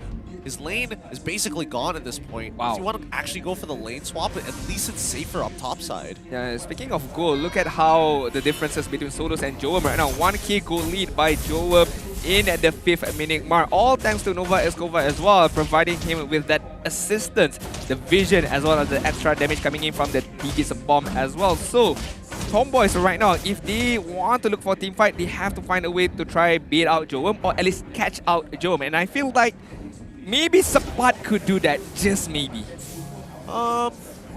Could he? I'm trying to. I think that he needs a couple more items. Yeah. Right? He needs like at least one Sky Guardian's helmet before he's relevant in this game, and maybe we could see that big difference against someone like Jowm, who pretty much gets one-shot by the Thunderclap. Malbrosa setting up for a potential dive, gets on top of. Oh, good hits onto Zeno. The Feather Airstrike is good, but Solos doesn't have enough damage to actually replicate it through. Wave of the Will up on top of side. They've already lost a member here. But it looks like Team Lunatix, they're just going to back off. They're taking their objectives and trading. It's a tier 2 for a tier 1. And now, that's all that they're going to get. Middle turret as well, because Chibi right there did not join any particular team fight and managed to get the middle turret, and the rotation incoming in from right now, the wraparound Chibi Sapat. Oh, he missed it, but he gets the auto text just enough. Time Journey to allow Jowm to actually run. Flickers away, he's safe. Now Nova X Kobar forced the flicker as well. Chibi unable to pick up any of those kills, but unfortunately for Uni, he gets hit. He doesn't care. Border Coil's getting him out. Solos is nearby, and that should be the deterrent. Oh, Zeno was in prime position, having the flicker, having the wild charge right there in immediate moment. He could counter initiate, but Solos decided to back off from that particular team fight. A very, very wise choice coming in from Solos right there. But Homebois right now trying to find their footing in this particular game and still not managing to do that at all. It's not easy. Team Lunatix, their composition is designed around this early game. Now that they've unlocked their side laners from the tier 1s, they can kind of roam around freely. If they can break mid-tier 1, they can start walking into enemy jungle. That's why you're seeing that Homeboy splitting up the resources here. Tries to get on top of Zeno. Solos gets the tier 1, but Chibi, with no support, will not be able to contest for this turtle, which they don't mind, because now they can start walking into that topside jungle if they wanted to. Warlord spots them all out, forced to retreat. I feel like split pushing could be the gameplay from Homebois right now because yes, as you mentioned, they are losing the early stages, they are losing the map control as well, and Barbosa could be the next target right now. Yep, 5 members of LTX in enemy space. They are forced to walk away. Can't do much about it. Homebois have to just play this slow and wait until they scale. Yeah, have to wait out for Solo's itemization, for Warlord itemization, and a very, very good pickoff maybe coming in from Barbosa. But Team Lunatix right now, yes, they are dominating in terms of overall kills, but the goal lead is not far apart, showing that Homebois is up to par as well in terms of farming in the overall of this particular game. Oh, Retribution battle comes out, and unfortunately, Uni is the one who wins it this time round. 70 seconds left on the clock. Tier 2 on bot side. Oh wait, they find the initial catch from Barbosa, but they aren't able to actually punish Fakes for this as he's so far away. Nobody really has the damage to take him out just yet here. As the purple buff being contested, it's a 3v3 so far, potentially 4v4. It looks like Barbosa decides to get on out of there. GB gets his purple buff. The airstrike comes out. Zeno, as he flickers on forward, he's trying to get them all out. As the apprentice round comes out, it's not enough. Solos, unfortunately, gets knocked out. Off to get away from you as Uni takes him down. And it's Jowm, the next to fall, as Sapat runs him down with a thunderclap. I told you Sapat would be the one to try to zone Jowm out right there with the thunderclap. But I have to mention about Solos right there. He tried his best with the ultimate, with the Inspire, but it wasn't enough. The decimation just immediately decimated him in that particular team fight. But hey, it's only level 10. Solos haven't had enough itemization yet, but props to Uni finding that space, finding that opportunity right there. Yep, and you want to snowball this early game as hard as you absolutely can if you're in Lunatix's position. They know for a fact that they don't exactly have the best heroes to compare in terms of scaling and as well as team fighting against the Homebois who will eventually outscale them. But Sapat, with his purchase of that Twilight armor, that's going to keep him alive against someone like Jowm who has high crit numbers, considerable burst damage when he has that empowered auto attack. I agree, and the next team fight could be around this pit lot right now. Warlord opening up the feather strike early on. Fakes steals it right away, and it looks like Team Lunatix is gonna reset their positioning as well as Homebois looking for another day. But Barbosa! Oh, he finds one in Nova X Komar, forcing the time journey out as soon as possible. Barbosa ends up dying. They do get knocked out by the Lord. Unfortunately, no punish them from the other side of LTX. Sapat makes an attempt, and now with all 5 members on top of him, someone has got to stop. Somebody is going to move forward, and it's going to be Solos who's trying to get the damage out. It's Zeno who ends up falling. Oh, Solos! He's able to dodge Uni as well. The mortal coils do not connect, but Warlord is able to disengage them from the fight. Wow, looks like Uni tried really hard using the mortal coil, trying to close the gap against Solos, but Solos just dancing away, backing off, kiting away from Uni right there. But unfortunately, nobody from both sides could at least gotten at the lot right there. But hey, Sapat did try his best, trying to force things out from Team Lunatix right there. But the damage ranking right now, Jowm obviously is going to top the chart with 50,000 damage, and it's going to keep increasing as the game progresses. Yeah, but let's see how much more it's going to increase here. Now that Team Lunatix is coming to a breaking point where we've left the early game, we're already in the mid, and honestly, we're starting to lead into the later stages with not much of a lead here. Homebois can actually even the odds if they get this Lord, and that's only Zeno with the BOD already purchased has to cover the bottom side, so that means that the rest of the members, 4 members of Lunatix, just hovering around, as this is going to be the Lord dance. We are seeing Sapat. He's walking up and disrespecting the space. The conceal play. They realize that Sapat is gone. It might be a little too late. GB is in the middle of all 3. Reverse time pulls him back, but Warlord is the target. Feathered airstrike takes him out, and now it is a 5v4. Sapat trying an attempt here. Jowm is low, but the time journey gets him out. Oh! This could be it. Barbosa makes an attempt at the engagement. Doesn't connect just yet. Fakes gets the walk. Solos is knocked up. The wild charge has done it for them. That's going to be a complete wipeout here for the side of the Homebois. Lunatix take all the heads, and now we'll start attacking inhibitors and lords. What a counter initiation coming in from Lunatix. Patience gaming from Zeno right there, holding on the flicker, holding on the wild charge, and a 3-man wild charge, plus the power of an Nietzsche right there, securing the kill. But Warlord! Woo! finds his own kill onto Fakes, and now that's going to be a high ground defense done and dusted. He should be able to take out the mid wave with the help of Kufra, but now this is it. This is what Lunatix have been waiting for the longest time. We finally get Lord, we have a 4K gold lead, we completely wiped out the Homebois. But still, the high ground defense of Homebois is still intact right now, having Warlord, having Barbosa as well. But and speaking of which, Barbosa had a very, very good moment right there. The Tyrant's revenge onwards to 3 people, if I'm not mistaken, but couldn't connect the Tyrant's Rage as well because Nova Escova had the time journey on point. Yeah, and that's like the worst part there because Jowm, because of that time journey, still has his flicker. And in comparison to Solos, he's only got Inspire. It increases his combat ability, but not enough to clutch a fight. Let's see. Team Lunatix, they get the mid inhibitor. Barbosa's looking for an angle, but doesn't really see it as the rest of LTX move up to the top inhibitor. Lord's still alive. Feathered Airstrike coming out to deter the Fakes, steals the Feathered Airstrike and gets back out over the wall. Yeah, gotta wait for the next minion wave, having the Feathered Airstrike on Fakes, having the Wild Charge on Zeno right now. Round 2, Team Lunatix try to get another inhibitor turret and a conceal as the beginning of the team fight right now. Oh, Uni in the middle of everybody here, trying to bait out spells. Feather Airstrike copy from Fakes is going to clear up that wave as quickly as possible. They get the Wild Charge off in time, but it doesn't really matter. Chibi's too tanky, and now they're getting on top of Jowm as well. They secure the kill with a Feather Airstrike, and Thunderclap coming in from Subbat. Zeno is dead. He tries the Wild Charge to disengage, but he ends up losing his life in the process. Mistakes was made by Team Lunatix, and I like that. The timing that Homebois went into that team fight is when Zeno had no Wild Charge.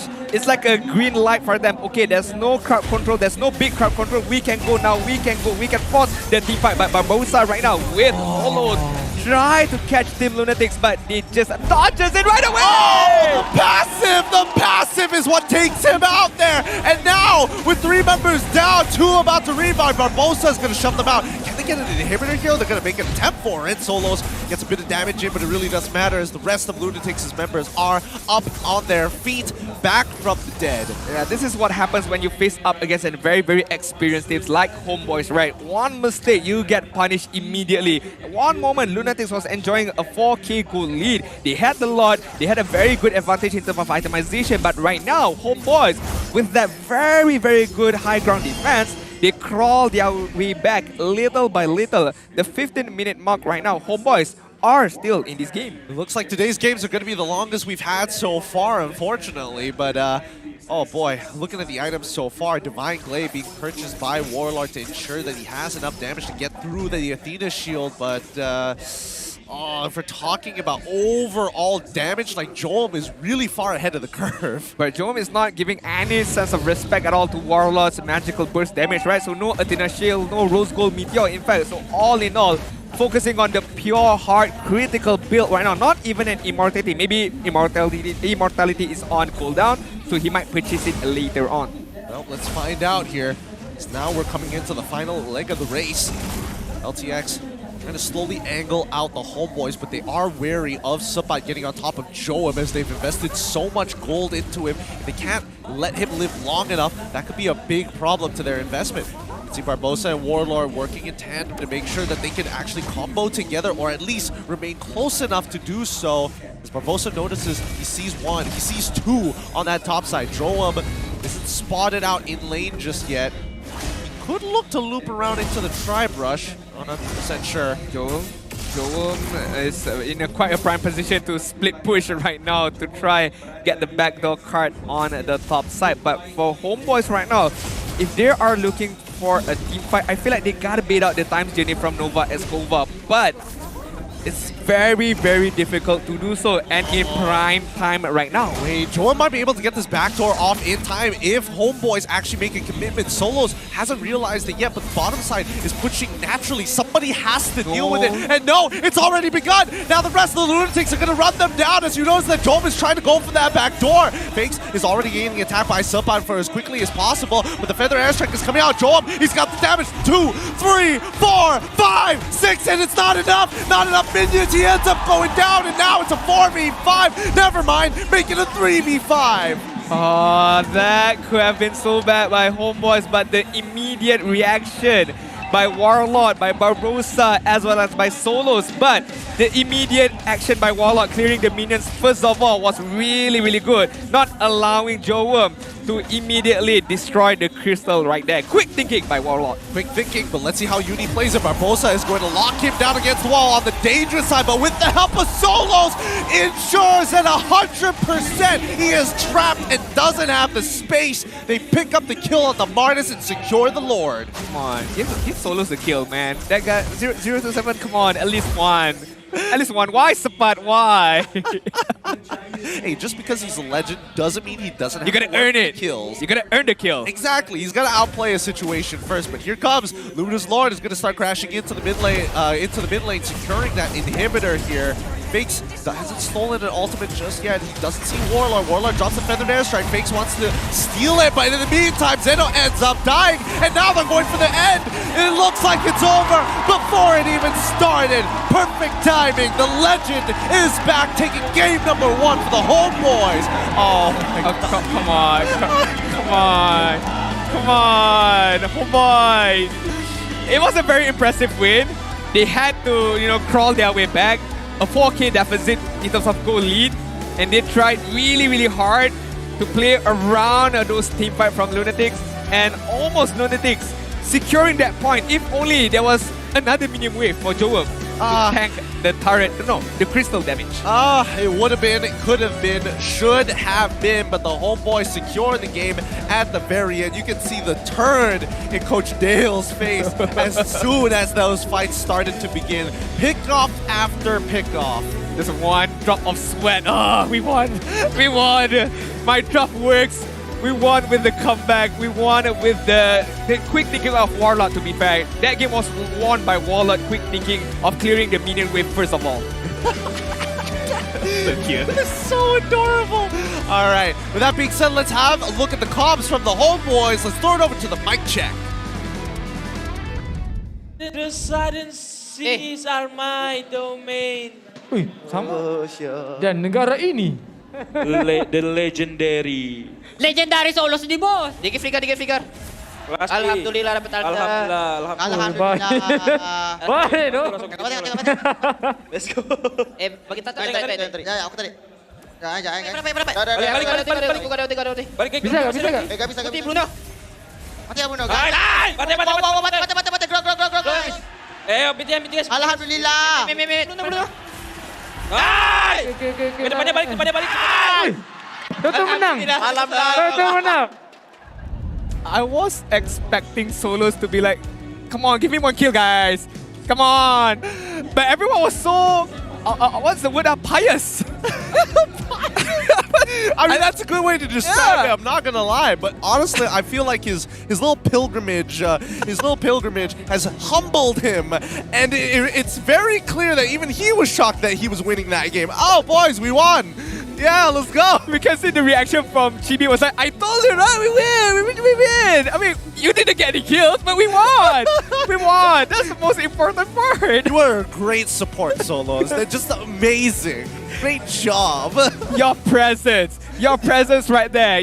Gaming on the ROG phone as well. Republic of Gamers, the #1 gaming brand in Malaysia. Get your Savage with the fastest and the most responsive display. And also climb through the ranks because it's a new season right now with the biggest batteries of all, 6,000 mAh. Because that's the biggest problem. Half the time you're playing ranked and you're having a good day, win streaking out of your mind, and guess what? You don't have enough battery power to keep on going to your mythic grind. Yeah, remember yesterday we were playing, right? Yep. Yeah, I didn't want to sleep actually because of my battery. No wonder you're using small battery. Unfortunate. Maybe consider getting an ROG phone next time. I should consider it, but right now, another thing that we should consider is the item build for these two particular teams. Now, Solos, yes, didn't get any kills, but I have to give a big of a props to him. The way he maneuvers around the team fight, right? The way he, kite around Bruno, around Uni as well just now, not allowing him to get a kill on himself. But another props is to Warlord, having the full itemization build, the Divine Glaive, the Lightning Truncheon, the Holy Crystal, but the battle IQ of Warlord, allowing Homeboys to crawl back into this game and manage to get a win. Yeah, I think he recognized that Fakes was a little slow on picking up his ultimate and instantly utilizing it because you have to reposition yourself. Warlord took advantage of that by instantly popping his Feathered Airstrike, getting immediate value so that when Fakes decides to actually use the Feathered Airstrike, it's too late. The front line is compromised and the rest of the team can cancel it out relatively quick. Alright, let's jump onto our post-game stats to look onto who dealt the most damage, who took the most damage right now. It's gonna be Jowm on the Lunatix side, almost reaching 100k gold lead. Okay, I'm not gonna discuss too much about the post-game stat. I'm gonna discuss more about what Jowm did.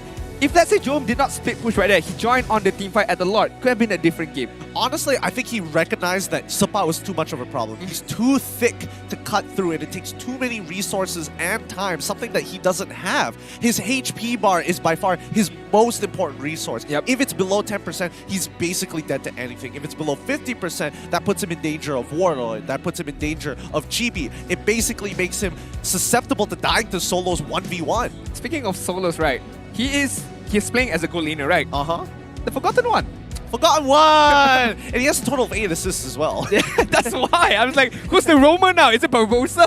Is it Solos right now? Shouldn't be Barbosa, but why Solos is getting all the assists? But I mean, again, the presence of himself being there, just support everyone around. But right now, we got nominate one guy from Homebois as our MVP of this game. Is gonna be Warlord, coming all the way from Indonesia with that Farsa pickup. Oh wow, I just thought it was an interesting state flag. But with an 83% kill participation and killing it on his KDA, he continues to rise in these ranks. And yes, there was a little bit of a struggle realizing how Fakes actually wanted to play this game, but then recognizing how much he could actually value off of using his ultimate super early on to get that impact that he was looking for. If only Jowm had a bit of time to clear off the crystal as fast as he can, things could have been different. If only Warlord really committed onto the teamfight at the Lord Pit right there, it could have been a different case. But hey, Warlord, that's the reason why Homebois brought him in. The vision, the battle IQ, the decision making as well. Hence why he should be nominated as the MVP. My hidden MVP will be Solos. Oh, your hidden MVP will be Solos. My God. 8 assists, come on. Oh, that's true. That's a good point. But let's have a look at the heat map from Warlord and maybe we can get some better ideas of what exactly is this battle IQ. 50 minutes to 17:30 in this game. I think this is around the Lord Pit side where he's trying to control that space and not really show himself too far. But notice that he doesn't ever put himself in too much danger by walking up into the mid lane river or anything crazy like that. He's just holding the spaces between the purple buff and as well as the core ball. Yeah, he knows that if he's out of position, right, Uni can immediately just go in with the Mortal Coil, with the Aushara Aura, and then using the Decimation to get a kill. So Warlord, I would say it's like he is taking good care of himself in terms of positioning, but at the same time possessing a threat to the opponent with the aggressive playing style from himself. But I feel like this game, I wouldn't say Lunatix played bad, but yes, there are a few moments of miscommunication. I wouldn't say miscommunication. I would say opportunity. Opportunity, yes, in terms of how they should have commit to that team fight again at the Lord, but instead there was kind of a split decision, right? Jowm wanted to split push. They wanted to take on the team fight, so I'm not too sure. I felt like Jowm should have stick with that team fight right there. I don't know. I would say that both decisions were correct. I got to give props to the Homebois because I think they understood that, hey, wait a minute, we don't know where Jowm is. 3 of their members have shown up by the Lord Pit, and we have 2 exposed inhibitors. So there's a good chance that he's actually going to go for that back door, and I think that's what they were considering walking up to the fight. That's why Homebois didn't immediately just start attacking the members who are covering the Lord Pit. Yeah, I mean, as we can see from the highlights brought to you by Garner, man, the early stages, Team Lunatix started off really, really well on form, hitting in all cylinders right now, but Homebois, as like Todak game just now, they adapted to the game as well. They know they are committing a few mistakes here and there, over-committing onwards to Team Lunatix, and maybe not respecting the damage that they can deal, but how they adapt back again. Look at his Solos, try his best to run away from Uni, but again, hey, the extra movement speed coming in from the Decimation couldn't run away. I mean, these movements, across the map. No matter what, they're getting cancelled. Like, even when Barbosa finds the initial engagement, he doesn't get his ult off in time, but instead saves it for later because of it. And I don't know. This early game coming out for the side of Team Lunatix did go rather slowly, and even when they got their advantage, they weren't able to close out this game. This was the moment, the very, very crucial moment right there. Jowm did not have enough damage to end the game, and Warlord immediately clearing up the wave right there. But Homebois, when they get that last Lord, they immediately focus on the crystal and managed to get the win. I feel like Lunatix shouldn't feel too bad about themselves. I feel like they played really, really well. Draft was not an issue. It was more of an execution and, you know, those mechanical skills, right? Barbosa was, I thought it was the time journey that stopped the ultimate, but he was cancelled, to be honest. Yep, with the motor coils as well. That's the good thing about it. Oh, boys. Man, when I'm thinking about these games, I can't get the fact out of my mind that Solos is already back to playing an All-Star. And because of that, our All-Star bonus event, the All-Star Last Encore, is available right now. With selected, you can select the limited skin that you want and redeem it for free between March the 31st all the way to April 30th? Yep, April 30th. You can complete event tasks to collect the Wish skin fragments and redeem one of the skins below. The Garo Gacha Arhat King, the Natalia Deadly Mamba, the Esmeralda Poison Vine, the Martis Death Rock, the Turizla Hammer Giant, the Alpha Crimson Warrior, and the Harith Fashion Expert, all of which are under the All-Star events and which are coming in full swing. So log into the game and enjoy these exciting events with all of your friends. 7 skins in totality that you can redeem, and in the space of, I would say, a month for you to be able to receive it. So guys, don't miss the opportunity from Mobile Legends. Okay, game number 1 is done and dusted. We'll talk a bit about the draft. Do you think it's a draft issue or is more of an execution or the counter plays from Homebois? Okay, first off, I do think it's a bit of a draft issue. There's a couple of things that you can't really control in this game. Number 1 is whether or not there is a direct relationship of the EXP, whether it's impacting the mid lane or the gold lane. In this case, it's the gold lane, right? And I think it's a very smart option to go for the Masha here instead of going for something crazy like glue. Well, I'm thinking of something else that actually... Benedetta, yes, that's the one. Things that can force priority. Because we know for a fact the Homebois, they know that their early game isn't going to be as good as Lunatix no matter what. So you might as well start playing for trades and counter engagements, which is something Barbosa is good at and has shown to perform effectively beforehand. One thing that Sepak could have done differently as well, but I mean, okay, they managed to get a win, but Sepak could have thunderclap the Nova Escobar, right? The Digi, and forcing him out to use the time journey early on. But that would mean he's taking a lot of damage coming in from Jowm. So focusing down on Jowm was really, really good, really on point. And hey, they managed to get the win. Well, let's see whether that's going to be the case again here in game number 2 of this best of 3 series. Currently, Homebois are at match point, and it looks like a couple of bans have been going through. It looks like it's Kadita, Kaja, Arlot, and as well as the Joy. Homebois on blue side, Lunatix on the red. And thank God the Kadita is banned, man. I'm sick of this hero already. I don't know why.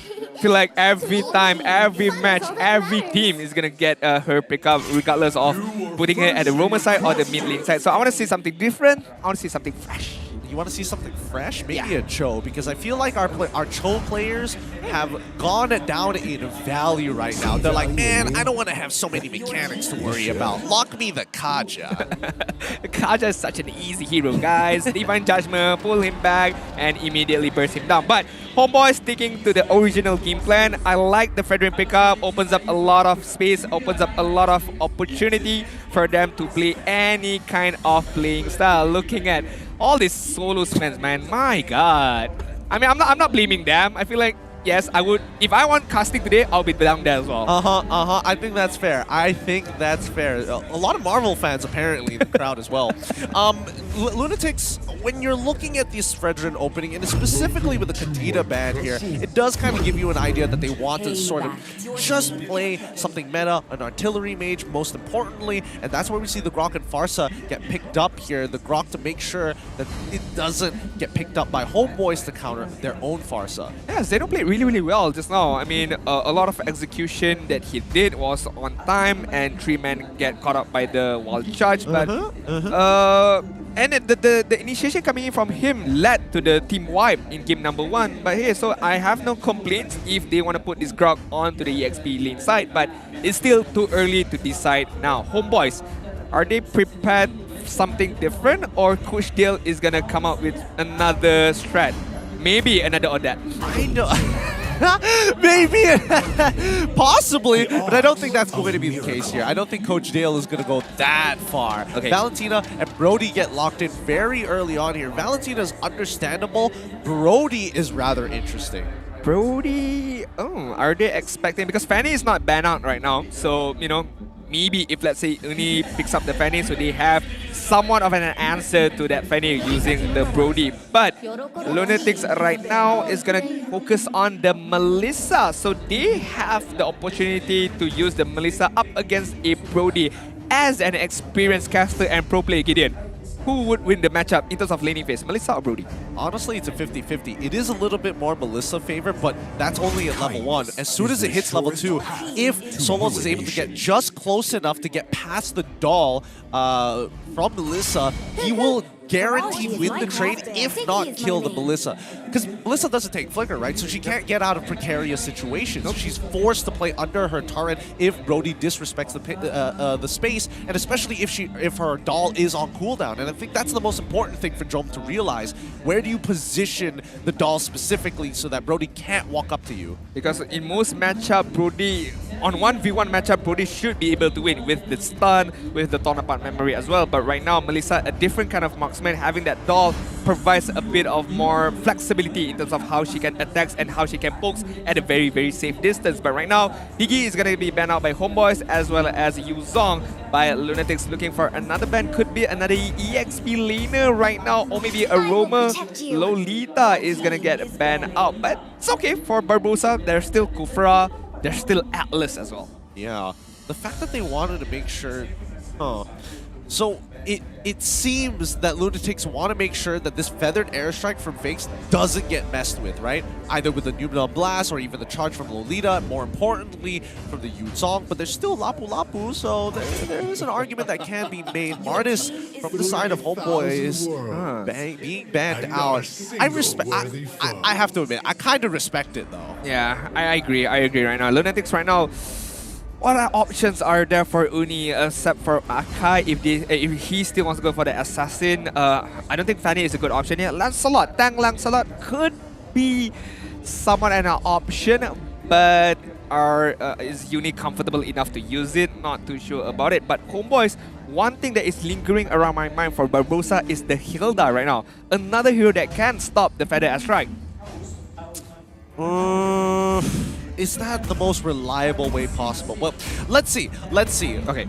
For Lunatix, they still have that first pick on the second phase, right? Maybe this can give us a little bit more information with where their head is at right now. Because if they want to fight, they can absolutely fight. So Grok goes into the EXP lane. They want to have that Franco just in case we see Homeboys pull off something crazy here. I'm guessing they want to pull Brody out of position. I'm thinking about the way that it's going to interact with the jungle to slow down the power farmer Fredrin himself.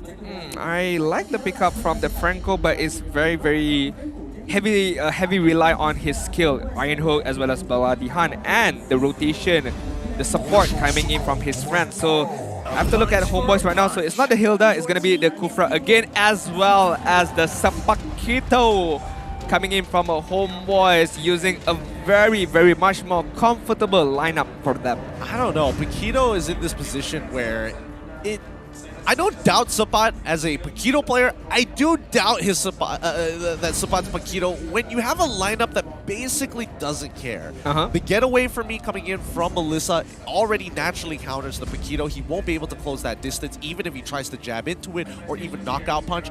Franco is able to bite him. We have Grok who's able to knock him up. We have Feathered Airstrike to ensure that if he tries to close and disrespect the space that he gets punished. Yeah, and the Akai as well, coming in from the heavy spin as well. So Sapat gotta time his 1-2 punch combo really, really well. Maybe try to get a Fakes off guard, out of position, and try to limit the Feather Airstrike duration later on. But hey, Barbosa is still there, Valentina is still there as well. So whatever Lunatix can do, Valentina can do as well. Yep. It's going to be an interesting game here with Homebois now in a peculiar position where they don't have as much pickoff or kill pressure as they did before. However, they've got great pushing power, and I think most importantly here, their early to mid game is going to be in a better position compared to game number 1. However, Lunatix on the other hand, my god, the kill pressure is huge, the CC insane, the utility, oh, through the roof. It really depends on how they use all the abilities that they have on game number 2. Match point for Homebois, Lunatix and Homebois battle it out. Will it be a clean sweep for Homebois, or Lunatix have something to say about it? Let's see whether Lunatix try to even it out as they immediately start the invade and slow down the jungle clear from their opponents on the bottom side. Homebois on blue side, Team Lunatix on red. Right, early on we can see that Brody or Solos helping Chibi out to clear his wave as fast as possible, or the orange buff as fast as possible. But right now, Nova Escobar as well as Barbosa looking to rotate on the bot side, giving information, giving vision for their teammates in order to for them to prepare the next piece of attack. Again, both sides pretty stale lane so far. Lethal Wanderer goes into the hand of Team Lunatix for now as Frederick continues his power farming journey.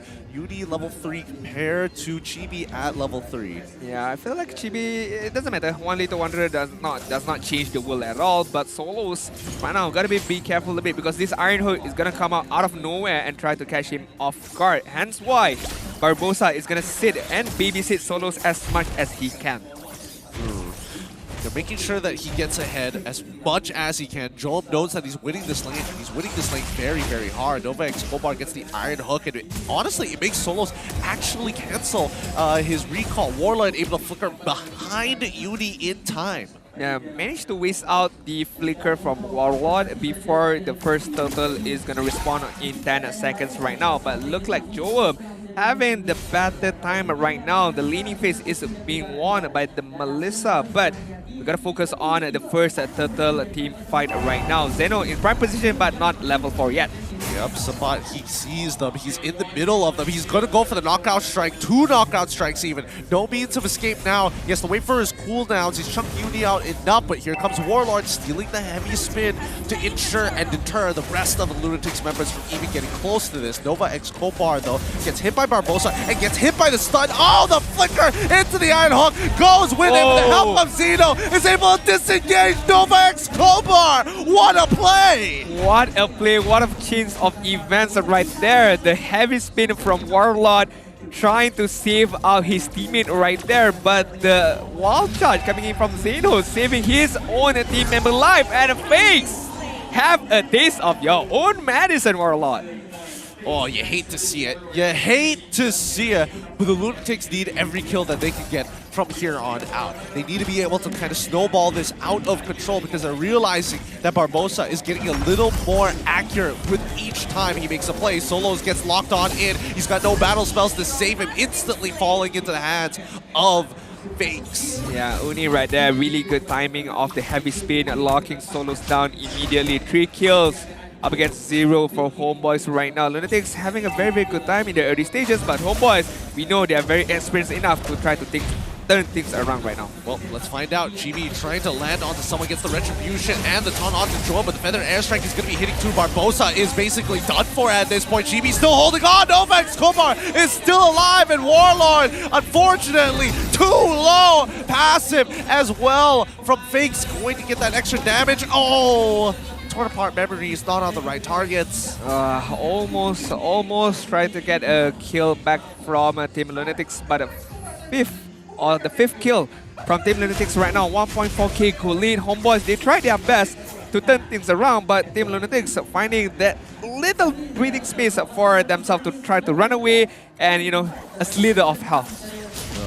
Well, let's find out here as Nova Escobar once again looking to disturb Supat as the lane swap has been complete. Solos will be gaining a blade of Heptases. Nova, such fast hands, flickers out of the range. As the rest of LTX look to gather, Solos is going to be 4 seconds behind here. But Warlord, he's keeping them all out by himself single-handedly.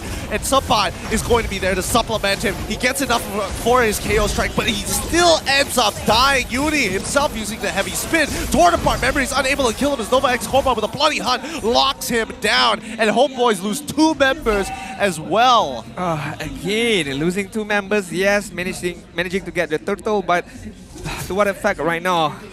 Lunatix just climbing up the ranks in terms of gold lead, in terms of kills, as well as in terms of itemization. Gold ranking, Jowm on the top charts, followed by Fix as well as Uni. Homebois, they cannot catch a break right now. They try their best to, at least get a kill back, but every single decision that they make is being countered by Lunatix right now. Yep, and Lunatix are making sure that they continue to keep this small compounding interest in their favor. They need to make it to at least 5k by 8 minutes, and all that comes out. Oh, the Iron Hook was looking good, but Warlord, rather interesting, transforms into the Akai. Does that cancel it like I thought it did? Huh. It practically did. That's the first time I've seen some kind of interaction right there, but hey, good to know you can cancel out a Iron Hook when you're using a Valentina, but right now, Uni. Well, I mean, it's not a lot of damage and not enough to really threaten them. Big ultimate down for the side of Team Lunatix, but I don't think Homebois wants to take advantage of it anytime soon, since there is 30 seconds left on the clock until Turtle spawns. Sorry, Lord spawns this time. Wait, no, it should be the final Turtle. Yes, final Turtle it is. We'll see how it plays out. The damage coming in from Jowm is really big right now. But Fix! He gets put down to 1. How? Subbot walks up from the flank and tries to make a play, getting a pick off onto this Farsa. That would have been huge. It's just not Homebois games right now. I mean, every single thing that they do right now, Team Lunatix is just avoiding with a single slider of health, and Lunatix are counting their luck with each moment that they get away right now. But the 6th-minute mark is here. The next turtle is gonna be taken by Chibi, but Nova Escobar. Yep, he gets hit by the Blending Hunt into the Feather Airstrike. One simple combo puts him out of his misery, as Uni will have to use the heavy spin. He gets it as well, winning out an important retribution battle there. And now everybody goes back to reset. It's not looking good for Homebois right now. Still not managing to get any kills. We are approaching the 10-minute mark, but Lunatix building up upon the lead that they have, 3.5k goal lead. Nova Escobar and Hook doesn't connect the 2 solos, who manages to run away. How does Homebois try to crawl their way back right now? I feel like everything that they do is correct. It's not paying off right now. Yeah, it really is coming down to 1 or 2, like, if he was there slightly earlier, if he was later, or used his ability slightly later, then it would make a difference. And I think, Lunatix are realizing that, yeah, Homebois at the end of the day, they're making correct decisions, and we're honestly coin flipping these fights, so we have to slowly develop our advantages. I feel like one of these days, one of these team fight, the luck is going to run out for Team Lunatix, so they have to grab a big hold of this particular lead. As we mentioned, Barbosa. Yep, he already finds a pin onto Barbosa. Uni has done a great job to allow the rest of his teammates to completely annihilate him. 0-4-0 for Barbosa. Not the best of games right now. He tried his best to try to capture the opponent, but he was captured by himself right there. So maybe Homebois can look on towards a different approach right now. Heavy spin pushing away the marksman, but unfortunately it does mean that Nova X Homebois will secure this kill onto Solo, standing in the middle of that doll. Fakes, flickers forward, but Warlord, reaction time does the same. Almost getting a kill by Fix right there. 4-0-4 right now. 10 kills, and Homebois again and again, still not managing to find any kind of opportunity for them to get a single kill up on the boss. And Lunatix lead is growing bigger and bigger by the minute. May not be the fastest in the world, but at least it's still going up. Subbot is on the run here. Zeno is going to clip him right at the edge, and that's another free pick in the hands of the Lunatics. Another kill, another goal, another advantage for Team Lunatix right now. Homebois, they have to reset back again. They have to reset and they have to shot call right now. What do they want to do? Do we gotta focus on a 4 versus 1 kind of composition? Maybe let Subbot split push and all of them focus on a 4-man team fight, or They just have to wait it out. At least Brody gets some items, Valentina gets some items as well. Yeah, it's not going to be easy, especially with Team Lunatix. They're making sure that they're playing slow. Conceal is going... Oh, the Iron Hook doesn't connect on Chibi there. What? Hey, it's the magical of Mobile Legends, man. You see something, it doesn't mean if it's true right now, but you gotta take a look on the middle side right now. Nova Escobar as the main frontliner. Sapat is there, Warlord is there as well to give some form of backup. Yeah, and both sides are playing it extremely slow, making sure that they can maximize their entire jungle resources into not only Chibi, but Solos as well, who is falling further and further behind against Jowm, who is 4-0-5 right now. Yeah, and as a Brody, if you fall off this hard, it is really, really hard for you to come back. Looking at the itemization right now, Jowm, the corrosion side is there, the DHS as well, so the more armor the opponent has, the more damage that he can dealt. As well as the Golden Star providing more extra attack speed onto the opponent. Well, let's see whether that attack speed is going to make the difference.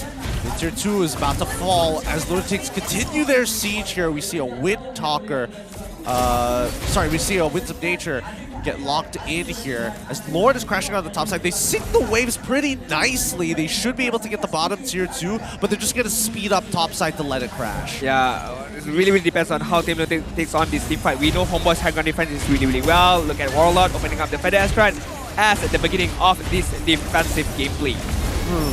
It looks like Jowm is already going in with the Inspire. He's already hit 3 people, sending it forward even more with the last minion already down. Sapat looking to cut them off. He's got some good damage. Barbosa can't seem to make it happen. They're so low. Even with solos, he just doesn't have the damage. Chibi, he already finds one, gets the initial taunt. It's a 2-for-1 trade so far, making a 3-for-1 trade. Solos is just too far behind. The torn apart memory don't do enough. That could have been a good moment by Homebois, but as I mentioned, the damage wasn't enough, the torn apart memory wasn't enough, and Lunatix is just too far ahead right now in terms of goal, in terms of itemization as well. Barbosa tried his best to bait the minion out, but he's gonna get caught out by the Feather Astride. Yep, he manages to live for another day. No, he lulled him for the very end. Fix, you dirty boy. My oh my, giving a fake hopes by Fix right there. 706, 15-1 in terms of overall kill and almost a 6k gold lead. Lunatix, if they lose this game, it's gonna feel so bad for them. They're having a humongous lead. It would take a miracle for Homebois to win this game. I think there's a chance Homebois can still bounce back. And the one situation where I can actually see them is if Warlord is able to select a very strong ult, maybe a Grok, I would say, because of its AoE. I would make an argument for Franco here too. Even the Feathered Airstrike is really nice, but it's all about the setup, and unfortunately for Barbosa, Team Lunatix are ready for him. Alright, the lot then is gonna begin right now, the 12-minute mark. Look at Sapat, he's gonna split push on the top side, leaving Chibi as the main guy try to contest this Lord. Lunatix are also taking it quite slow right now, just waiting things out, waiting the engagement coming in from Homebois, and I feel like Homebois might just let this Lord go, but no Vice-Gova. Oh, but he tries it. Akai's the one who actually picks it up, and Yuri finds a close around Barbosa. Feathered Airstrike from both sides coming out. It's the overlap. Chibi is caught in between. He's working together. Oh my goodness! The Appraisal's Wrath takes him out, and it's going to be Jowm who finds a kill on Barbosa himself. Majority of members of Homebois are kind of low, so they are going to back up and reset. That team fight, I like what Solos and Chibi did right there. Solos flickered forward, stopped the Feather Astride, used the torn apart memory, as well as the Appraiser's Wrath coming in from Chibi to try to take a Fix out right there. So a very good decision making coming in from Solos, immediately taking out one of the main damage dealer coming in from Lunatix. But right now, Lord is gonna march on the top side, as well as Team Lunatix. 4 men are alive right now and could be to end the game, or at least get all the inhibitor turrets as well. I think they can absolutely do it here, and so far with Nova X Komar hitting some very important iron hooks, and Jowm, he's all in with the Inspire as well. Barbosa ends up dying, a double kill. They even pick up the kill onto Solos as well. Jowm absolutely demolishing, gets the inhibitor, and now they make the play. Nova X Komar already flickered, but the heavy spin is going to keep 3 members of the Homebois as Warlord tries to make an attempt, but it's too late, and that's going to be game number 2 for the Lunatix. That was hard carry by Jowm. I'm not going to lie. Whatever he did, whatever he ate just now for lunch, it paid off really, really well. 8 kills, I think 1 death. But the way that he opens up the go away, the right timing before the Titans Revenge even could connect. Hence why he got the double kill in the end, managed to win the game. Well, what a win. What a major win, and especially against solos as well. Making sure that he not only abusing his level 1, but making sure that that matchup wasn't even possible for solos to play. Yeah, 8, 1, and 7 is the final score coming in from Jowm, and I feel like he's going to get the MVP for this particular game. Again, Lunatix played really, really well. They focused early on, they snowball really, really hard up until the 6th minute mark, 7th minute mark, a humongous goal lead, and hey, what a way to win the game. Yeah, what a way indeed. Fast adaptation towards the end and then the snowball to ensure the victory. But what about game number 3? How are they going to start adapting it? Now that they've kind of seen each other's drives, it can be a bit tough. But let's hear the comms coming in from the side of the Lunatix. Go for going mid. Aku terlebih dia flicker. Dah flicker. Ready bottom. Tengok Nova.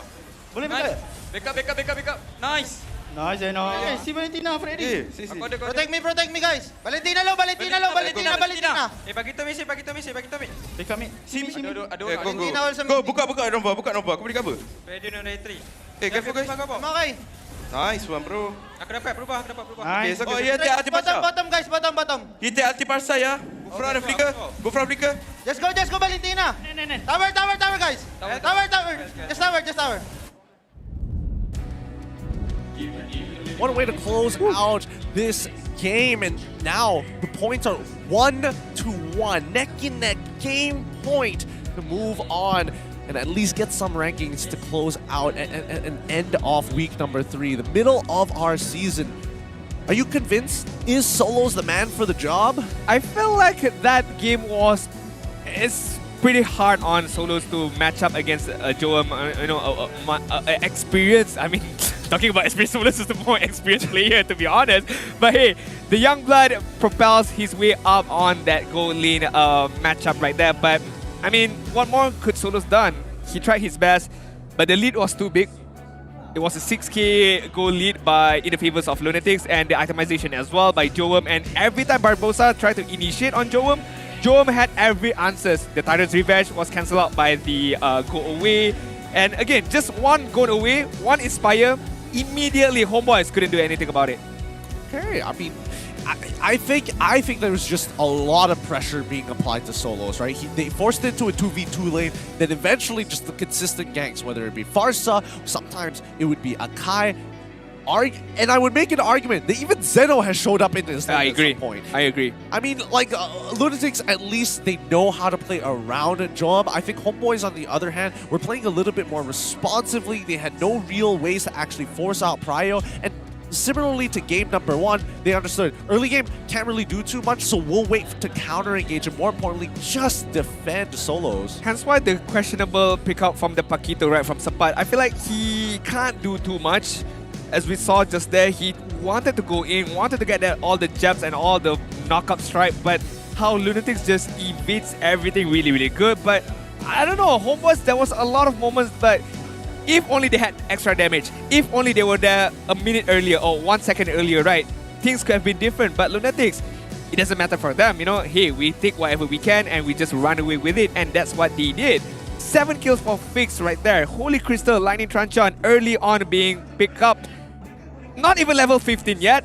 Possesses a lot of damage onwards to Homebois. Yep, a lot of damage indeed. Looking at the post-game stats, we are seeing the difference. Lunatix dominating this game. It's 14 minutes long, but an 18-3 score. Wow, 40 minutes on the dot. Really, really impressed. But yeah, Lunatix right now, I feel like very, very good game in terms of drafting. Jowm really, I feel like he put everyone onto the backpack and just carried everyone in this particular game. Almost 100 key damage.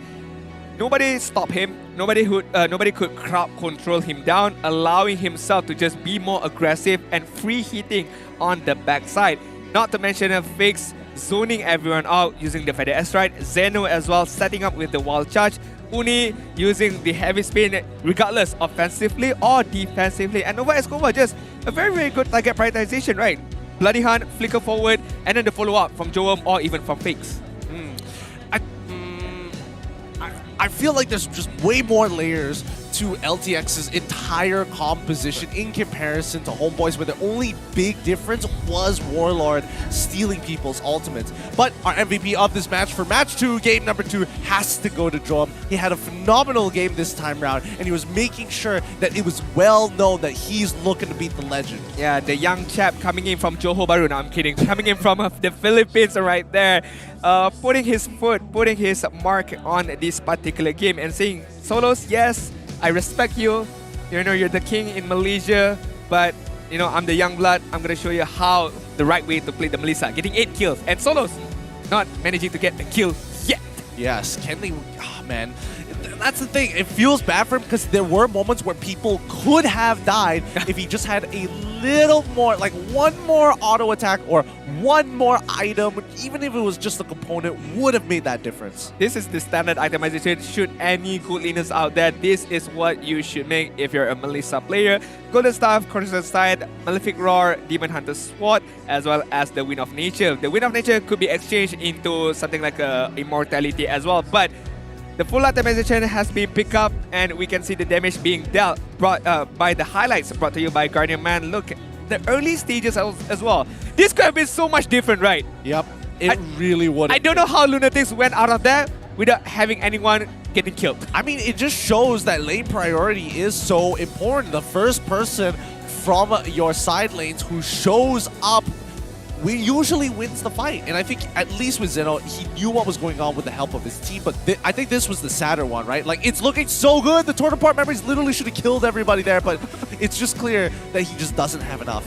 And only one guy died, and it was Jowm right there. It's so tough, to be honest. As you mentioned, when the Torn-Apart Memory was popped, I'm immediately, okay, double kill, or at least triple kill coming in from Solos, but nobody got killed right there. Everyone was just like a slither of health away, and the Lord Dance, you know, Nova Escobar focusing on Chibi, not allowing him to steal the Lord away, just allowing Team Lunatix managing to win this game. I think it's more just... it's tough to say. I could keep on speculating for days, but I think the adaptations for game number 3 is going to be by far the most important one, because the winning strategy for Lunatix seems to always just be playing around their Filipino, and maybe, just maybe this time, Homebois might even consider, I don't know, a proper EXP laner that isn't Paquito that can force priority so he doesn't move second. I have a conspiracy. What's the conspiracy? Maybe Homebois purposely give a point away because they want more airtime for Solos.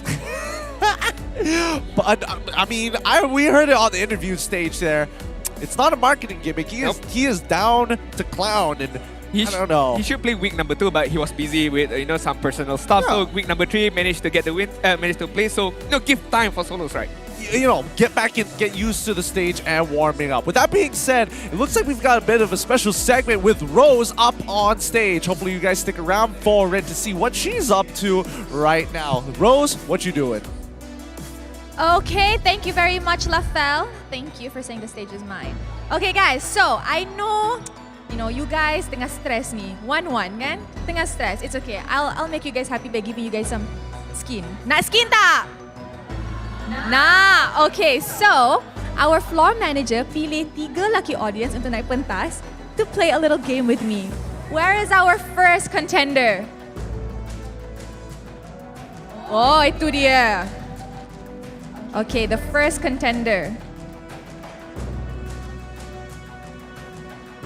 Hello? Hello. What's your name? My name is Muhammad Syaraizam bin Muhammad Syamsuddin. Panggil apa? Haizam. Okay, Haizam. Ya, abang? Muhammad Zafrin. You guys nak jawab together ke nak jawab sorang-sorang? Sorang-sorang, okay. You first. Okay. Okay, Mak, you boleh tunggu nanti sebab I akan bagi soalan yang lain, okay? So, macam ni tau. I akan bagi satu soalan, the crowd akan count down. So, kalau I cakap 10 saat, dorang akan count down dari 10 saat. Dan you kena bagi jawapan tu dalam 10 saat. Kalau abang tak dapat bagi jawapan yang betul, abang kena buat pose. Ikut hero punya ulti. So, Abang ni kena jawab betul. Okay. Ready tak? Korang countdown tau. Everybody, countdown, okay? Okay. Ready? Dalam 10 saat. Sabar. Dalam 10 saat, bagi semua player Homebois hari ini. Sepat, Warlord, Barbosa, Solo dan Chibi. Wow! Okay, very good. Thank you. Okay, Pandai. Okay, mana contestant kedua kita? Contestant number 2? Okay. Alright. Okay. Korang rasa 10 saat lama sangat 3 saat? 1 saat? Weh. 2? I rasa kita bagi 7 saat kali ni. Okay. 7 saat Hai. Ready? Okay. What's your name? Kai. Okay. So, dalam 7 saat, bagi 5 fighter heroes. Lapu-Lapu, Yuzong, Makwito. Okay. So, korang nak tengok abang ni buat ulti apa dekat stage? Yuzong?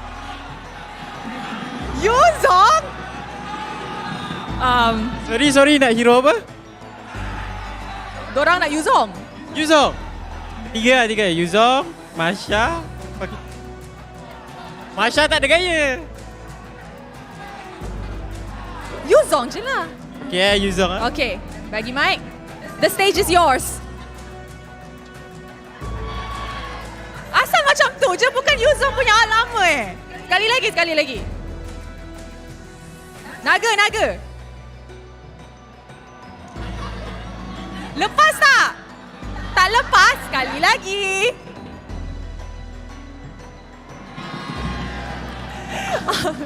Alright, thank you very much. Alright guys, contestant number 3. Okay.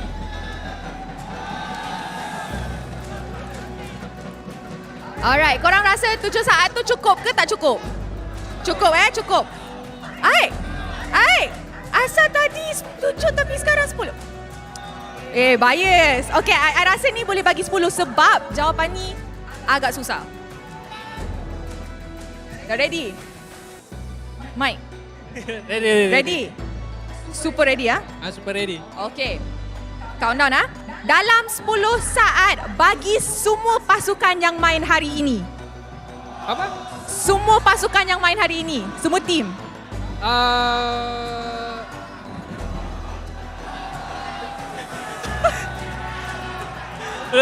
Retik dengan Homebois. Yang lain? Semua pasukan. Ingat. Todak dengan... Dah, habis dah. Asal macam lamanya 10 saat korang ni. Makin lama. Okay. So, nak pose apa?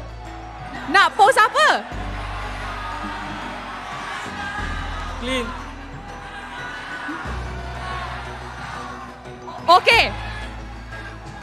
Okay guys, I rasa I nak tengok ulti Atlas. Ulti Atlas. Argus. Atlas. Bukan Aldos. Atlas. Okay, good luck. Atlas.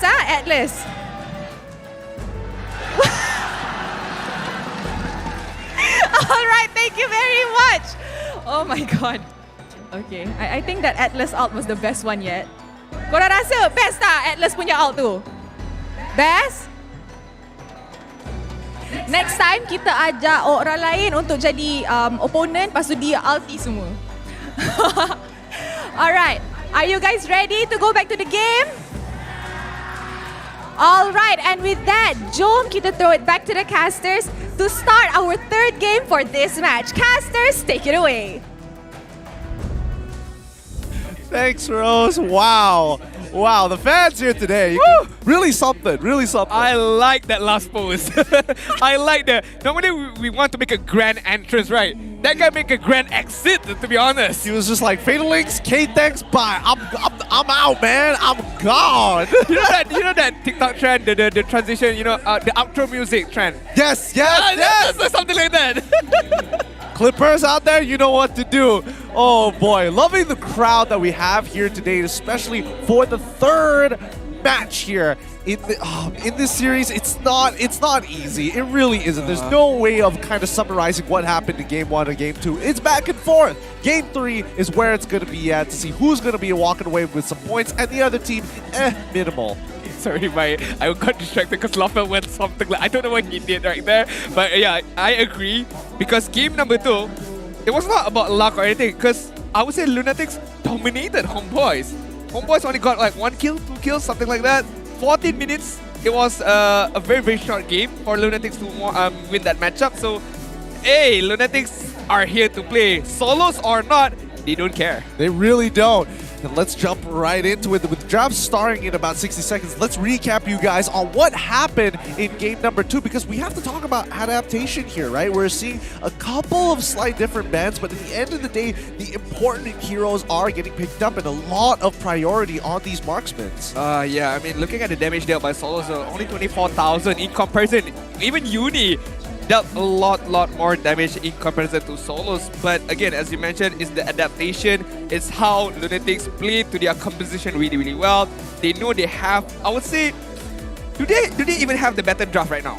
I feel like a bit, not too much, just a little bit right now. Because Sepat, he requires to go in, right? It's a melee hero. Paquito, he wants to dive in. He wants to deal a lot of damage on to the opponent's side. But how Lunatix play it really, really well. They have a long-range damage coming in from Fakes. They have I would say a AoE kind of damage coming in from Jowm as well. So, 1 + 1 = 2. So everything just felt really, really good for Team Lunatix. It really did. And I think, for both teams, their entire strategy just revolved around the gold lanes. I don't know whether or not Homebois is going to do it again, but I know for a fact that Lunatix, this is their style. I feel like Solos have to, dish out his secret weapon. His secret weapon? The Nana BOD. I thought you were going to say like Moskov or something like that. Like, give me a real marksman here. The Nana BOD? The Nana BOD. One of his live stream, he did mention, I'm training for my Nana BOD appearance. If only.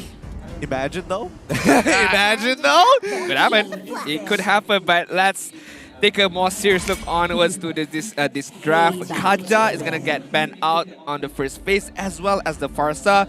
Giving a bit of respect to Sphinx. Game number 2 really, really popped off. Arlot as well. Standard ban coming in from Lunatix. But question is, if Fedrin is available, do Homebois still pick it up, or Martis should be the answer? I don't know. I think it's really, really tough because, again, even though, if Homebois take the Fredrin, at the end of the day, it's Lunatix's decision to decide what the gold laner is going to be, because that's where the strategy is lying towards. So far, the Arlot, the Joy also gets banned. I don't know if Homebois really want to change too much because I feel like their bans are pretty standard overall. Oh, they're the ones who banned out Fredrin. Okay, if Martis is not going to be banned out right now, I feel like Homebois should secure that particular hero first to give to Chibi and allowing himself to be more aggressive with the help of Barbosa having much more of a setup kind of a frontliner to open up the map and to set up for the kills. But hey, I get you are trying to focus on the good lane side, but I mean, as much as we want to focus on the good lane side, there has to be a bit of support coming in from the other roles as well. Yeah, they have to all work in tandem with each other. And now with Lunatix with 11 seconds left on the clock, knowing that Fredrin is already gone, no, they're still committing to their same bans here. It's going to be Glue once again. First pick going over to the Homebois straight away. They lock in Yves without hesitation. Yves Romer again? Maybe not. I mean, you never know. Barbosa could be like, guys, trust me.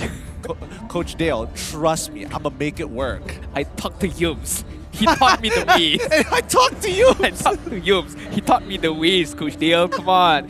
Let me have it right now. But hey, still, right now we know that this Yves could be flexed all over the place. But Lunatix right now have the opportunity to secure the Martis, but they're gonna get the Cloud as the first pickup to be given to Jowm. You know, a very, very comfortable hero for him. A bit of mechanical in comparison to Melissa, but we know a lot or most of our goalies should be able to play this Cloud.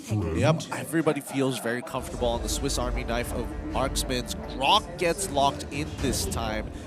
Well, do they want to get Valentina this time? I don't know. The fact that they're giving Nova X Kobar Grok, even though Yves has already been shown and not putting him on something like Franco, would tell us that they generally just want to control the mid wave. So I'm guessing Kadita could be a possible pick for Lunatix in the upcoming round. Kadita Roma?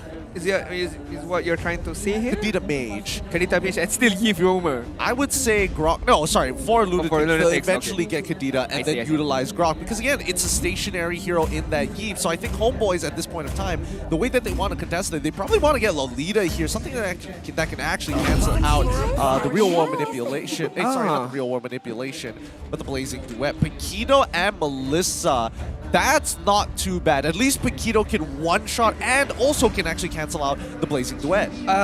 Is it not too early to show the Paquito right now? I feel like, you know, there is a lot more ways for Lunatix to play around this Paquito, but hey, I feel like, you know, in the hands of Sapat again, could be somewhat of a different kind of a gameplay, but could still be flexed onto the jungle. This could be a Paquito for Chibi. That's what I was thinking about, right? Because I'm thinking that, okay, it's super early to show it off right now. If he puts it in the jungle, at least there's going to be a constant presence of that Paquito rather than just limited to the EXP. And not to mention that it's Grok. Grok basically just hard shoves the lane every single time, and it can be a pain to deal with. Hayabusa gets locked in as Lunatix get into the second phase. They ban out the Hilda as well so that nobody can affect this Hayabusa in the earlier stages. Yeah, I mean, I like the bans and the pickup from Lunatix, getting the Assassin, getting the Hayabusa right now with high mobility. Very hard for Paquito to catch him on, and immediately banning one of the most annoying counters to any kind of Assassin, which is the Hilda. But, you know, Homebois could still pick up a Masha rumor for, in fact, you know, to just disturb this Hayabusa as much as he can. Well, let's see, because we still haven't seen a marksman pick. We still haven't seen a support pick coming up from the side of Homebois. Franco gets banned out. They just want to cover their bases here, making sure that the suppression is gone completely. And that's a Diggy ban from Lunatix. Lunatix right now, I feel like the Grok should be played by Zeno. I mean, he's, you know, doing really, really well with that particular hero. And Nova Escobar, something like a Lolita, something like a Lolita could be quite good right now, you know, in combination with the Numinum Blast as well as the Blazing Duet. And just provides a bit more of a map control kind of playstyle for Lunatix right now. Atlas.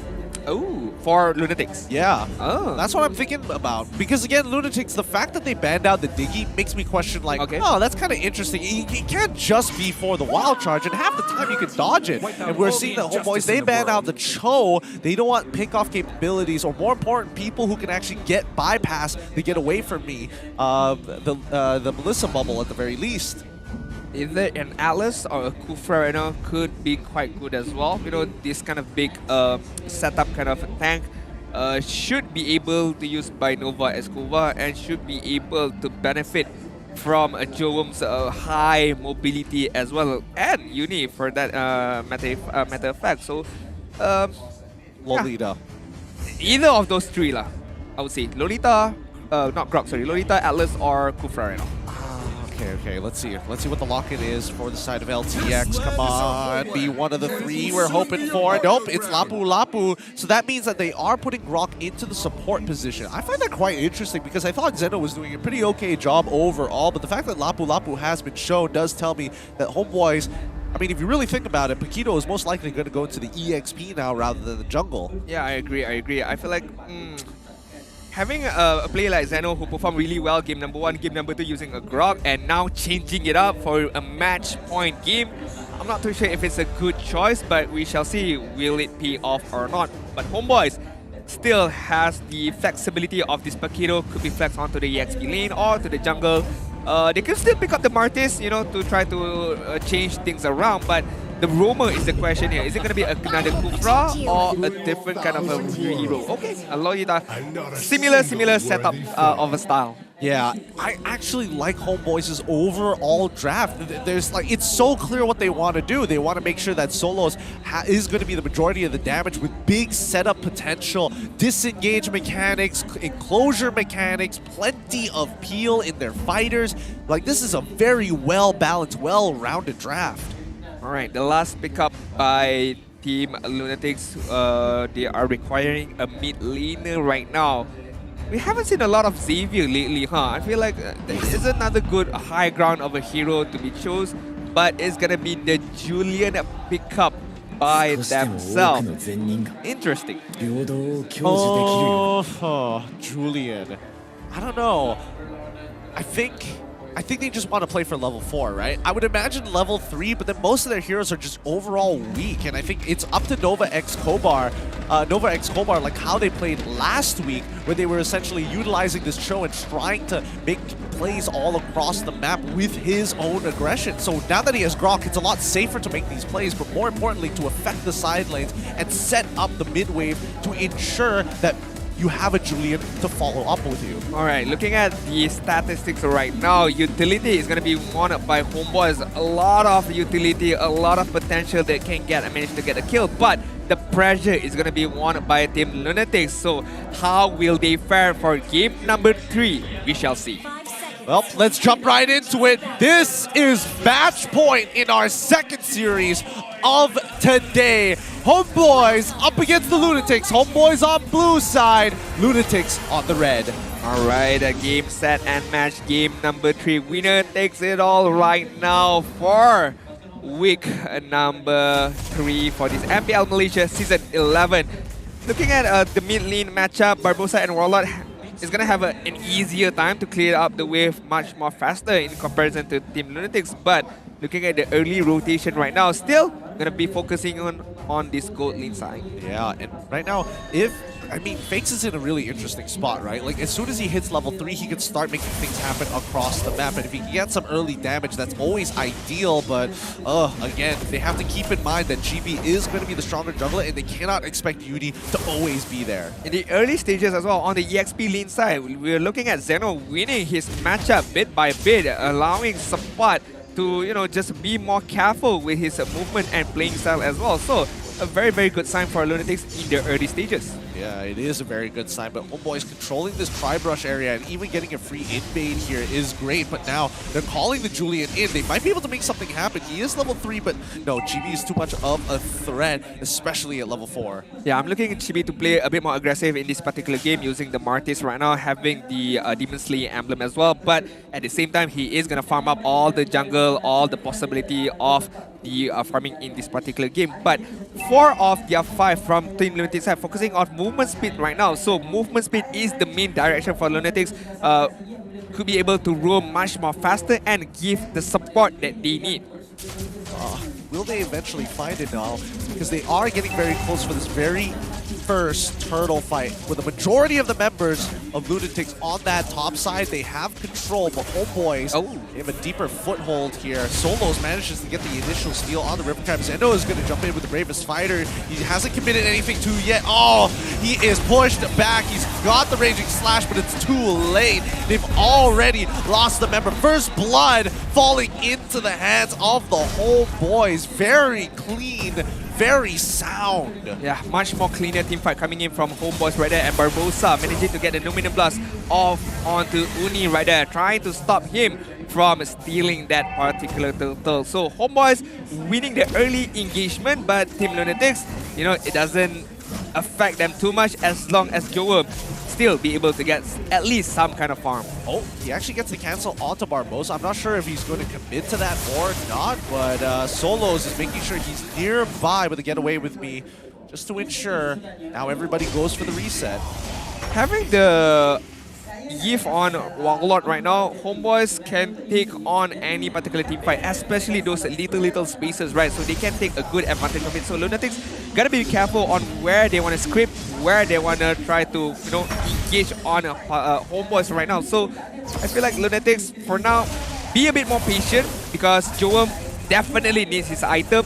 and maybe it could look for some kind of a split pushing. So a 4-to-1 composition could be in the favors of Lunatix. It could be. And Nova, Escobar, and Barbosa are just trading hits on each other. It really doesn't matter, but the blazing duet coming out from Jowm is going to clear the way, forcing out the real-world manipulation. Chibi doesn't realize how many people are actually in here. The trap has been set. He's trapped. He can't get out. Lolita tries with her own ultimate, the Numenor Blast, and it's successful as Chibi is able to get his Decimate off in time. Fakes flickers in for him. Barbosa doesn't get the charge off on top of Fakes. Oh, so down to the wire. Zeno getting a good trade against Subbot here. He just wait, that's disrespectful. Hey buddy, what you doing here? Zeno, is he gonna commit? He doesn't have his ultimate anymore, but Subbot also realizes he doesn't have the health to keep going on. I think Subbot thought that Zeno is gonna clear the minion wave first and let Subbot be, but then again it's like, oh okay, you're still here. I thought you were gonna clear the wave. Okay, my bad. I'm gonna recall even further back.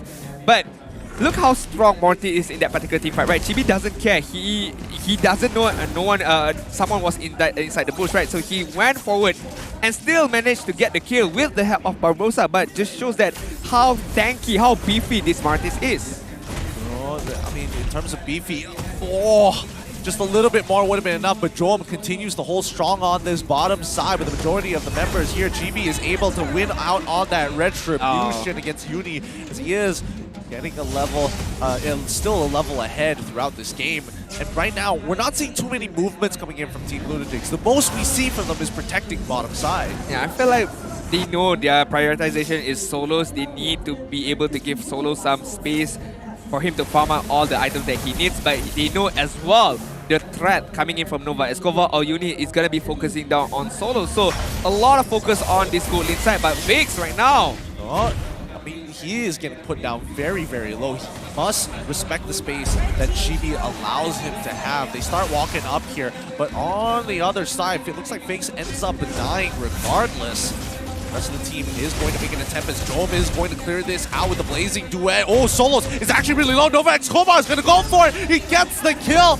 Does he? Yes, he does. He secures it with the power of nature, but in the meantime, that's Subbot dying to Lapu. I am confused what happened just now. A lot of kills from the bot side to the mid side right there, and Solo tried his best to maneuver around the space, but end up getting killed by Team Lunatix. But Homebois is still managing to trade on the mid side just now. So all in all, I would say it's a 50-50 trade in that little skirmishes right there. I think so too. I think it's been really, really solid. They're planning on trying to punish Barbosa here, but they don't get too much. And more importantly, the enhanced sides completely whiff, forcing Jowm back underneath his turret. Top side still getting attacked in Uni, just making sure he isn't wasting Zeno's time. Yeah, look at the damage right there. Subbot slowly building up the damage up against Zeno. Although Zeno, yes, is kind of winning his leaning matchup right now, managing to get that turret on the top side with the help of Uni just now. So Team Lunatix right now still, although it's a 3-4-3, 200 goalie for Homebois, they still need to look for that opportunity for a pick-off, and hopefully maybe Nova Escobar can provide that space. Well, let's see. Now the turtle dance has begun. Subbot's holding the mid lane, 2 people, including Fakes, who's nearby. But Barbosa, he's looking for the opportunity. It's Uni who walks away with it this time. He wins out that 50-50. Oh my goodness! I love a battle of retribution between 2 good junglers right there. Chibi might have won the second turtle, but the third turtle was won by Uni. But right now, Barbosa! Oh, he flickers backwards. He actually gets 2 there. And now they're stuck in the real world manipulation, but it's too late. The damage has been done. Barbosa loses a resource and his life. But Solos, he might be able to get this kill onto Nova Escobar, believing himself open to Uni. Drops down to get away from me as Fakes tries to get on top of him, utilizing his flicker at the same time. That's a bit unfortunate. Yeah, Solos, kind of a desperate measures right there. I want a kill! 3 games has been played. I haven't gotten a single kill at all right now. So at least get me 1 kill. I'll be happy for the day. But Team Lunatix holding their ground really, really well. Yes, they are playing a bit more aggressive, but gotta be careful because Homebois, at any given moment, they could turn things around. But for now, Team Lunatix still holding to this little lead that they have. Yep, they've already broken the tier 1 here. Solos and Jowm are taking a couple of shots at each other. As Nova and Scoba already using the wild charge. Zeno is trying to get into the middle of that fight. Jumps in with the Bravest Warrior. And now with the Raging Slash has to flicker on out of there. By the backline, Jowm with the Blazing Duet. Solos hungers to the damage, but it's not enough with Fakes able to chunk him out the very last second. He will give up his life for the fight. Solos tried his best. The Inspire was there, the go away was there, but the damage wasn't enough. Jowm had that little bit of advantage right there, had a little bit of more attack speed, killing off Solos in that particular team fight. But all in all, I feel like it's still okay for Homebois. At least they get a return kill onto Fix. Not the target they wanted, but the target that might be needed right now. Yeah. Now, here we go. This is the important one. The Lord is here. And we need some confidence coming out from GB after losing that previous one to Uni earlier. Oh, that was a brutal neutral objective to lose right at the very end. But here we go. The Lord dance begins. Uni's on top side. He sees Solos straight into the Oki Shadow kill. He's found his kill. He's found his pick. And now Nova and Zeno are jumping into the middle of the fight. Bravest Warrior has already been expanded out. The stun is gone. And Fakes is nearby to stop anybody who gets in the way. Zeno with the Raging Slash already. Numenon Blast ignored. Wait, Barbosa able to flicker and getting 3. But it's the Blazing Duet that's going to make the difference here. Forcing out the real world manipulation. Sabat misses the jab. And now he's got no resources left. 4 versus 4. Uni dead, Chibi alive, but with no retribution, it's going to reset.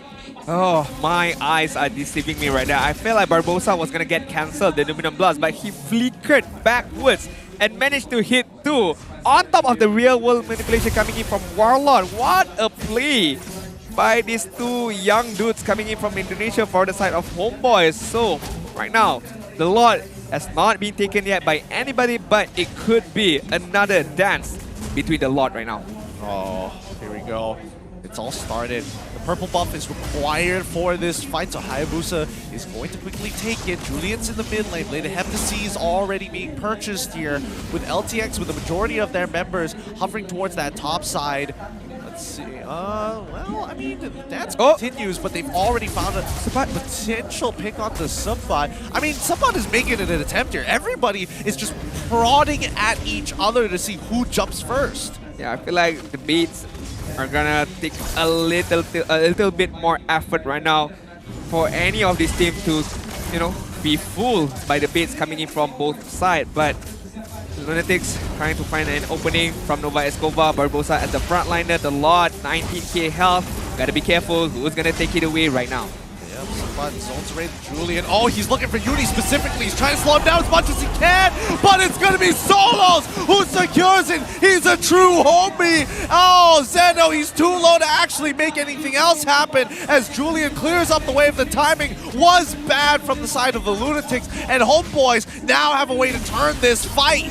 I feel like... Okay, hold on. Nova Escobar with the counter engagement. Oh, the Blazing Duet is already coming out, but Barbosa is going to make sure that Fakes is getting stunned up as 4 members take out the Grok. Yeah, Jowm got the Lord, to be fair. Oh, man. I almost immediately thought it was the Homeboy side, but Jowm managed to get the Lord, but in the end, got killed by the side of Homeboys. It's a bittersweet moment for Team Lunatix right now, but Homeboys, they know their composition, they know their strength right now. Although they lost the Lord, but they did not lose the war. Oh, it was too fast. The notifications was going way quicker than expected here. Explosive fights coming in from both the Lunatics and as well as the Homeboys. But once again, nothing has really surmounted from this, right? Lord power and minion. The Lord is basically already gone. Homeboys was able to swing the lead in their favor despite the Lord, and now it's just back to square one. Hey, one thing for sure is Solos get his first kill. Ah, that's true. I'm really happy for that. But right now, looking at the itemization, Uni, Hunter Strike, Malefic Raw, as well as Blade of Heptacy. So physical penetration is the main idea right now. Go in, get a kill, and get out. But can he manage to do it with all this crowd controlling ability coming in from Martis, coming in from Barbosa as well? It's tough to say. Whoa. Oh wait, GB actually going pretty far in here as Zeno jumps in with the greatest fighter. Raging slashes out of there. Gets the initial stun. Can he dodge the Luminol Blast? No, he does not. He gets clipped by it. Uni's on top of Barbosa right now. As you notice, bottom side, Jowm is actually trying to look to get this tier 2. The recalls are coming in, but Nova X Cobalt actually cancels a couple. Sapat actually, no! Sapat! He manages to 2v1! He's able to kill Uni and chuck down Fakes, but the backline Solos is already trying his absolute best, losing out that win champ, but GB has to be the one that finishes him off. Oh, what happened right there? What happened to Uni right there? Was it a demonic Sapat moment right there? I definitely think so. Like, I think people are sleeping on how much damage or have forgotten how oppressive and how much damage actually comes out of Paquito, especially if you don't have defensive items. You just get one shot. I mean, in game number 2, we saw Sapat, try his best to get any kill but couldn't. But right now, Sapat is on point with the Paquito, with the knockout strike, with the heavy left punch. But Jowm, on the other hand, bottom side, managed to get in the inhibitor turret as well as a kill on Solos right there, because the wind chant duration wasn't enough to withstand the damage output coming in from Jowm. Oh, that's so unfortunate, but also a really good play coming out from the Lunatics. The fact that they've opened up an inhibitor down bottom side of all places. I mean, if the Lord was spawning on top side, it would be even better. But let's see whether or not the Lunatics are going to try to set up for another backdoor. All right, a lot dance is going to happen in quite soon, but looking at the top side, Jowm and Nova Escobar as well as Fix are having a bit of a duty, cleaning up duties on the top side, making sure no split pushing can be done by the side of Homebois. Only Uni as well as Zeno are quite near to this particular lot, and they are gonna let the lot just be taken by Homebois. They have no contestation whatsoever. We see a conceal play though coming out from the side of the Lunatics, but they don't get anything at all. I mean, was it just late? Did they just hesitate? Did they not want to do anything there? It's really tough to say. Very, very questionable. Maybe a bit of mistiming as well, because again, as I mentioned, Jowm, Nova Escobar and Fix was on the top side. Maybe they wanted to look for a pick-off before the lot, but Homebois with the immediate reaction, immediate action, taking care of the lot first of all. Yeah, no, that's what I was thinking as well. I thought maybe they were going to look for a flank, get on top of Solos, taking them out fast, or maybe just force out the real-world manipulation out of Warlord or something. But, I mean, he is doing the most amount of damage, but notice that the Homeboys now splitting up their resources, making sure that they synchronize the waves. Alright, Lord is gonna march on the top side. Sapat taking all those damage and still alive right now. So, no Augie Shadow Kill coming in from Uni for the next particular team fight.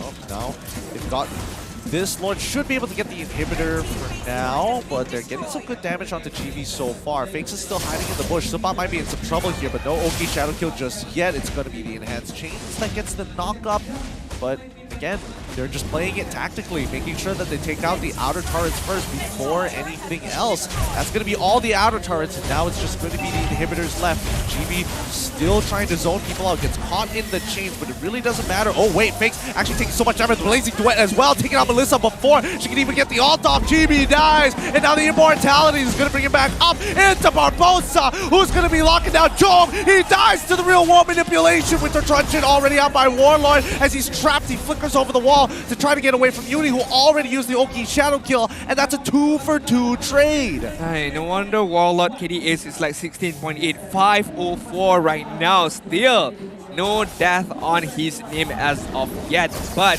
very, very good engagement coming in from Team Lunatix right there, getting a kill on to Solos, but the continuity of that team fight wasn't as clean as I would like it to be for Team Lunatix, but props to Warlord and Barbosa. The combination of both of them was really, really on point. Yeah, no, the connection and chemistry between the two is impeccable. Like, it's really good comms all across the board to start focusing on a target that's barely on your screen half the time. But now, things have reset, right? The Lord is coming back up in about 30 more seconds, and both sides are looking dead even in terms of inhibitors. Inhibitors missing, towers taken even, and I think that Homeboys might have a bit better, a slight advantage here because the Lord is spawning on bottom side. Yeah, we're approaching the lead game minute mark, but right now Sapat. He tries to go for the 1v1 against Uni or Fakes, but they don't realize that if they put Uni and Fakes together, that 2v1 is probably not going to happen again. If it was a 1v1, it would be a different case, but 2v1, yeah, Sapat, no chance of surviving that. Augie Shadow Kill, everything was thrown onto that particular Bakiro. But right now, could be Lunatix having the opportunity to take this particular lot. But I'm pretty sure Homebois is not gonna let that slide away. Oh, no, they are not. Jowm is trying to get some shots onto GB so far. Takes the battle mirror image back. Here we go. 50-50. GB walks on in. He's too far and can't get in. Now Zeno tries his best. He gets knocked up out of into the hands. Chase gets stunned. GB is now done for. And that's going to be 2-0 plus the Lord in favor of Lunatix. 40 seconds is on the clock for GB right now. Lord marching on the bottom side, and Team Lunatix having a 5-man composition right now. 5 versus 4. Homebois, yes, they do have the high ground defense, but can they manage to do this particular moment of defense for them? Well, I mean, the defense is looking all right. But with GB coming back up in about 30 more seconds, the staggered waves here from the side of the Homebois, I think they've made it worth it now. Lunatix are trying to resync it with the help of the Nature's Barrier, but this should be the inhibitors. It's going to be Zeno who starts things off first. Solos uses his ulti super early on. The Lord is hitting at the base here, but this real war manipulation comes out. Sapat must decide on a target. That's Newton on Blast 2. They've lost pretty much all of their ultimates. They only have the Decimate available, and Lunatix, they are starting to recognize this. They're getting in, they're getting confident. Jowm already in with the Blazing Duet, but Barbosa still has the shield. Fakes die, but he had immortality, so it's fine. Now Solos in the middle of all 5 without his ultimate. He's trying with the Inspire, ends up dying regardless. And now this is where it gets really difficult. The second waves are about to crash here from top side, and Fakes will be dying to Barbosa. No, it's a truncheon to buy a little bit of time. Uni finally getting the Oki shadow kill, gets on top, gets a kill. Now with the shurikens as well, clears up that wave. Zeno back with his ultimate as well, tries to stun Barbosa, doesn't get it supplied, cracks 2 immortalities, but it's over! The Lunatix take the game, take the series 2-1. Oh my, oh my! The underdog team! Look at Jowm! Where's the voice now? Oh my god! Oh! Sit down, little bro! Sit down! Man, what a brutal loss, but what a game we got out of it. Wow, what a game, what a match. Yes, it went to the extent of 3 games, but Lunatix, they came to play. They aren't worried about anything. And what a victory against Homebois out of all the teams. Yes, against Homebois out of all of the teams. And unfortunately, at the cost of this game, oh man, not even Solos was enough to win this out, but his final positioning, Lunatix, they saw right through it. They saw through his bluff. Hey, Coach Nasty Paolo knows how meaningful this victory is, right? In the grand scheme of things, later on we shall look onto the ranking. So, but right now we're gonna throw to Rose for her interview segment with Team Lunatix. And there we have it, Team Lunatix taking the second match of the day with a 2-1. Okay, so Jowm, I want to ask, how do you feel going against Maharaja Solos of Homebois? Tagalog. Anong pakiramdam mo na nakalaban mo yung king ng Midna Solos, which is from Homebois? Masaya kasi nanalo kami, tas parang ang dami nilang panse, parang ang sarap talaga nilang talunin. Like, pag natalo namin sila, parang magkakaroon din ng tiwala yung ibang tao sa amin. I see, dia cakap, dia rasa menang dengan Homebois ni ialah satu benda yang boleh bagi dorang lagi ramai untuk believe in Team Lunatix sebab dorang boleh kalahkan the top contender in MPL Malaysia musim ke-11. Okay, so thank you, Jowm. Okay, I want to ask Coach Pao. Just now, we saw that the game was actually very, very close. It was anybody's game, especially that third game. It was so close. It was a back and forth. What do you think the players on stage were thinking when that was happening? Especially that last Lord. Just stick to game plan. We just stick together. Win or lose, we just stick together. I see, I see. As a coach, how are you feeling after beating the top 1 ranked team in MPL?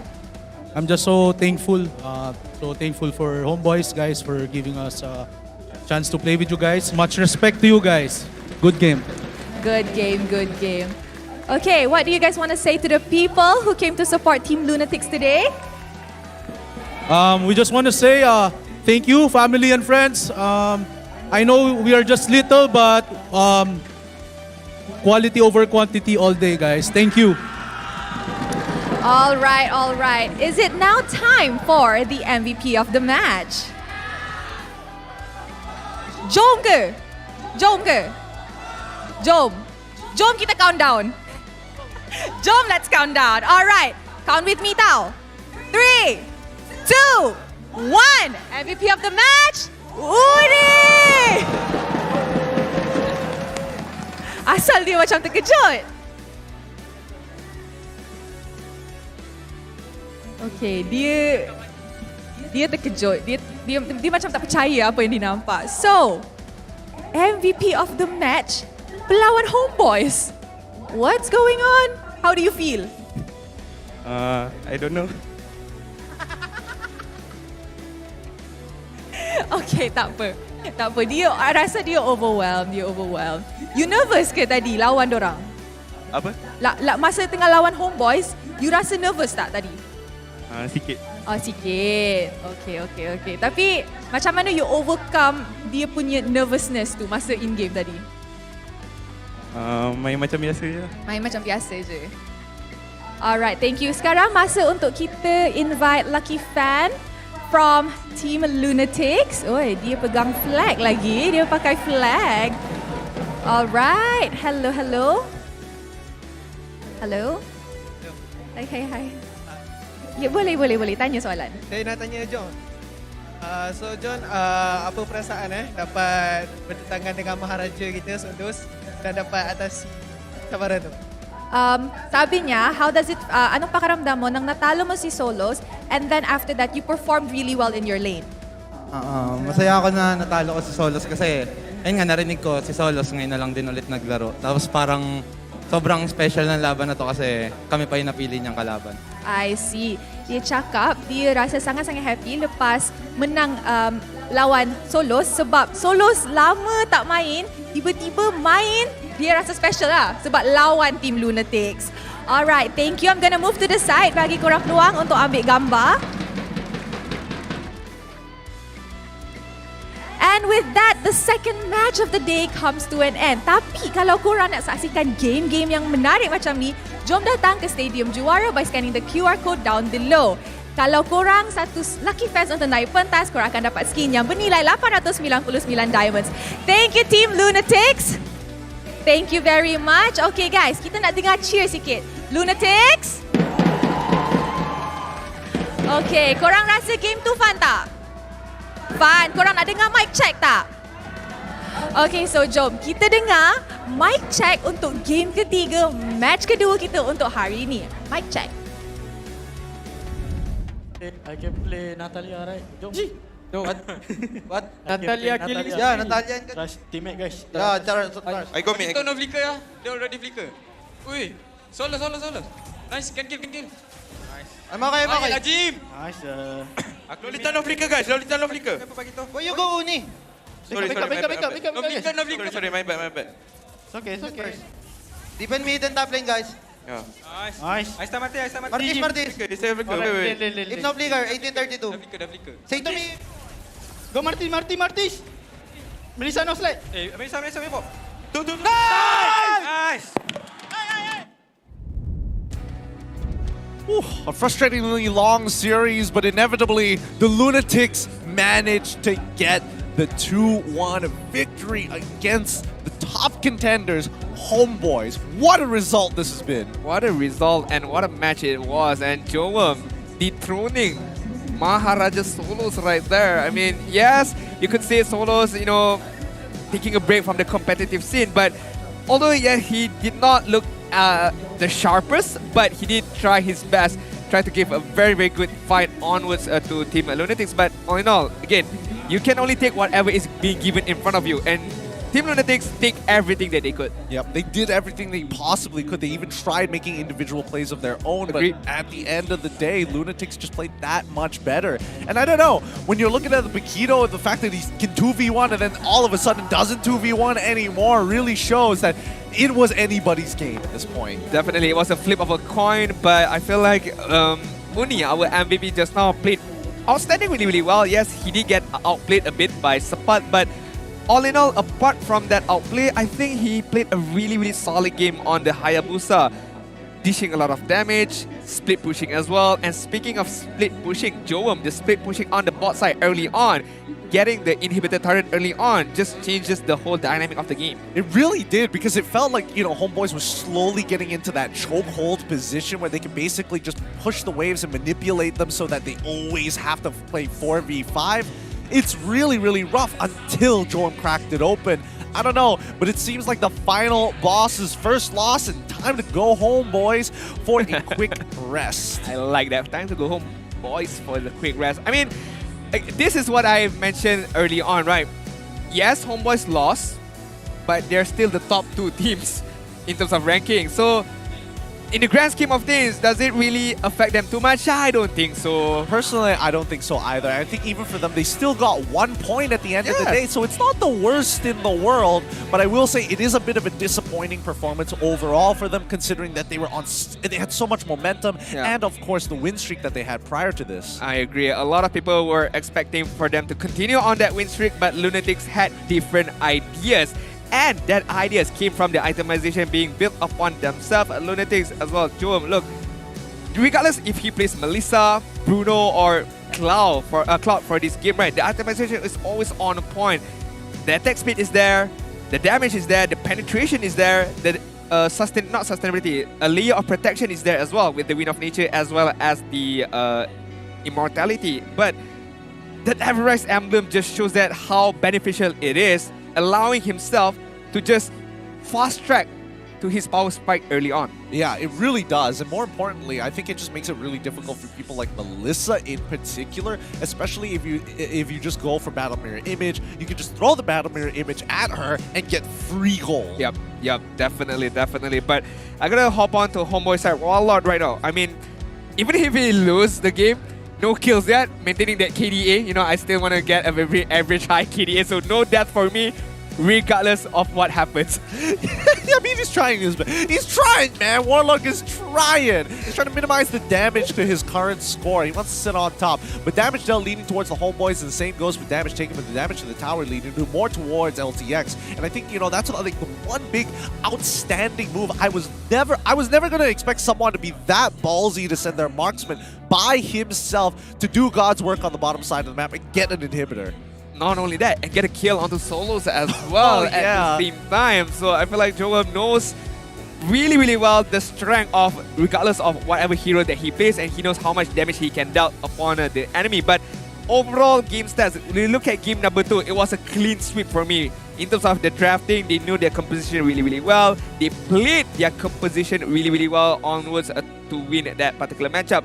For game number 3, I feel like it's a different case for me. Homebois did really well, trying to disengage or counter-initiate back onto Team Lunatix, but the main component here is Jowm. No one was able to lock him down, and it allowed Jowm to just free farm, get a free hit onto everyone on Homebois' side. Yeah.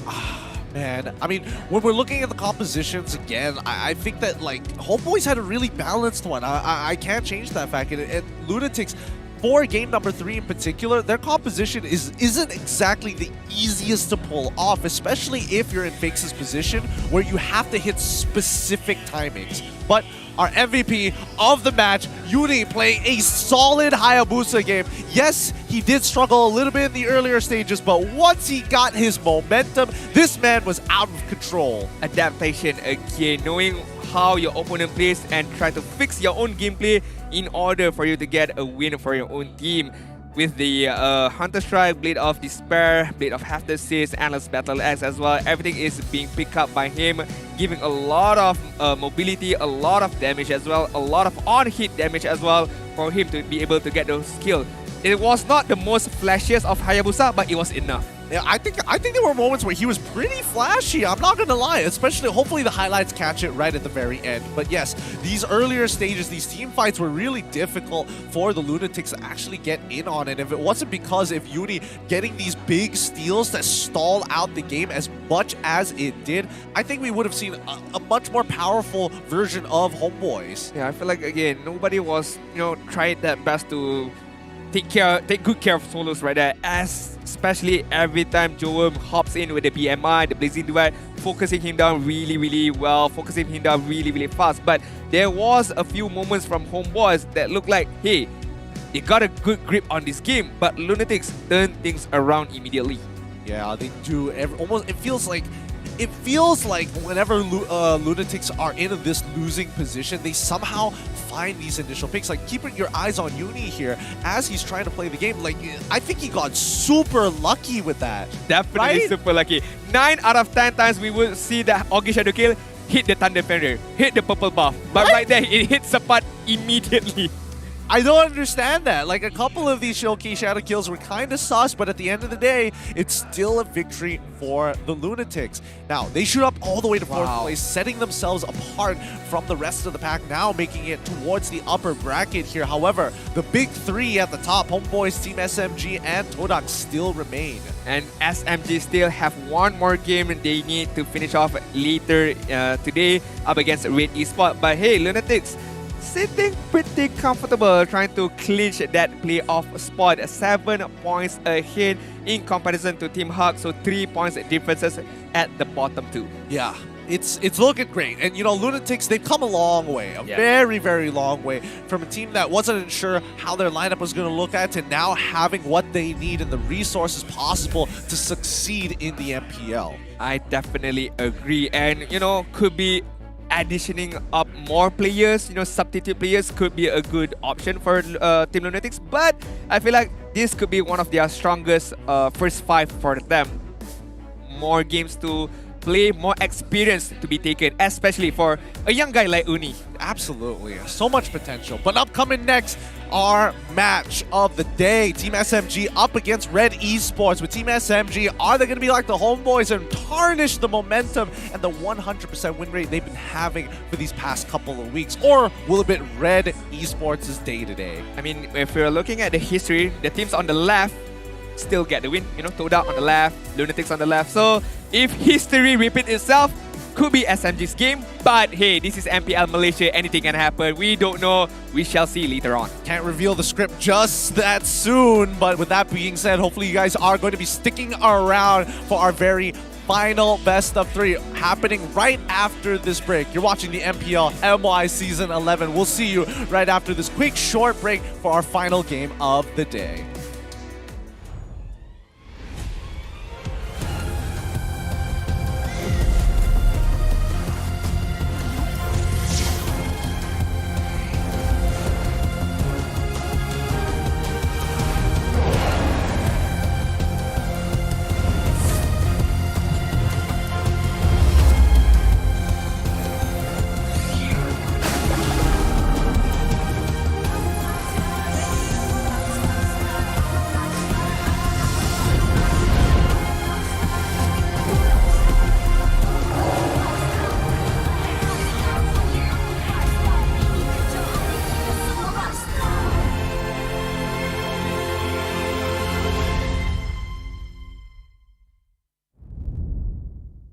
Lepas, tim Malaysia yang layak ke tournament peringkat antarabangsa telah gagal. Tapi yang dah lalu, biarlah berlalu. Kita akan bangkit semula dengan semangat reformasi yang terus membara. Tahun ini, kita berbeza. Bermula dari 10 Mac hingga 16 April, jangan terlepas kejohanan yang akan berlangsung di Stadium Juara. Datang dan saksikan permain terbaik bersaing dalam MPL Season ke-11. Ini gaya kita.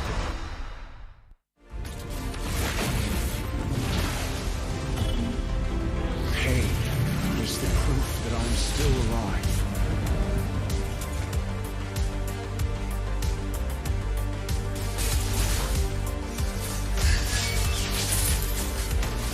Mega kill! Legendary! Double kill!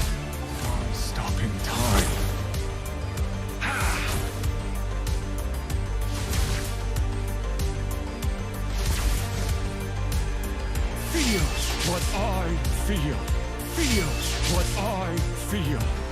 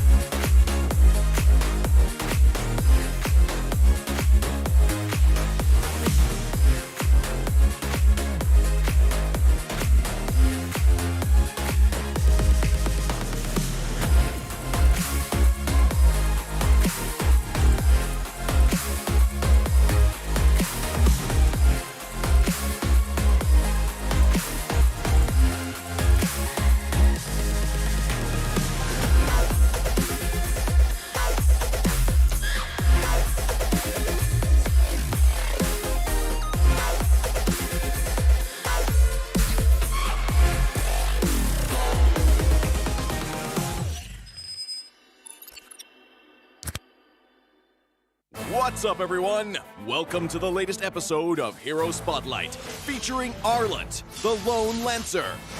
Arlet is a highly mobile fighter that weaves through battle like a vengeful wraith. Hero skills. First skill, Dauntless Strike. Arlet slams down his spear, dealing physical damage. Closer targets will be stunned momentarily, while those further away will be stunned for the full duration.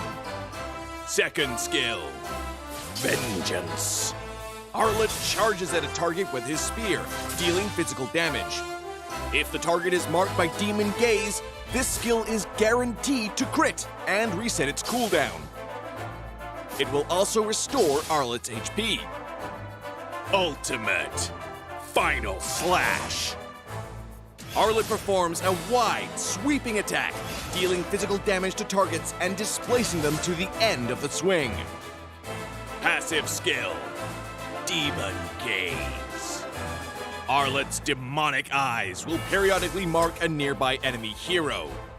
Demon Gaze will also mark enemy units near Arlet that are affected by control effects from any source. Pro tips. Dauntless Strike is best used from a short distance, positioned to catch enemies at the end of the AoE for the full stun effect. Vengeance is Arlet's primary source of damage and sustain. If an enemy is just out of reach, stun minions and use Vengeance to leapfrog and quickly cover the gap. When low on HP, Arlet can mark a group of minions with his stun and chain cast Vengeance to quickly recover. Final Slash is a powerful displacement ability that can push enemies out of position for picks or unleashed at the perfect moment to catch the entire team. Combo tips. During the laning phase, wait for your passive to mark the enemy hero. Then strike them with Vengeance, followed by Dauntless Strike to stun and reapply the mark. Use Vengeance again and weave in a basic attack before finishing with another Vengeance. When going into a team fight, look for opportunities to use Vengeance on marked enemies. Use Final Slash to mark and group up enemies and tear into them with skill resets. Use Dauntless Strike to stun low enemies and finish them off with Vengeance. Tactics. Arlet is a formidable hero in the early and mid-game. By repeatedly marking the enemy, he can use Vengeance multiple times in quick succession to wear down his opponent while healing himself. After gearing up in the late game, Arlet becomes an even deadlier force, with more defense on top of his mobility and the constant healing from Vengeance resets. Arlet can sustain himself through the fight to continue dishing out damage. For his role as a fighter, we recommend this equipment build to bolster his damage and self-sustain. Choose the fighter emblem to further enhance his survivability, and for battle spells, we recommend Petrify to synergize with his passive and Vengeance skill. Arlet, the Lone Lancer, coming February 14th. 30% off during launch week. Get his Wandering Spear skin for only 51 diamonds the first 2 weeks. And until next time, we'll be seeing you in the Land of Dawn. Arlet, Lone Lancer, official release 0214. Hey, hey, I'm a rock star. Yeah, rock star. Hey, hey, hey, I'm a rock star, baby. I'm a rock star. I'm a rock star. I'm a rock star. I'm a rock star. Panggil aku rock star. Ini kejohanan kita semua orang rock star. Kita rockstar, kita buat saja gaya kita. Makin panas apinya sudah membara. Macam mana pun kau menempuh segala. Demi negara kau buat semua bangga. Step into my world, you know I'm always in my zone. You know I got my team, no I'm never alone. Bring out my best, buat yang terbaik. Jadi juara perlahan kita naik. Aku nak push, naik-naik jadi lebih bagus. Jadi hero, ku ada skill. Berapa banyak musuh aku dah kill. Ramai cuba mencapai, cause they envy me. Tiap game aku pasti jadi MVP. Easy. I'm a rockstar, baby, I'm a rockstar. I'm a rockstar, I'm a rockstar. I'm a rockstar, panggil aku rockstar. Ini kejohanan kita semua orang rockstar. I'm a rockstar, baby, I'm a rockstar. I'm a rockstar, I'm a rockstar. I'm a rockstar, panggil aku rockstar. Ini kejohanan kita semua orang rockstar. Tengok nanti siapa yang juara. Ni peluang kita bawa pulang piala. This is my game, this is my time. Menang semua, everything will be mine. Kalau jatuh kau pasti kembali. Bangun balik ku tegak berdiri. Kuatkanlah tenaga, ganjaran diperoleh. Ni kejohanan kita, Malaysia memang boleh. Rise up to the top, kita buat bersama. Semangat kita kuat di bawah satu bendera. Ay.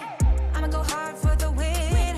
Win. On the battlefield till the end. I'm trying to be the greatest anyone has ever seen. Stand by, I'm coming in for the win.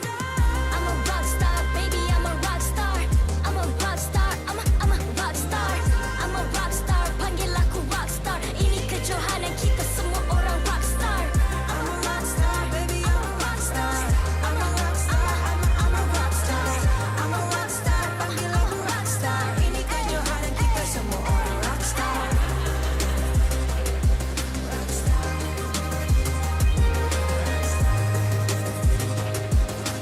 Ini kejohanan kita semua orang rock star. I'm a rock star, baby, I'm a rock star. I'm a rock star, I'm a rock star. I'm a rock star, panggil aku rock star. Ini kejohanan kita semua orang rock star.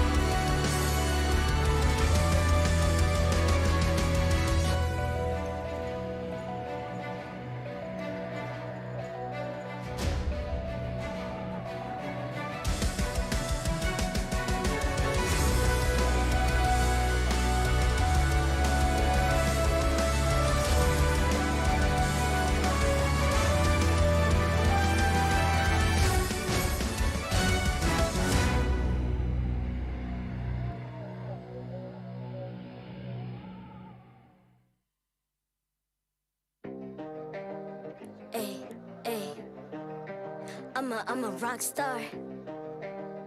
Yeah, rock star. Ay, ay, ay. I'm a rock star, baby. I'm a rock star. I'm a rock star. I'm a rock star. I'm a rock star. Panggil aku rock star. Ini kejohanan kita semua orang rock star. Kita rockstar, kita buat saja gaya kita. Makin panas apinya sudah membara. Macam mana pun kau menempuh segala. Demi negara kau buat semua bangga. Step into my world, you know I'm always in my zone. You know I got my team, no I'm never alone. Bring out my best, buat yang terbaik. Jadi juara perlahan kita naik. Aku nak push, naik-naik jadi lebih bagus. Jadi hero, ku ada skill. Berapa banyak musuh aku dah kill. Ramai cuba mencapai, cause they envy me. Tiap game aku pasti jadi MVP. Easy. I'm a rockstar, baby, I'm a rockstar. I'm a rockstar, I'm a rockstar. I'm a rockstar, panggil aku rockstar. Ini kejohanan kita semua orang rockstar. I'm a rockstar, baby, I'm a rockstar. I'm a rockstar, I'm a rockstar. I'm a rockstar, panggil aku rockstar. Ini kejohanan kita semua orang rockstar. Tengok nanti siapa yang juara. Ni peluang kita bawa pulang piala. This is my game, this is my time. Menang semua, everything will be mine. Kalau jatuh kau pasti kembali. Bangun balik ku tegak berdiri.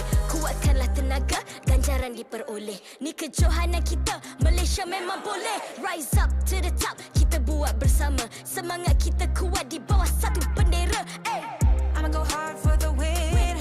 Win. On the battlefield till the end. I'm trying to beat the greatest anyone has ever seen. Stand by, I'm coming in for the win. I'm a rock star, baby, I'm a rock star. I'm a rock star, I'm a rock star. I'm a rock star, panggil aku rock star. Ini kejohanan kita semua orang rock star. I'm a rockstar, baby, I'm a rockstar. I'm a rockstar, I'm a rockstar. I'm a rockstar, panggil aku rockstar. Ini kejohanan kita semua orang rockstar.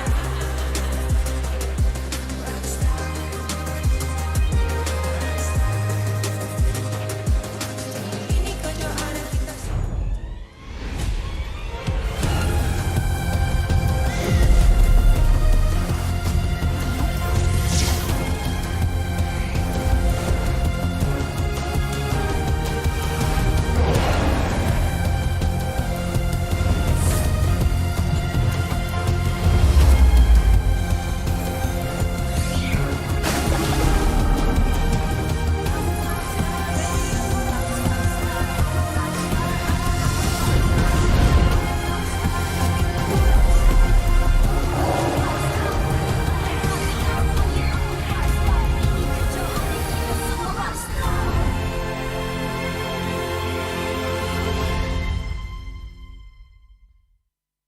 MPL Malaysia Season 11 is powered by Munton.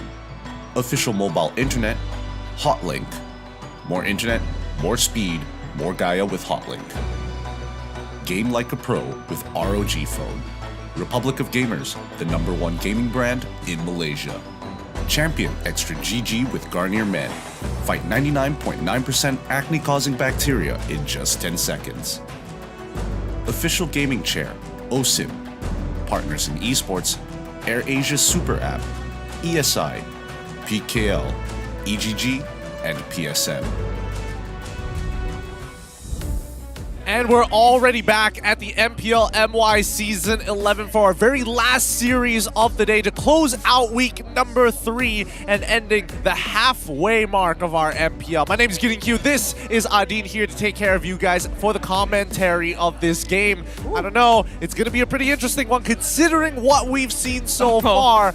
Full best of 3 games all the way through. What a day it was, what a day it has been, and to be honest, a lot of ups and downs, a lot of moments, a lot of surprises as well, and hopefully the trend continues on.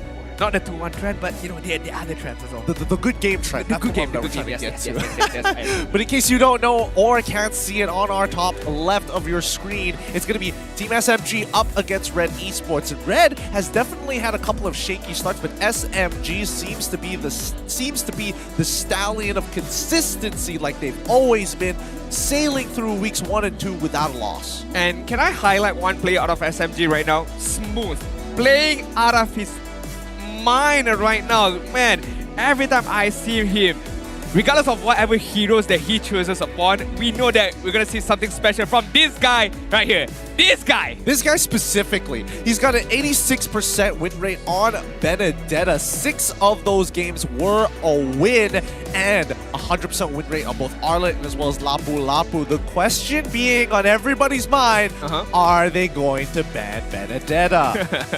If they ban the Benedetta and let the Arlot out, it's still another poison for you. So, you know, pick your poison right now. Is it going to be the Arlot from Smooth or Benedetta? But on the side of RED Esports, as we can see, this is their player arrival coming in onto Stadium Juara right now. Red QT, you know, not, I would say he's more of a stabilizer right now. You know, not the most flashiest of players, but he is one of the most experienced players in RED Esports. You know, his shot calling ability is what matters the most as well. Yes, it really does. So far, we've only seen him play 2 different heroes, Benedetta and as well as Yuzong, having more success on Yuzong, and not enough games to really tell whether his Benedetta is up to speed with someone like Smooth, but that's the EXP matchup already, something that we're anticipating to be very feisty. I mean, they've matched up countless of times, right? I mean, Ren QT is a very experienced player as well as Smooth. So, you know, they know the matchup, they know the habits of each other. It really comes down to what hero they're gonna be given upon and try to battle it out on the EXP lane side later on. Yep, and honestly, I don't know, with the trend today being like mid lane, it's starting to become a little rough here because again, there's so many things that affect that mid lane, and usually #1 culprit is the EXP. Yeah, I mean, the 1v1 matchup is really what boils down onto the mechanical skill between these two. But another one we should highlight upon is the Romo as well. Balance up against Mal. How do you think Mal is faring out right now? Week number 3, playing as a new, you know, role right now. I mean, he definitely had a really rough start in the beginning, but I feel like he's adjusting a little bit better, right? I definitely feel like he's got more of a sense mechanically with the heroes that he has, and especially in his pool for Roam are slowly getting better, but it hasn't come to a point where it has really peaked.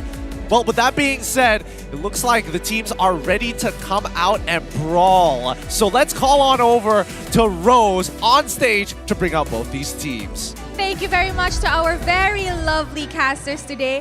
Hello semua, nama saya Rose, host anda sepanjang musim ini. And this will be the last match of the day. Will SMG be able to continue their win streak? Or will RED Esports say, stop, my turn? Korang rasa mana satu? Red ke SMG?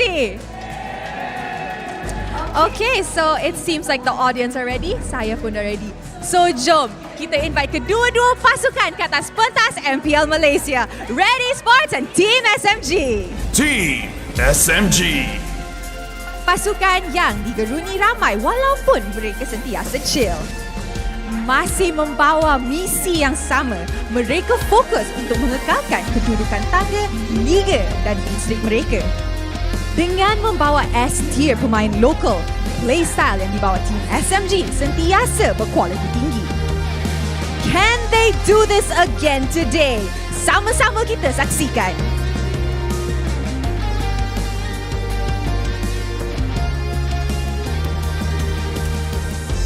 Red Esports. Pasukan yang makin merah membara untuk mengejar tangga tertinggi Liga MPL Malaysia. Masih membawa line-up yang sama bagi mengekalkan momentum kemenangan. Adakah prestasi mereka akan kekal cemerlang? Dan bagaimanakah persiapan mereka untuk mendudukan top tier Team SMG? Segalanya bakal terjawab pada perlawanan ini.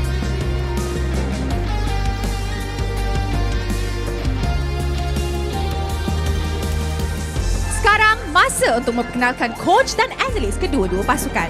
From the side of Team SMG, Coach Haru hadir bersama analis Lung. Manakala untuk Team RED Esports, Coach Sora Payung seperti biasa seorang diri.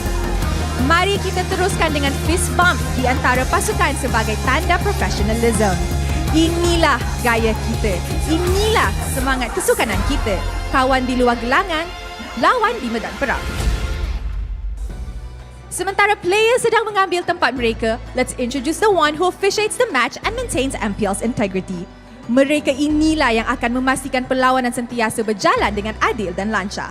Head of League Ops, Jay. Head Marshal, Nicholas. Kedua Dua Marshal, Hebe dan Yitze.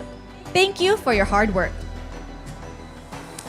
And now that the teams are seated, Stadium Juara pun sudah ready. Stadium Juara, are you ready for the last match of the day?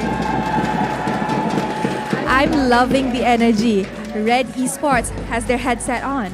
Team SMG also has their headset on, which means, teams, this is your moment. Game on. Pew, pew, pew again?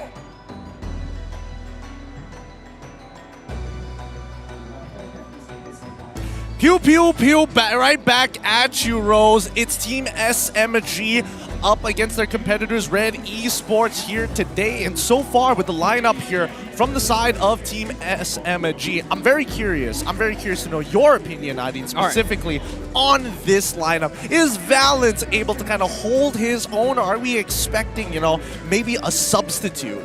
I feel like right now, SMG with Coach Haru at the helm, they don't like to change up things a lot. So if it works or if it does not even work, I feel like they're sticking with their guns, with Valence as the roamer. Because throughout week number 1, up until week number 3, we don't see any changes at all. We know that Zaim Sepoi is in the substitute player. We know that Noir is there as well. So Zaim Sepoi is a very, very talented player. Yes, he can play the roam. Yes, he can play the mid lane as well. But we don't see these changes upon Team SMG. Even if they're fighting the lower, I would say, standing ranking teams as well. So, you know, if it's not broken, why change for SMG? I mean, they've been winning with the lineup already, so might as well keep up that momentum. And I think with every single point that they earn, at least they can start thinking about their lineup toward the later end of the season once they've kind of secured that upper bracket. Although, then again, we've talked about this many, many times. You asked me earlier about Mal's performance overall. Even Valence has been having, you know, some interesting plays of his own. At the end of the day, yes, the team does still win, but it doesn't change the fact that it feels a little awkward at times. I do definitely agree, because Mal, when I look at him as a roamer, there are a few heroes that I know that he did excel well on. On Friday, his Kufra was outstanding. Back in week 2, I think the Ruby works quite well. But other than that, I don't see anything else. But maybe this particular matchup would provide somewhat of a different case. As well as Valence, one of the most successful heroes I saw him use was the Edith as the roamer. Again, other than that, the Ruby did a good moments here and there, but you know, I want to see more from these two players because I know they're very talented, big hero pool, but whether can they pull it off? Now, that's the thing. Can they pull it off? It's time to jump right into the draft. Now, I'm curious to know your opinion because you play support more than any other role that I've seen you play so far, right? And I think that, you know, Ruby feels relatively simple. I feel like Edith feels relatively simple. How do they get to that next level where they start playing something a little bit more mechanically taxing? I'm thinking about the Chos, I'm thinking about, I would argue that even Atlas has a certain degree of precision that's required. I feel like those kind of heroes require a lot of training, I would say, because these are players who are originally good laners back then. So the amount of training that they had on scrims or even in rank plays, right, is it enough for them to be able to showcase upon MPL? I feel like the simple answer, they are professional players. Definitely they can play that hero. But on an MPL level, up against a professional player as well, is it good enough for them to showcase it? Or are they just gonna go for something like a very safe pick, as you've mentioned before? The Edith, the Kaja, the Ruby, right? So, again, I feel like there's no reason for them to go to the extent of a mechanical hero if the easier heroes can get the job done. Yeah, again, minimizing chances of risk, minimizing those mistakes, keep it simple, keep it straightforward here. We're looking at the ban so far, and Team SMG has banned out the Kadita as well as the Fanny. I guess they are afraid of Bang's Kadita. I'm guessing artillery mages, but it's going to be Joy 1-1 and the follow-up from the side of Team SMG. Ooh. Okay, they ban out the Eve. What an interesting ban order. One more thing right now, as I see the banning phase commence, is Arlot is still available. Benedetta is still available. Benedetta is still available. So, I mean, like I've mentioned, pick your poison, Red Esports. Which one would you choose? Which one are you more prepared with? But right now, I feel like it should be the Arlot right here. Fedrin, yes, we know is a very, very common pickup for Subway, but I feel like it's okay to let it through because, you know, there are a lot of ways to handle it. But Arlot from Smooth, I don't think there's any answer for it.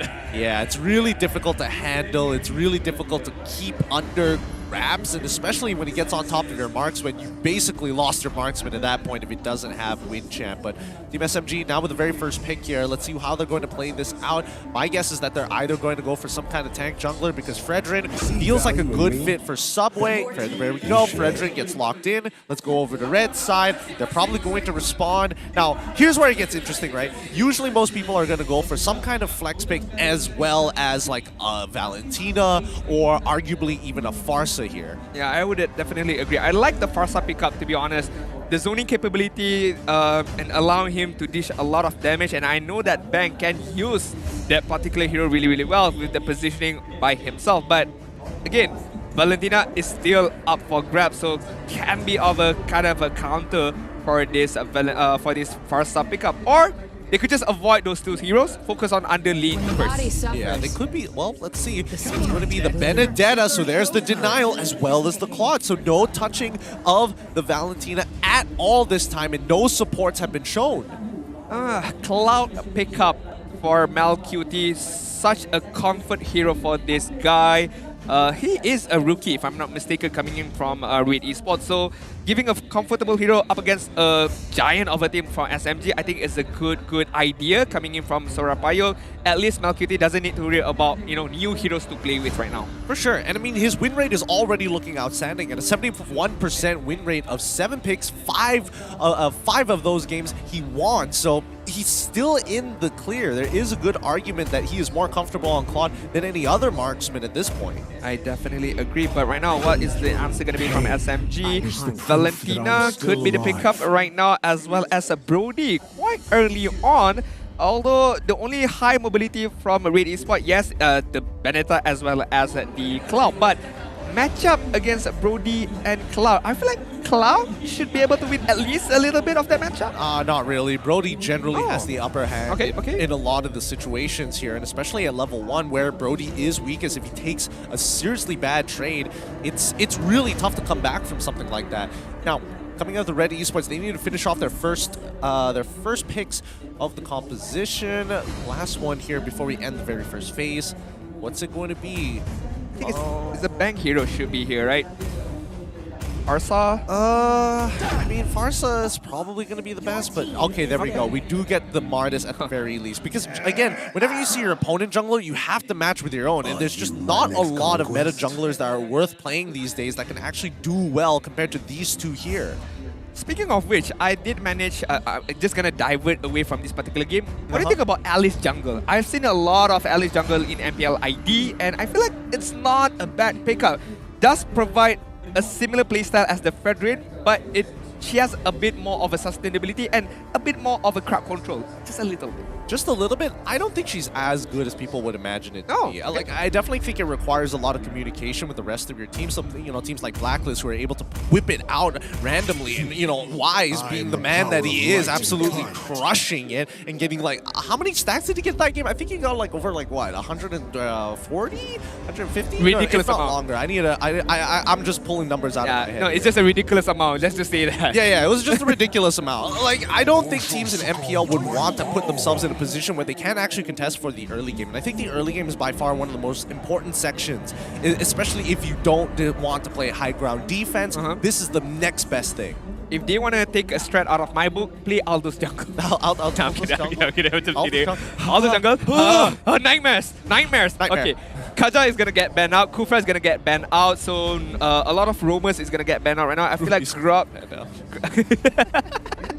It could be, because both roamer play a good Ruby playstyle, but Natalia, we know that Valence did play this up against Team Madness, if I'm not mistaken, if my memory serves me right. But Valence was up against a Digi from the side of his opponent. So the answer was to just deal out the damage to the Digi, force the time journey out.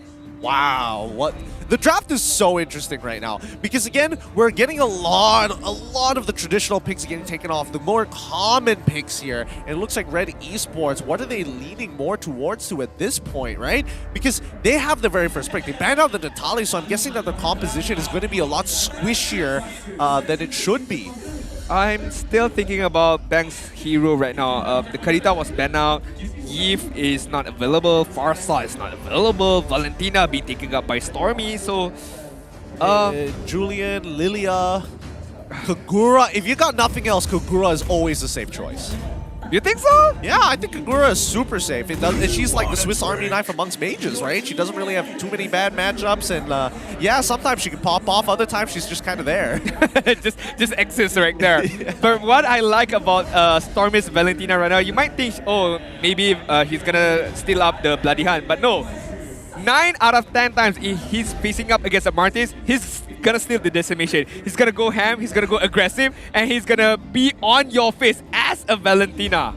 Yeah, it is not fun to deal with, and especially with the kill resets with the Decimate, he makes sure that he provides some form of value. Even the Electro Final Blow isn't too bad, but there we go, it's the Ruby, and this time it's going to be the Paquito that falls into the hands of Smooth. Alright, a different kind of EXP laner, still quite flashy as well. We saw Sapat on this hero did not, did him justice, so maybe Smooth could bring back the glory days of Paquito. Look, he tried, he made a, but he made a very good effort, but I think in this particular game, it's looking a little more like it's going to benefit SMG against Red Esports' current form as of right now. I could be wrong, this last pick could completely shut it down, but I think, picking up Ruby at the same time was already a big +1. Alright, last pickup. Is this gonna be a Martis jungler or a Benedetta jungler right now? Could still be flex, but knowing Red Esports, I feel like it's gonna be a Martis jungle and another mid laner should be taken in. Oh, it's been a really long time. Wow, Bang is so bold here. Bang is giving away a really good ultimate to Valentina in the late game, but more importantly, it's about how many people you can catch off of rotation from a bush. Wow, still the first appearance of Bill. We gotta see, for the first game, I think it's still okay. If it doesn't work, you could go back to your drawing boards for game number 2, but if it does work, hey, props to Sorapayong and props to Bang for believing in himself by using this build. Truly props to them. Let's see how it's going to work out. I would have preferred a Lilia or a Julian over the Veil, but this time I could be entirely wrong. Let's see how this is going to be playing out as the kill pressure is through the roof for the side of Red Esports. As soon as they have the start of the game, all the way up till about level 8 is when I think their aggression is going to die down. I definitely agree, but right now, ladies and gents, why don't we jump onto game number 1? Red Esports up against Team SMG, our last match series for week number 3. All right, here we go. It's going to be Team SMG on the blue side with Red Esports on the red side. Color-coded correctly, the mid lane is going to be a highly contested point for both teams, but information being snuffed out as Mal realizes that purple buff is still there. All right, Mal taking a good amount of damage right now. Did not forfeit his flicker, but has to back away, gain back his health. Wait, what did he take? Wait. He's taking too much damage. I thought he would have Concussive Blast, but that's not the case. He did not decide to actually take Concussive Blast this time. Yeah, it's the prodigy of Mage, Stormy. Just the sheer power, the sheer willpower of the damage. Because Stormy is pressing the buttons really hard, hence why the damage is really hard as well. You're the guy in the elevator who's just tapping the buttons so that it goes more faster. Open up faster, come on. It's too relatable. I mean, I'm the exact same way except for MLBB. I keep clicking the attack button hoping that I would attack faster. It means nothing, but it looks cool. Down on bottom time, however, I will say that right now Paquito is currently shoved underneath his turret, getting frozen out here by the Benedetta. He wants to take minimal damage, but also knows that the enemy jungle is nearby, so it's really dangerous for him to commit to anything fruitful. Yeah, looking at the emblem coming in from Bang right now, this is going to be a hard-hitting build, having the penetration, having the magic worship as well, but does he has the opportunity to use the wind blow, the windstorm as well to try and get the kill? We shall see, but right now Sasa very, very good map awareness, stuns away and hops away from Mal right there. I mean, call it map awareness, call it having a corrosion strike. Like this, it's a great ability to reposition yourself, and especially when it's behind minions as well, it just makes it difficult for the Iron Hook to actually land. Red QT and Valence exchanging blows so far as he immediately gets on top of Subway. He's making sure that both of them actually take a good amount of damage, and Subway actually is getting really hurt here. Emal wants to finish him off. He's so close, but Valence has been peeling for him so far. Smooth,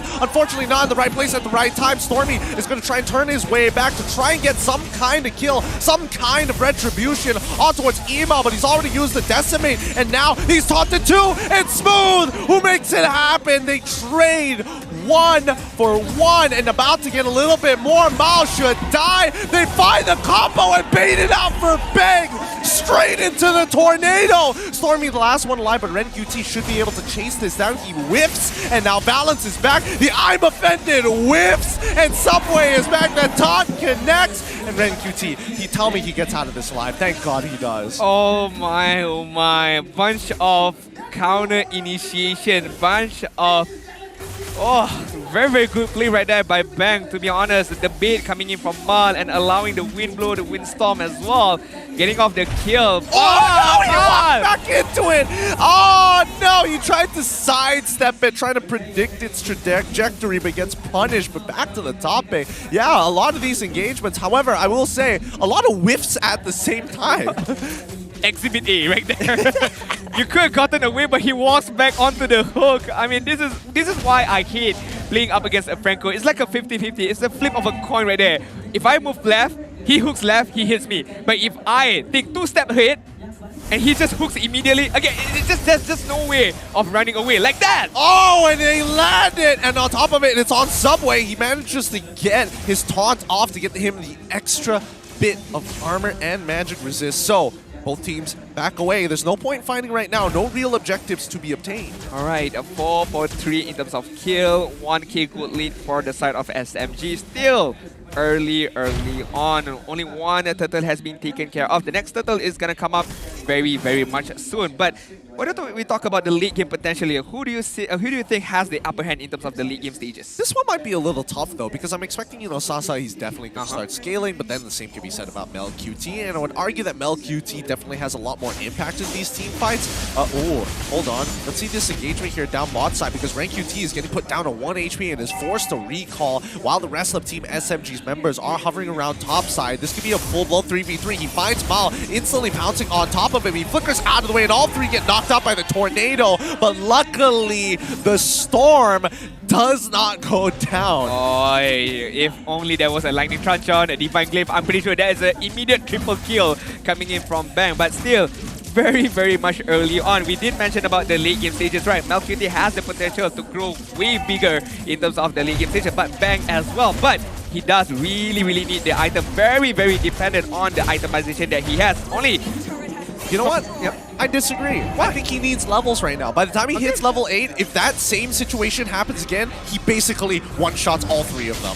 That's what I personally believe here. It's probably going to be wrong in a very quick second because Team SMG looks like they were speccing into MR at some point in time, but this turtle looks pretty untouchable for now. Iron Hook is down. There is an opportunity. Electro Final Blow gets cancelled out. As Smooth as well. Subway try their best. It's going to be Subway who secures it. The Assurance Aura comes out towards Subway's side, who gets hit down by the Bloody Hunt. MelQT still already with the Blazing Duet already down. Team SMG, ooh, good sidesteps from Stormy. Very nicely done. 9 times out of 10, he's gonna steal the decimation and he's gonna decimate you immediately. Double kill coming in from him, but Blazing Duet from MelQT onwards to Subway, but again, not enough damage to finish off the job. Team SMG, from that turtle team fight, they played really, really well. Really, really slow and wait out for all the iron hooks to miss and then commit onto the team fight. Yeah, I mean, I think that's the main condition, right? So let's keep that in mind for the upcoming fight. Red Esports, as soon as Mal decides to throw out that iron hook, Team SMG is going to look for opportunities to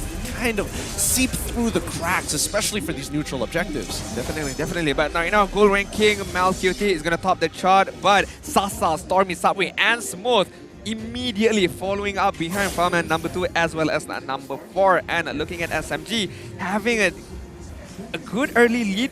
they're looking forward to push on this top side right now. They know that Red QT is on the left side. Oh, the Electro final blow is out as they initiate this dive. Nobody is actually low. They pull Mal away from everybody else, but the Bloody Hunt is going to connect. Subway actually getting some good damage onto Red QT so far, but it's going to be Bang who secures the kill onto him, onto Sasa. Valence on the run. Amal still trying to get him. He finally secures it. That's Red QT once again making an attempt. Stormy stealing that Decimate so good. Make it another one. Oh no, Frederick cancels it off, and Stormy unfortunately has to cut out. He ends up dying to Emal, and someone with the Appraiser's Wrath chunks out too. But now the peel is coming, and Smooth is here flickering forward. With single and power jab is good enough, but the KO strike is going to secure that kill. Combo points are ready. Decimate almost kills, but he still gets it onto Martis. Smooth is going to chase him down. He's running out of time as well as energy and speed.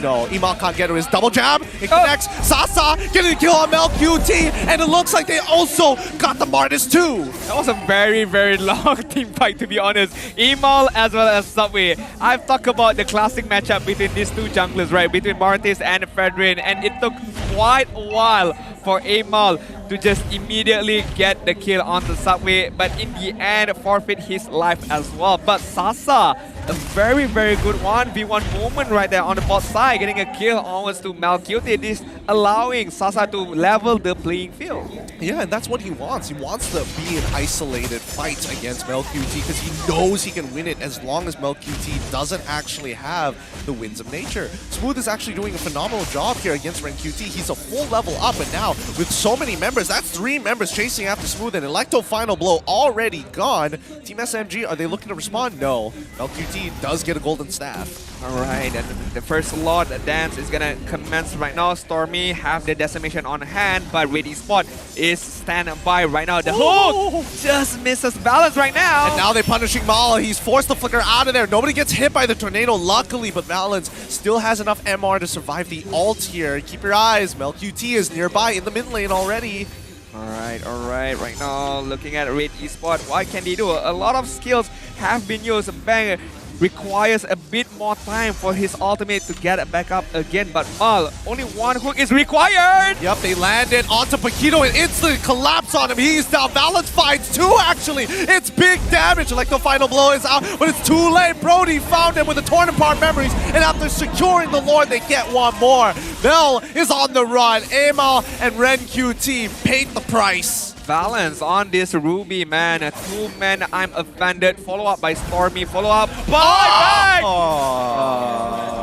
I mean... Alright, it's time to pull up the item list. What went wrong, Bang? Come on. This is the 9-minute mark. And he is at 9 levels already. Well, make it 10 right now. What item has he not complete? Or what item has SMG has that did not manage to get the kill? There's no... I mean, right now, yes, the Tenachin was picked up. But back then, there was nothing. Yeah, that's kind of interesting, though. I would have imagined that Stormy would have gotten 1 shot. Valence, okay, sure, he's got the Athena shield, makes sense, fair enough. Subway, exact same thing, right? Oh. So, I don't know, anybody else other than those 2 should technically survive. And Bang has the Clock of Destiny as well as the Lightning Trencher, and it wasn't enough. Maybe requires the Divine Glyph right now, but then again, Stormy might be able to complete the Athena Shield. Oh, they pulled aim out, but the disengage is coming out pretty strong as RenQT is now out of position. The Bloody Hunt is on top of him. His teammates, where are they? They finally cracked the tier 2 and save his life. They will be able to get a tier 2 top side at the same time and then look for a reset. It's been so long since we saw Veil right now. I mean, we know that he has the potential to burst everyone down, but I feel like this should be his moment, but it requires a lot more. So a bit of changes from Veil, something that we should take note right now. But Team SMG, they know the playstyle of RED Esports. They have to adapt. They know that the wind blow is going to come out from Bang. So unless they are very, very sure they can avoid it, they have to focus down Bang first. I don't know. I think Bang at this stage of the game, as long as you don't get hit by the knockup, you're generally alive. Because 4 members out of 5 from Team SMG actually have their flickers, so they have ways to actually move out of the tornado, but they can't do anything about the knockup. So I think personally for me, if they keep playing the way that they are, they'll do just fine. Just keep in mind, once Bang doesn't have his active abilities, they can punish. Electro Final Blow coming out from Valence's side, but MelQT is already on the run, and it looks like Red QT is the one who ends up dying as Valence is able to taunt him out of his moves. That was like a quick collapsing moment by SMG. It's like from the get-go, the green light was there and immediately collapsing on the mid side, trying to get the kill on Red QT. But right now, Smooth tries to run away. Mal. Oh, he misses the iron hook there. And now the members of Team SMG know that. They're going to immediately take this inhibitor away as Amal is incapable of trying to defend it by himself. What a blunder! That was a big blunder, to be fair. Did not manage to get a return kill on a Pakiro. Lost their middle. I repeat, middle inhibitor turret as early as the 12th minute right now. It's not looking good for RED Esports, but again, they have to bounce back. They have to do something right now. Emma is gonna get caught out. Yep, they're immediately on top of it. The Iron Hook doesn't connect, and now they know that they're immediately going to start this Lord up, forcing Red Esports to make a decision. Where do you want to be? It's a 4v5, and Benedetta won't be able to get there in time, so they're holding out. Looks like somebody gets hit by the Bloody Hunt. It's a full combination, and yet he's still alive! And now it's Benedetta who finds the Electro Final Blow on 2 in the backline.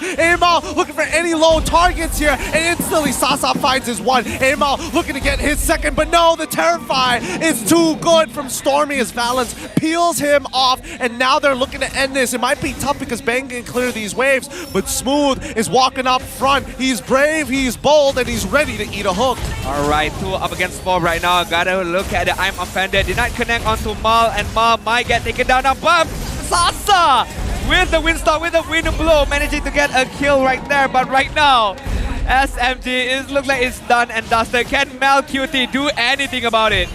Nope, I don't think they can. Oh wait, the Blazing Duet actually is going to clear the waves just in time! Nothing they can actually do about it with the help of Red QT. He's going to sacrifice his life for as long as possible. Gets close to killing Smooth, but it's MelQT who finds his kill onto Valence. Subway shots him!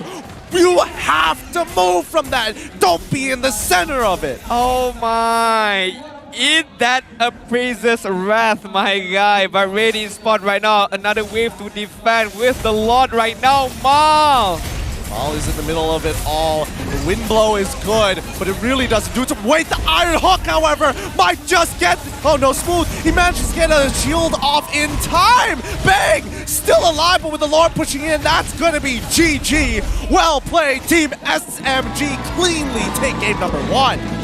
RED Esports almost managing to defend their crystal, but SMG outplay after outplays right there. And in fact, at the last moment right there, Stormy managing to steal the Blazing Duet, try to do something at least, try to do a bit of damage to RED Esports right there, but all in all, it was just too much to RED Esports for handle. The Lord was there, all 3 lane was pushed onto them, so I mean, what more can RED Esports do? They honestly can't do too much there, and there was some very good tries, but small things like standing in the middle of an Appraiser's Wrath, getting one shot in that fashion is not ideal for a team who really needs their marksman to be alive. The middle of the Appraiser's Wrath, no. That's like standing in the middle of a Johnson's rapid touchdown. Kind of similar. Very similar. Very, very similar. But well done. Team SMG played a solid game all the way through. And like you said, 9 out of 10 times, Stormy takes Decimate. It's time for the mic check with Team SMG. Kalau tak pening? Kalau tak pening, pening you. Kalau tak pening, dia mati juga sebab... dia maybe Kadita lah. Kadita. Lilia, sorry. Lilia. Wow. Tengok Franco dia boleh tak? Boleh. Okay, Vel? Tak mati. Alright. Dahuk. Reveal kat belakang dia. Alright. Mal dekat air tau. Satu. Dia dah cancel. Nice. Jaga Vel. Objektif. Objektif. Air dapat 2 Okay, Cloud. Aitan. Dapat. Nice. Diorang nak push mid Masuk aja. Ni dapat. Aman. Item biar tahu. Kau tak boleh. Nice. Reset.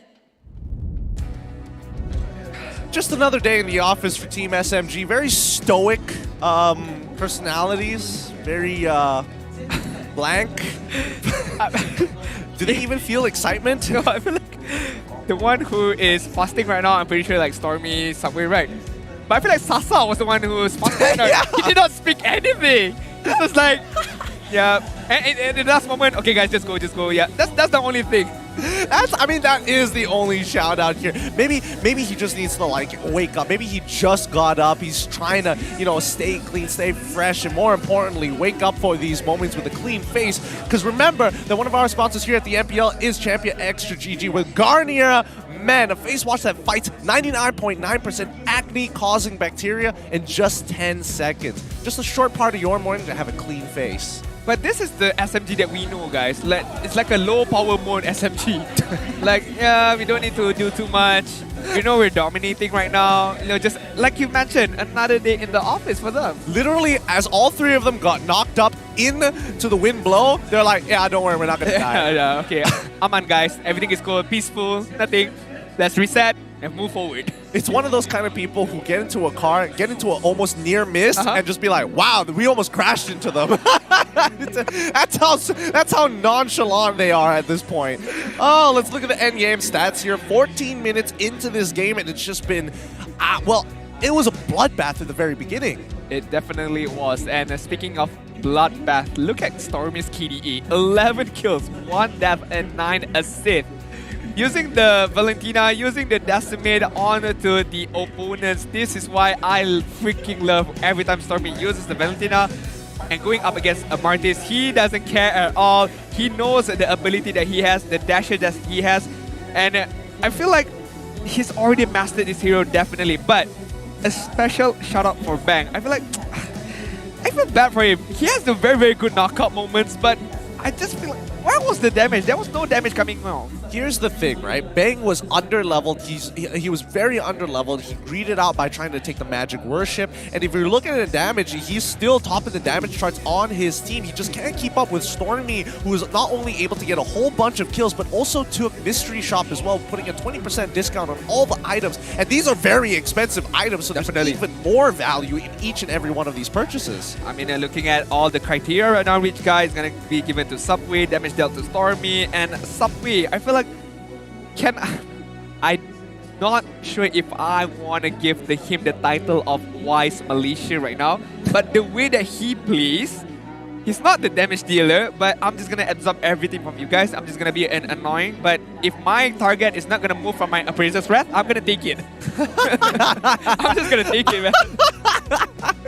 Oh boy. Alright, I mean, fair enough. Let's look at our MVP of this game, brought to you by Hotlink. It's going to go over to Stormy, of course, with this 11-1 and 9 KD, match KDA, with a match KP of 83%. The man plays for those kills, plays for the resets, and most importantly, is highly effective on this Valentina. Yeah, the dashes, the decimate, and the itemization as well, completing the full 6 slotted item with the help of Mystery Shop, with the help of those 11 kills in that particular game. But all in all, SMGs, it's a different SMG from the Coach James era, I would say.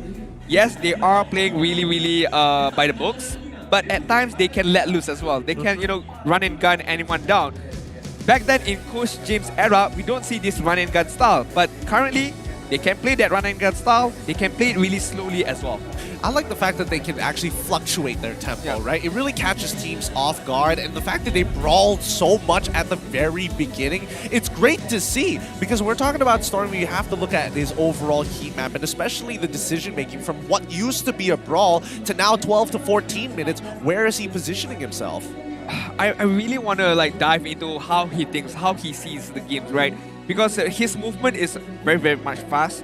It's very calculative as well, and he knows the amount of damage that he can dish up onto the opponent and the amount of damage that he can receive onto himself.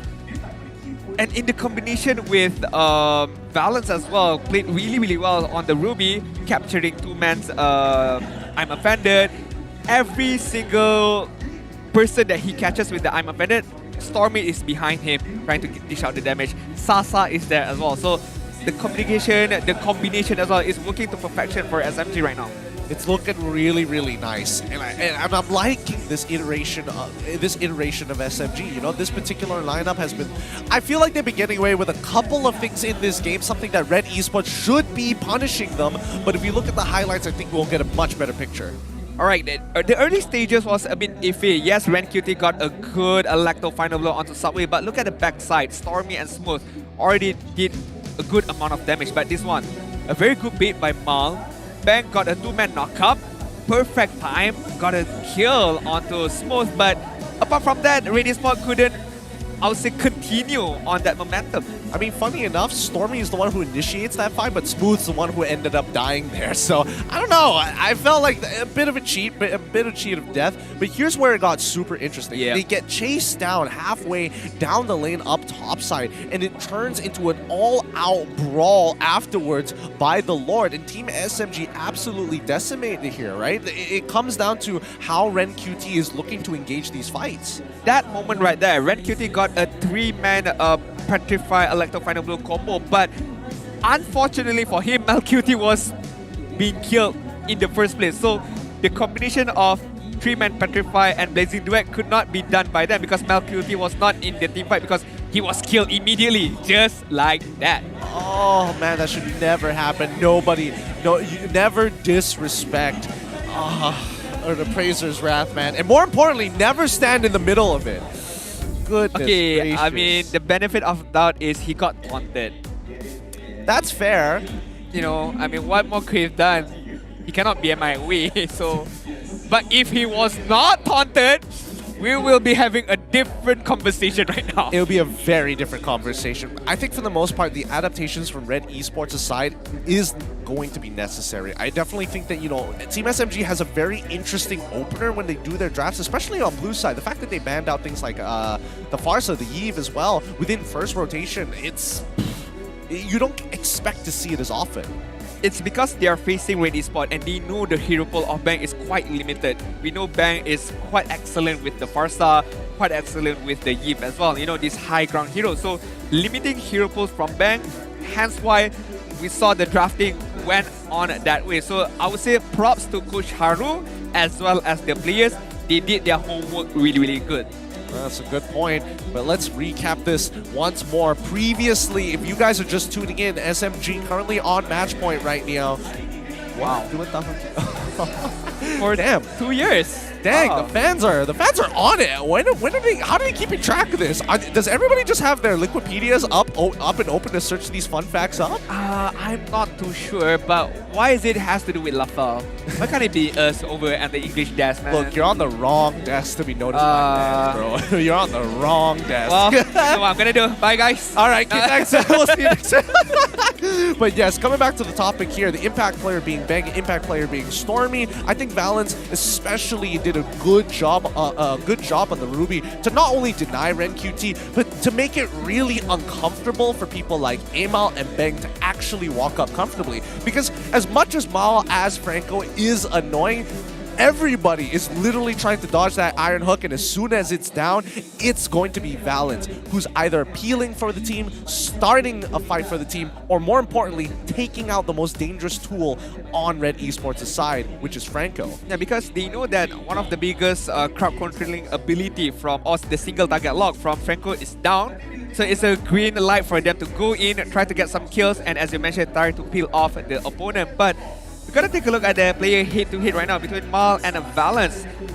Look at the average assist coming in from Valence right now, 9.4 up against 6.5 Mal. I believe that Mal did good with the Franco if only there was a faster follow-up or even more a burst capability coming in from any of his friends in behind, right? Because the hook landed, he bloody hunt immediately, but the burst wasn't just there to, you know, kill off the target. I mean, it comes down to target priority, and especially with the chaotic style that we saw in game number 1, especially with just hard, like, we're seeing people like Smooth flickering into some really tight situations just to buy a little bit of space for the rest of his team to kind of maneuver around or drag out these fights.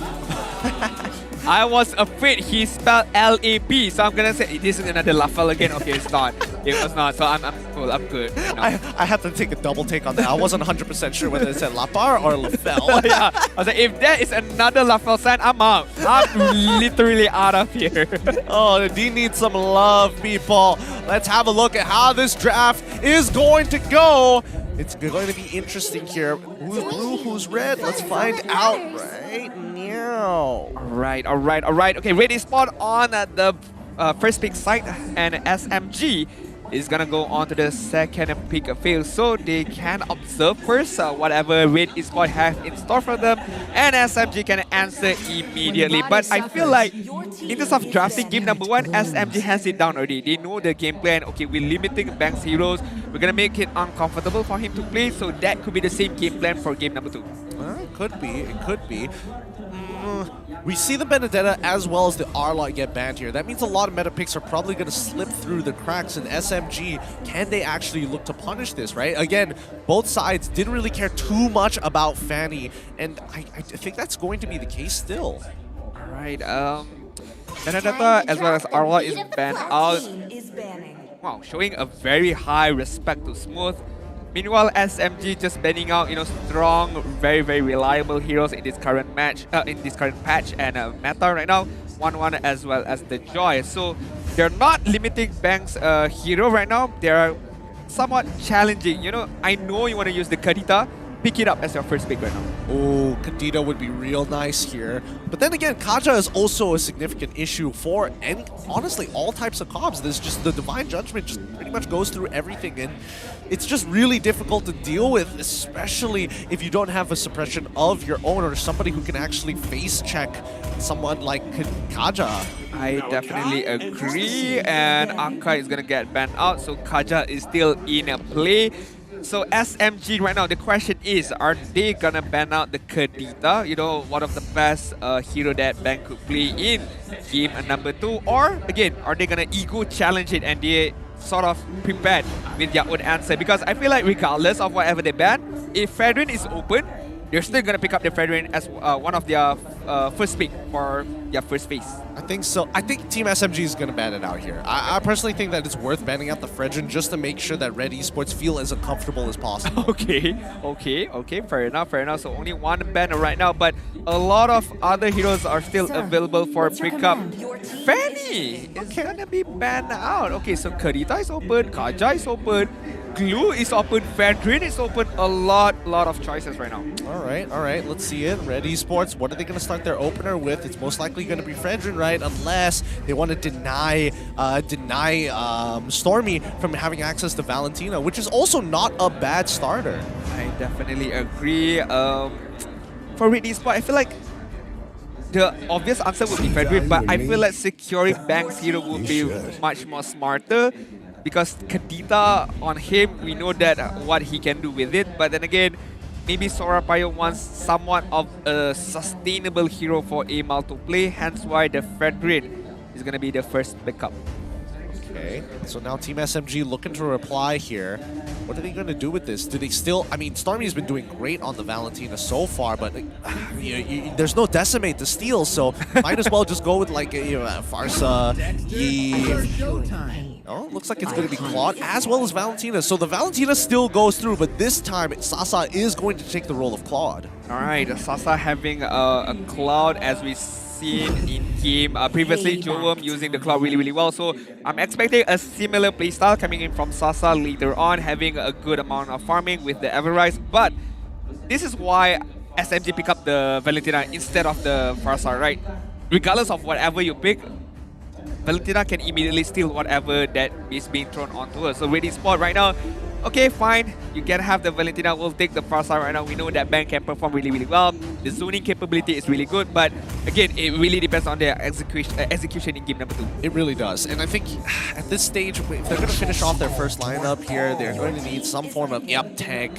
With the Kufra, this is going to buy a lot of space because I think they recognize that, like, at the end of the day, somebody is going to have to mess with us, and I'm guessing it's going to be Smooth, who's either going to play Lapu Lapu or Yuzong from this position. I like the latter choice right now. Yuzong is a very good pickup. You know, you can go onto the back line, disturb the Farsa, but not only that, the mechanical skills of Smooth using that Yuzong 1 versus 2, 1 versus 3 is not a big problem for him. But maybe it could be too early. Maybe they want to secure a jungler. As you mentioned, you know the opponent's jungler, so you want to match up really, really well. All right. I'm getting bored of this, to be honest. I mean, it is, that's the thing. The problem with these two heroes is that Martis is really good in the early game, so he beats out a lot of these assassins. Yep. And then you look at this tank and it's like, wow, he's got a lot of CC, he can become even tankier, and he's got damage as well. That's why he's so good. Pair them against each other and it's like, oh, it's finally an even matchup where I don't feel like it's oppressive. It is a very, very much even matchup, and hence why we've been seeing it so much right now. But SMG banning out the Yuzong, I feel like they could have gotten it unless they have other routes to take right now. I guess, okay. My thought process is that Smooth is like, hey, I can get Lapu Lapu or Yuzong here, one or the other. And he's probably talking to his coach about this, Haru.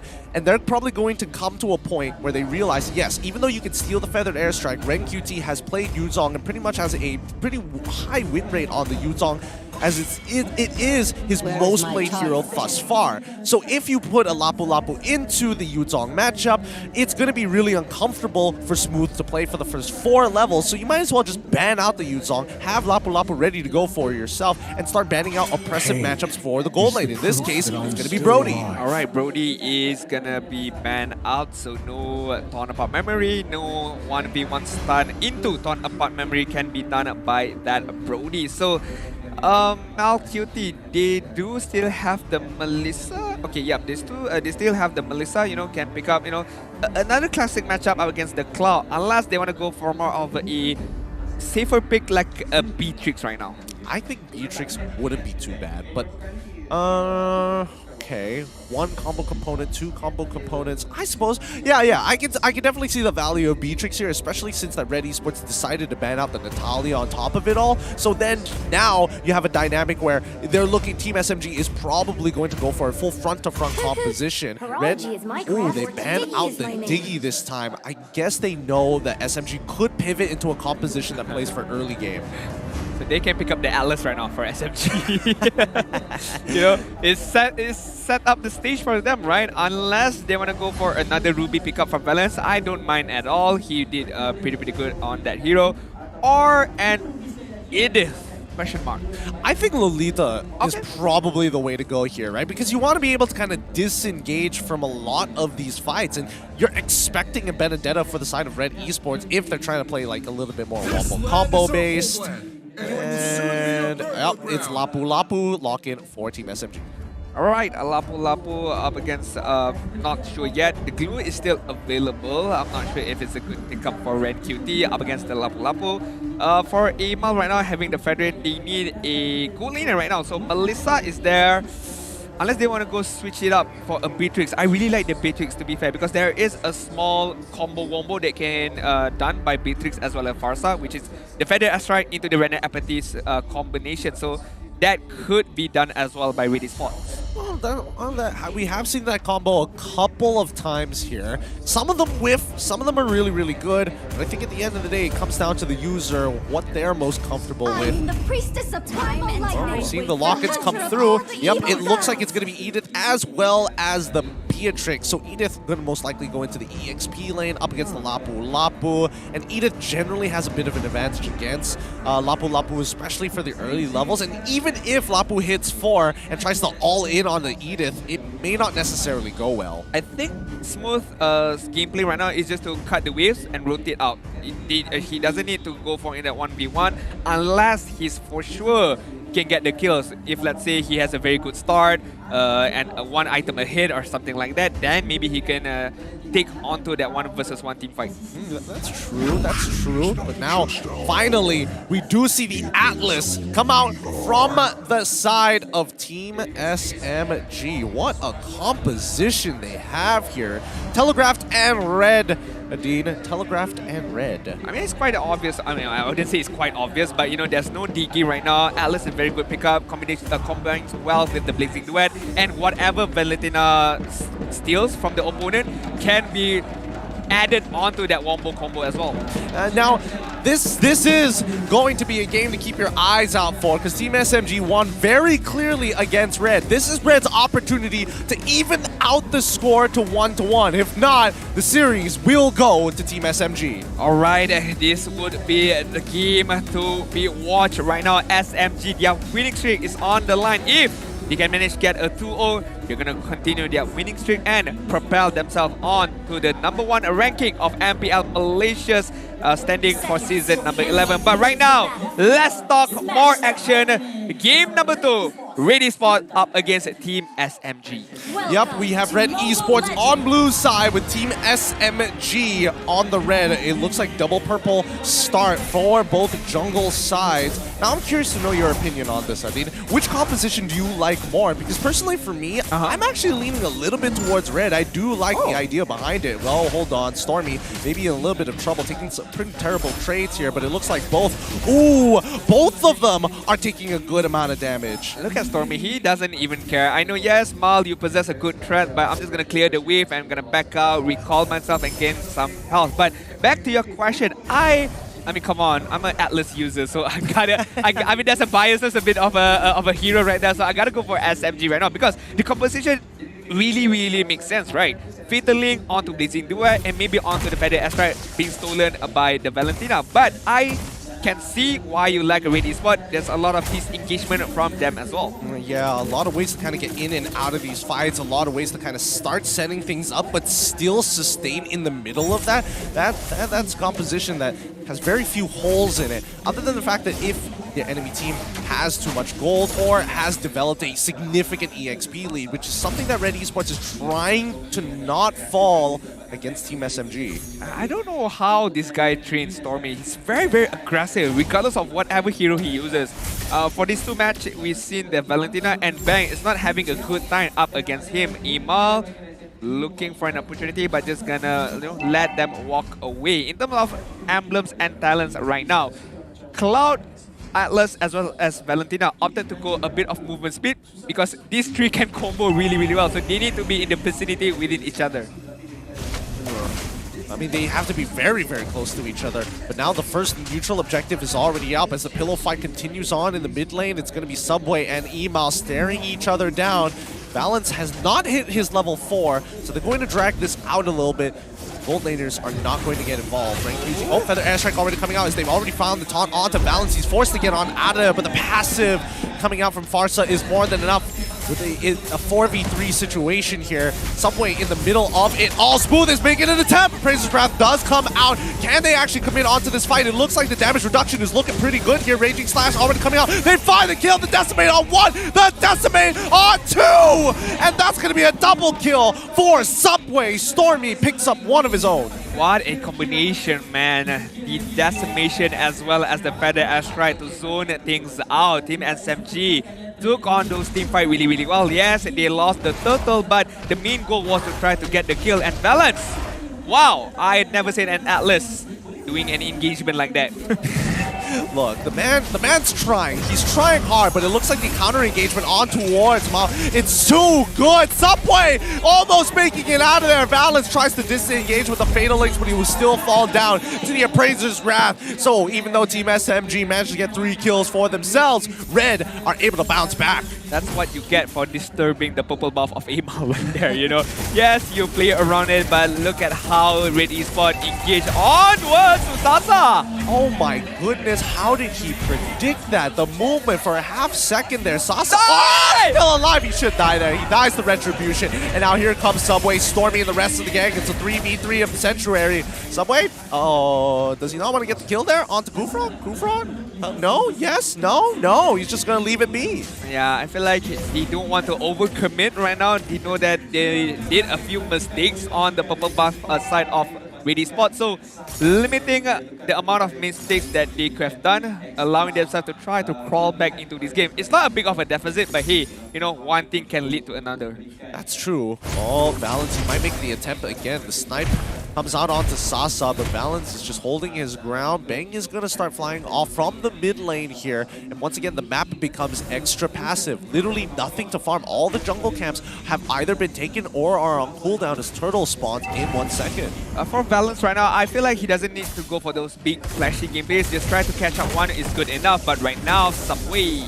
Speaking of that one, it looks like Subway was chosen to be the target here. He's zoned out, but Red QT continues to chase and control that space. Smooth, is he going to jump in here? No, he is not. Valence unable to get there in time as well. They're just going to let this objective go and then look to play for fights some other time. Slowly but surely, Red Esports right now having a very good lead early on and try to build up upon it. And looking at the rotation coming in from them after the Turtle immediately rotate upside, and right now, Mal! He's trying his best here. Tyrant's Revenge has forced him in an awkward spot. Balance is going to get out of there. The Feathered Airstrike has been used. Stormy and Subway are on top of Imal, and Sasa is clearing up the waves at the same time with a Blazing Duet. He's close, but MelQT still alive here as Imal holds on to Praise's Wrath, dealing a good amount of damage, but Subway needs to start backing away before Mal gets the re-engage. He might actually do it. No, Stormy double dashes out of the lane. They are safe. Balance is healed while Smooth is taking a full commit and fight on top of Red QT, and last second turns to the side, knowing that the Primordial is coming out as Mal now out of position here. They lose the tier 1, gets pulled back into the team. Subway should be able to finish this off, but he's so nice. Gives it over to Sasa. Yeah, he knows that Sasa needs the extra gold, need the extra boost for him to be able to complete all of his items. But right now, RED Esports are playing it really, really well. But I have to give props to Valentina just about hold that thought. Bang! Oh! Flicker, yes, he secures it! I thought that stuff was gonna hit for sure. It was boggling my mind. It was making me scratch and pull out my hair, but he manages to secure it at the end of the day. I like how we took a pause because we know Smooth might do something about it, and he did. The flicker forward and try to get that kill right there. Bang! Almost escaping death, but hey, not in the hands of Smooth. Oh, that was definitely the Smooth pause for sure. We all knew he was going to do something. We just couldn't put our finger on what exactly it was. And Bang also used the Purify at the same time. So I'm guessing that even it didn't look like it was in the wrong angle, so it only makes sense. Yeah, I definitely agree right there. But right now, Team SMG slowly but surely trying to crawl their way back into this game. But RED Esports holding a very good lead, and I feel like they have to gather back their momentum, their strength. Although Bang did get a death right there, but I feel like they still have what it takes to at least grab a hold of this game. Yeah, let's see. Valence is going to start checking the bushes one by one. He gets on top of Emal as the Feathered Airstrike is out. Valence flickers on top, stopping the Feathered Airstrike into the full combo of the Blazing Duet on the opposite side. Smooth tanks the damage from MelQT, who's kiting him out right now. He's got the shield, but he's already down a 2-for-2 trade so far. A double kill for Stormy. Huge plays. Oh my, what a clean team fight by Team SMG. The adaptation again. They lost their footing in the early stages, but they gather back their strength and their momentum. And right now, oh! Stop it! Okay, Stormy, he's gotta die here. Like, Sasa, as much as he can sit here and chunk away at Mal, there's no way Stormy gets to live after that. Oh, come on, Stormy. So bloodthirsty right now. I don't know what's up with Stormy this season, man. If he has Flicker and he knows that he can get the kill, even if it's an under the turret, he would 9 out of 10. Go for it. 9 out of 10 times. Oh, Sasa. Oh my god. Okay, they didn't layer the CC as nicely as I thought.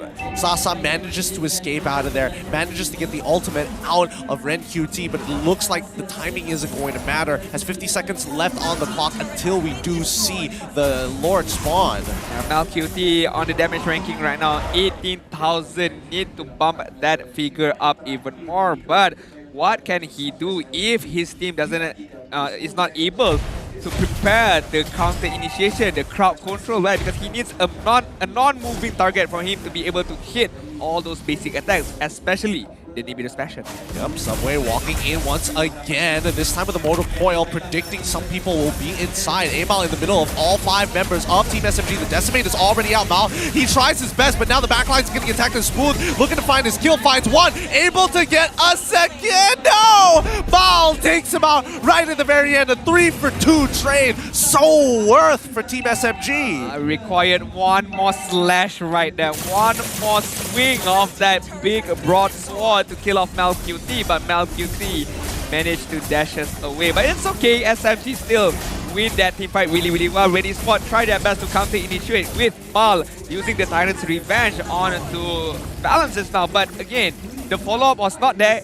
It's not because Malcutie was not in prime position, but Smooth jumped onwards to Malcutie, and Malcutie couldn't do anything about it. Yeah, they got to be really careful about their overall positions. But let's have a take a look at the items here, right? Because we're seeing, you know, 2 core items coming out from the side of Team SMG. If not, the 3rd item should be right around the corner. Alright, Blade of Despair as well as Malefic Roar from Malcutie. Looking at Sasa right now, the DHS, the golden stuff is on his hand. So it could be the Wind of Nature as the next item, another layer of protection. But Valentina from Stormy right now, I'm expecting more items, but hey, 3 items is really, really good. The Enchanted Talisman as well as the Crocodile's Destiny. But Mal almost getting caught out right there. Yep, it's so very close here, but with the Lord already down, they aren't able to get too much off of this. They've got the waves pushing down, and more importantly, Smooth will be able to take this tier 2, but that's not ideal. Team SMG want to be able to extend their lead even further, other than 3K, but now we do see that Subway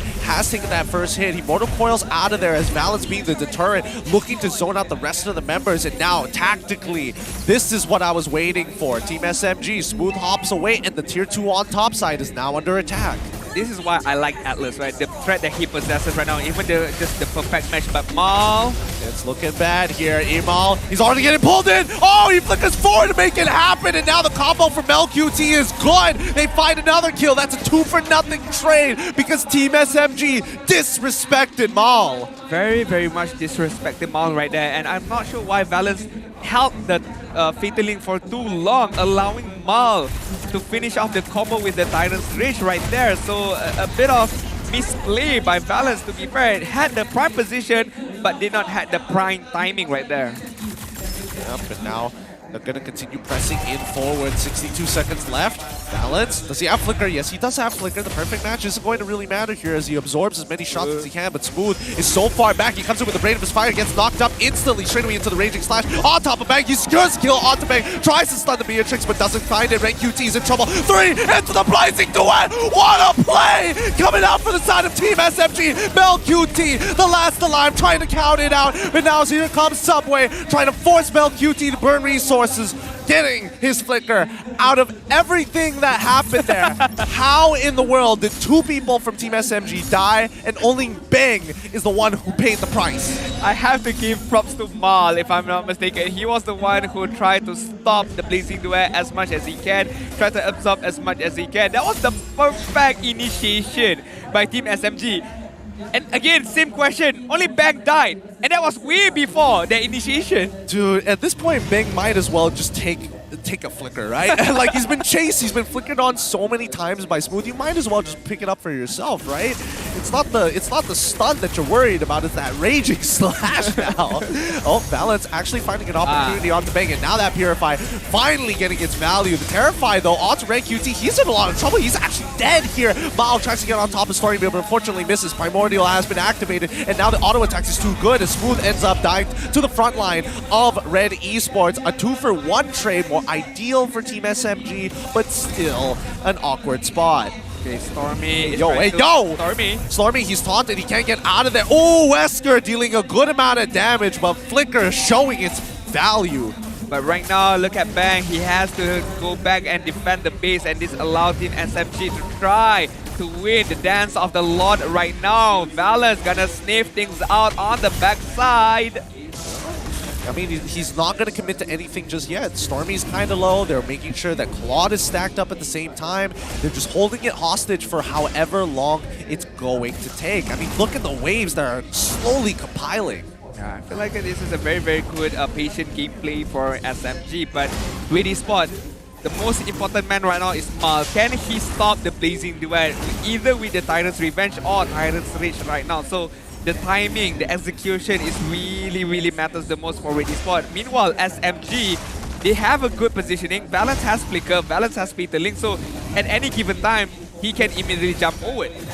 Well, let's see. And now they find the initiation onto Balance, breaking his immortality. But Sasa on the backside, already with the blazing duet. The wind chant is already good. They find one. Edith is down, and Emal is still trying to go for it. Somebody take the Lord, and it's going to be Emal who secures it. The blazing duet is now done, and Mal finally falls as Mel QT is only left with Bennett. A 2-for-2 trade again. We have 32 kills this game, 14 minutes in. Wow, what a game. What a fiesta of a game right now. And Emal, regardless of what happens, all the commotion, he still remained calm and tried to secure the Lord efficiently. I mean, anything can happen right there. But again, Balance, the timing of the Fatal Link right there, because Mal got the upper hand with the Tyrant's Revenge and Tyrant's Rage. So again, Balance might need to move a little bit earlier on. But as we really take a look at the itemization from Emal right now, Blade Armor dishing out damage back onto the opponent.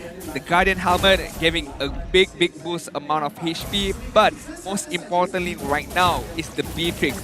Does she have enough damage? I mean, almost full slot right now. The only thing that she needs to do is survive to be able to dish out those damages. Yeah, they gotta survive, but they're trying to stagger this Lord Empowered wave. They're willing to sacrifice the tier 2s here, but that's huge damage onto Sasa so far. Bang, not even popping that feathered airstrike, and I think if he did just in time, he probably would have gotten the kill. Mal finding the initiation to a subway is trying to pull out with the Mortal Coils, but he gets knocked on over, pulls into Sasa, into the blazing duet. Smooth has already found his kill onto Bang. Mel QT the next to fall. A complete wipeout in front of their doorstep. That was a big mistake, committing onto the Atlas and did not manage to kill the Atlas in time, allowing Balance, allowing Atlas to pick everyone up and send them back to the graveyard. And this might be, well, it's not gonna be might be, this is gonna be a clean sweep for Team SMG. What a game and what a finish. You started, we closed the doors. Team SMG still moving under gunfire. GG, well played. What a momentum booster for SMG right now, winning a streak regardless of whoever they face right now and sitting pretty handsomely on the #1 rankings of MPL Malaysia season number 11. Look at Balance. He was like, chill guys, I know what I'm doing. Yes, I have 8 deaths, but look what I'm giving back to you guys. I will give, he promised himself, I will give you a wipeout by the end of this game if it's the last thing I do. I will, mark my words. Even if it kills me, I will give it to you guys. And he delivered it really well. He handed it right at the very doorstep, and right when Red Esports was trying to push to get inhibitors. What a terrible time to die. That's got to sting. Really got to hurt. Oh, they could not kill the Atlas in time. That was a mistake right there. One simple mistake and was punished immediately. This is the hard truth of MLBB. But right now, we're gonna take a look at the host interview with Rose and Team SMG. And the SMG win streak continues with another 2-0 in the bag. Oh, wow. Okay, guys. Just now, we could see in the second game, kan, it was a close game. They were at your base. They were knocking on your door. Stormy, how did you guys flip that around? I think they can win that game, but I think they mistake. Orang buat mistake and then they lost. So that mistake was the turning point and you guys were just like, all go. Yes. Macam tu. Oh, okay. Faham? Alright. Coach Haru. Hello. I can feel the adrenaline from here. I'm pretty sure Coach was probably like jumping behind. So, Coach, I nak tanya, tadi game pertama kan, dorang ambil Veil when you were like, Kadita, jap. Oh. How, did you expect that Veil? No. Not at all? But I think as long as he didn't get the Fasada and all is fine. Oh, he didn't get Stormy's heroes, you know? Okay, so I have one last question for Smooth. Sini, come.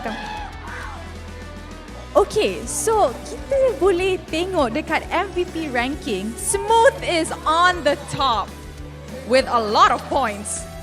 Smooth, setiap minggu you're getting better. What do you want to say to everybody who's supporting you?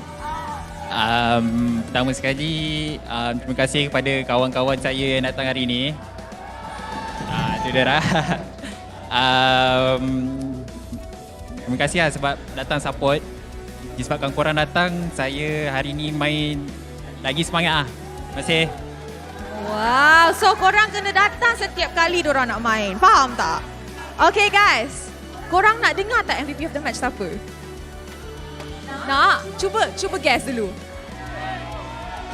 Okay, MVP of the match in 3, 2, 1. Stormy! Our mage prodigy. Oh my goodness, Stormy. So, what do you have to say? I mean, first of all, you took his throne for MVP of the match. He was MVP of the match for how many games straight? Then now the mage prodigy took it. What do you want to say? I think thanks to my teammates lah. Thanks to your teammate. Asal dia macam tengok. Dia tengok semua macam thanks to my teammate. I don't want. You want to say anything to your family and friends who came to support today? To our fans, thanks for coming for today, and also thanks to Maxis. Yeah, that's it. Honestly, they love you so much. Okay, one last question before I invite a lucky fan. So, next week, it's gonna be SMG and Homebois. Two of the top teams in the leaderboard. What do you guys want to say to Homebois? Siapa nak bagi? Sasa. Oh, okay. Sasa, what do you want to say to Homebois, your next opponent? Yes. Tadi udah kalah kan? Next match kan? Nothing to say lah, just good luck. Okay, he doesn't have anything to say, but he did say something in the beginning. Okay, so mari kita invite lucky fan, Hakimi. Okay. Whoa. I tak tahu kalau dia ada suara lagi ke tak sebab just now, the Team SMG fans were very, very loud and super excited. Hello. Hello. Okay, you nak tanya ke? You nak bagi sokongan kat dorang ke? I nak bagi sokongan. Okay. Alright. Untuk Team SMG, lepas ni jumpa Homebois, you guys can do it. As long as Tommy is with you and that's gonna be fine. Yeah. Because Stormy, I stand up for Stormy because I pun mid laner juga. I suka Lunox tapi I tengok Stormy punya mid laner punya rotation apa semua the best lah. Macam Haji, macam Sanji, sama-sama level. Yes, of course. Oh my god. Our mage prodigy is on the same level with the world champions. Yes. Oh, I like Haji and Sanji, yeah, at the same level. Oh, I see. All right. Do you want to say anything, Stormy? Do you want to say anything to him? Thank you. All right, so I will move to the side to give you guys a chance to take a photo. Smile for the camera, okay? All right, and that is the last match untuk minggu ketiga untuk MPL Malaysia musim ke-11. Kalau korang nak saksikan match-match yang macam ni, jom datang ke Stadium Juara by scanning the QR code down below. And if you're a lucky audience to come up the stage of MPL, korang akan dapat skin yang bernilai 899 diamonds. Thank you Hakimi and thank you Team SMG. Congratulations once again. Guys, SMG? SMG, come on, they just won! Okay, I rasa, thank you to Team SMG, Thank you, Coach. Thank you. Okay, guys, so I rasa this match was super duper fun. Did you guys have fun? All right, so mari kita dengar mic check of Team SMG, which I really, really like sebab it's always interesting. So, mic check, let us hear you. You tengah cakap kat Mel kan? Mel cakap kat I. Hero lain lah ni. Wait, no curse. Sorry. Bro, Ramadan bro. Ramadan tiba. Halal. Kufra dan dash. Aman. Aku cocok. Nice. Okay guys. Kita slow pace lah. Go dah siap. Oi, Kufra dekat macam panjang. Dapat Fasha. No purify dia. Low Fasha dia. Nice. I bubai. I tolak sah. Tengok Alip guys. Kalau dah ada strike, mati. Tak apa Alip. Nice do. You zoning. You buy time. What Alip. I tangkap tiga. Mati. Nice. Mati. Alhamdulillah.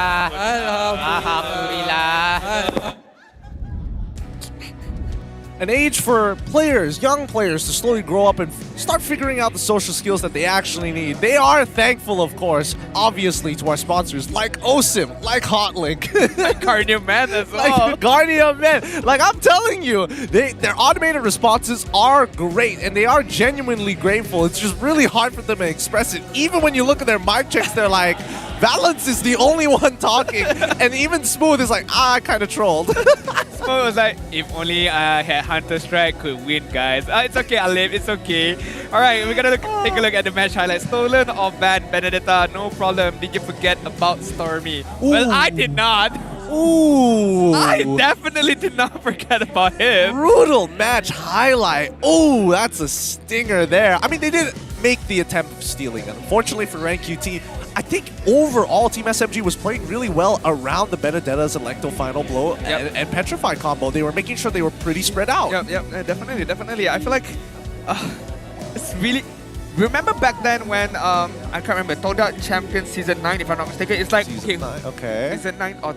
No, Season 9, if I'm not mistaken. Yeah, Season 8 was SMG. So, you're like questioning, who do we ban out? Because there was a lot of good players right there. You know, you got Momo, you got Fomis, right? Who do you ban out? And I feel like SMG is slowly building up to that reputation as well. Who do we ban out?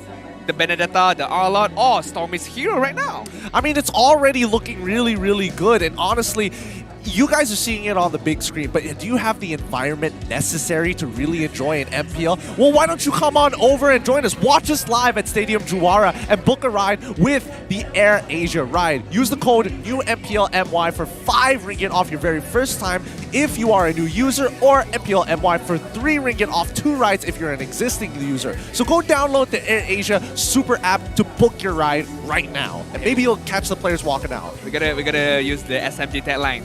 Thank you, Air Asia Ride. Thank you, Air Asia Ride. Just real quick. Okay, we got the photo. All right, cool. Now, coming into breaking down this game, I don't know. I do feel that they were right in their comments of Red Esports. It really came down to one blunder from Red Esports. Like, it was going well.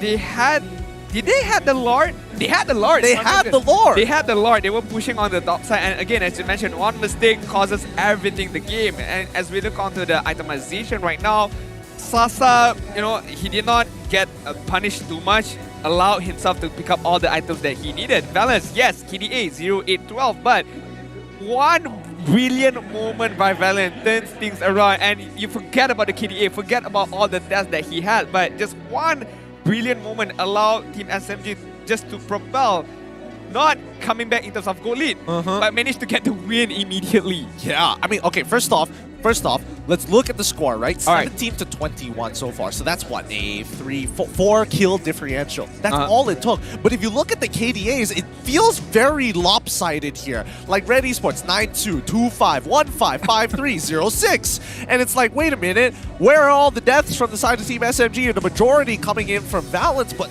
that's what I mean. They're constantly trading up. Even if it's a 2 for 2, it feels like, yes, as long as Valence is one of those 2, they're technically earning more gold. Hey, I'm just gonna say, if you're a roamer and you're afraid to die, don't become a roamer, man.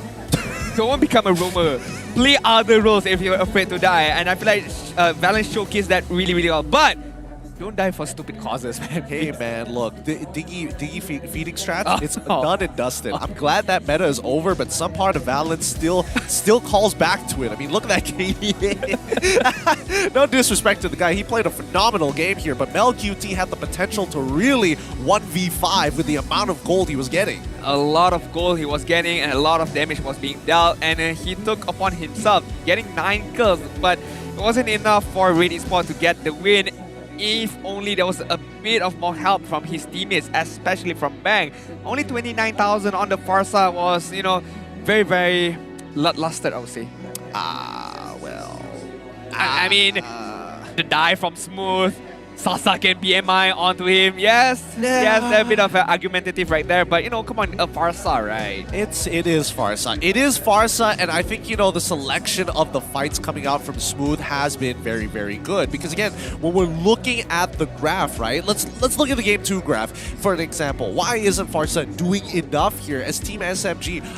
In this case, they were on the blue side. So overall, you can see that they have even kill pressure, way more utility, and more importantly, defensively, they have a stronger push. And I think, you know, the biggest issue dealing with them was the fact that Team SMG, when it came down to the later stages of the game, that's when Valentina is going to get a lot of value. That's when the big combos and the big setups coming in from Valen specifically is going to be great. And the only person who can disrupt that combo is going to be the Farsa. That's why every time you see Smooth walk out of the base, the first thing he's doing, he's looking for Bang. And when his flicker is up, he's flickering on Bang. He's not even using the Bravest Fighter first. He's just flickering on top of him just to make him feel scared. Yeah, regardless, whoever is in front of him, he's going to go for the back line. He's going to go for the Farsa immediately, right? Similar style as game number 2 because Bang played the Veil and he was targeted, but right then in game number 1, Bang had a good amount of opportunity to dish out a good amount of damage, but it just wasn't enough. You know, he managed to hit a 2-3 mana knockup, but the wind storm, the wind blow wasn't enough for him to get the kill. So, but yeah, I mean, MVP of the match, you saw it, you love him, you see him, how he plays, how aggressive he is. Stormy 8-2, and then did you forget about him? Can't forget about Stormy, man. He was elected as the rookie of... Wait, no, the MVP. The MVP of last season. And it's on his rookie season.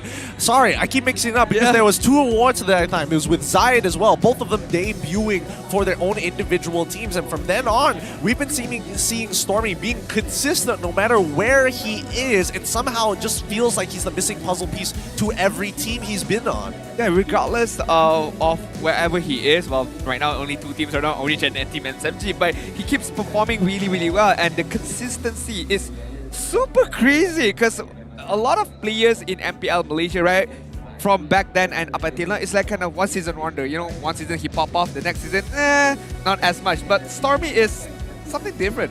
Hey man, that's why some of these players go into coaching roles instead. Not calling anyone out in particular, but oh wow! Oh boy! Right. Let's jump into the highlights here before we ignite any more hate from our Malaysian fans.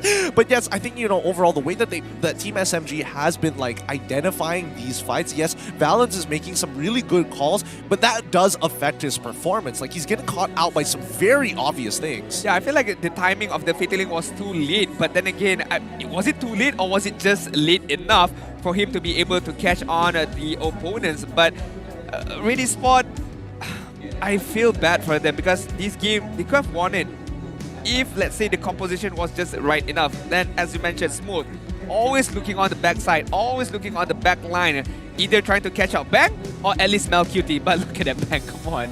Come on, he can't even breathe right there. Yeah, it feels so bad. It feels so bad as a Farsa to get chased down, literally chased down by Smooth. And the worst part about it is that if you don't have your passive, that's like not the biggest deal. But the fact that you took Purify as well makes it even more frustrating that you can't just simply just flicker out of the way. Yeah, I mean, once your Wings by Wings is gone, that's it. That's over for you. But this was the winning gameplay by Valens. A very costly mistake by RED Esports, and they were punished immediately. I wasn't too sure why they were so aggressive enough on that. They could have just waited out. I guess they wanted to take out their biggest enabler, right? They wanted to take out Valens, I suppose. There's got to be some logic to it. But with that being said, Team SMG now sit comfortably at number 1, having won all of their games from week 1 to week 3. 14 points collected from 3 weeks of gameplay, but you know, there's still Homebois still sitting quite close on the second place, 30 points. But RED Esports, similar with Red Giants Esports and Team Lunatix, in the middle of the pack, 7 points collected. I wouldn't say they're quite comfortable, you know.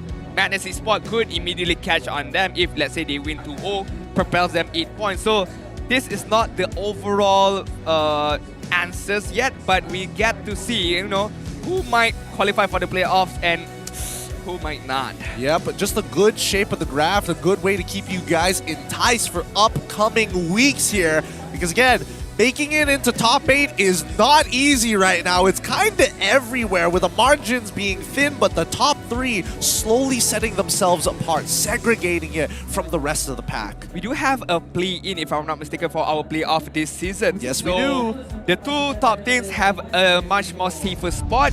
I wouldn't say the 6th other spot is safe, but at least you would qualify for the playoff. That is the main goal right now. Yeah, that is going to be the main goal, and it's going to be an important goal to actually achieve here. 3 weeks in out of 6. We still have 3 more weeks to go, and if you feel that these 3 weeks are already long, don't worry, double that, and we're already at the end of the season.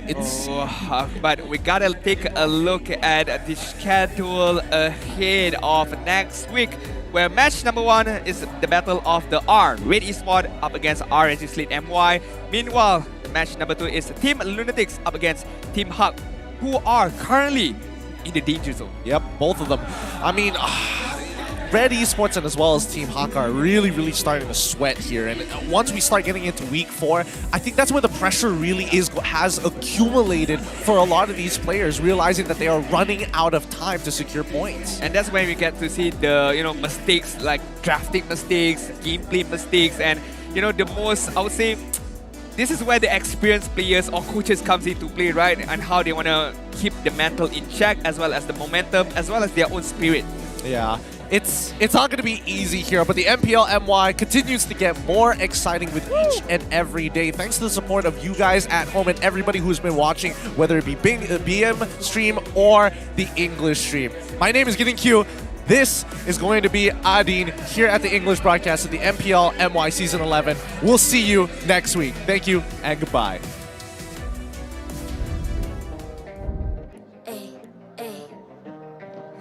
I'm a rock star. Yeah, rock star. Ay. I'm a rock star, baby. I'm a rock star. I'm a rock star. I'm a rock star. I'm a rock star. Panggil aku rock star. Ini kejohanan kita semua orang rock star. Kita rock star, kita buat saja gaya kita. Makin panas apinya sudah membara. Macam mana pun kau menempuh segala. Demi negara kau buat semua bangga. Step into my world, you know I'm always in my zone. You know I got my team, no I'm never alone. Bring out my best, buat yang terbaik. Jadi juara perlahan kita naik. Aku nak push, naik jadi lebih bagus. Jadi hero, ku ada skill. Berapa banyak musuh aku dah kill. Ramai cuba mencapai, cause they envy me. Tiap game aku pasti jadi MVP. I'm a rock star, baby, I'm a rock star. I'm a rock star, I'm a rock star. I'm a rock star, panggil aku rock star. Ini kejohanan kita semua orang rock star. I'm a rock star, baby, I'm a rock star. I'm a rock star, I'm a rock star. I'm a rock star, panggil aku rock star. Ini kejohanan kita semua orang rock star. Tengok nanti siapa yang juara. Ni peluang kita bawa pulang piala. This is my game, this is my time. Menang semua, everything will be mine. Kalau jatuh kau pasti kembali. Bangun balik ku tegak berdiri. Kuatkanlah tenaga, ganjaran diperoleh. Ni kejohanan kita, Malaysia memang boleh. Rise up to the top, kita buat bersama. Semangat kita kuat di bawah satu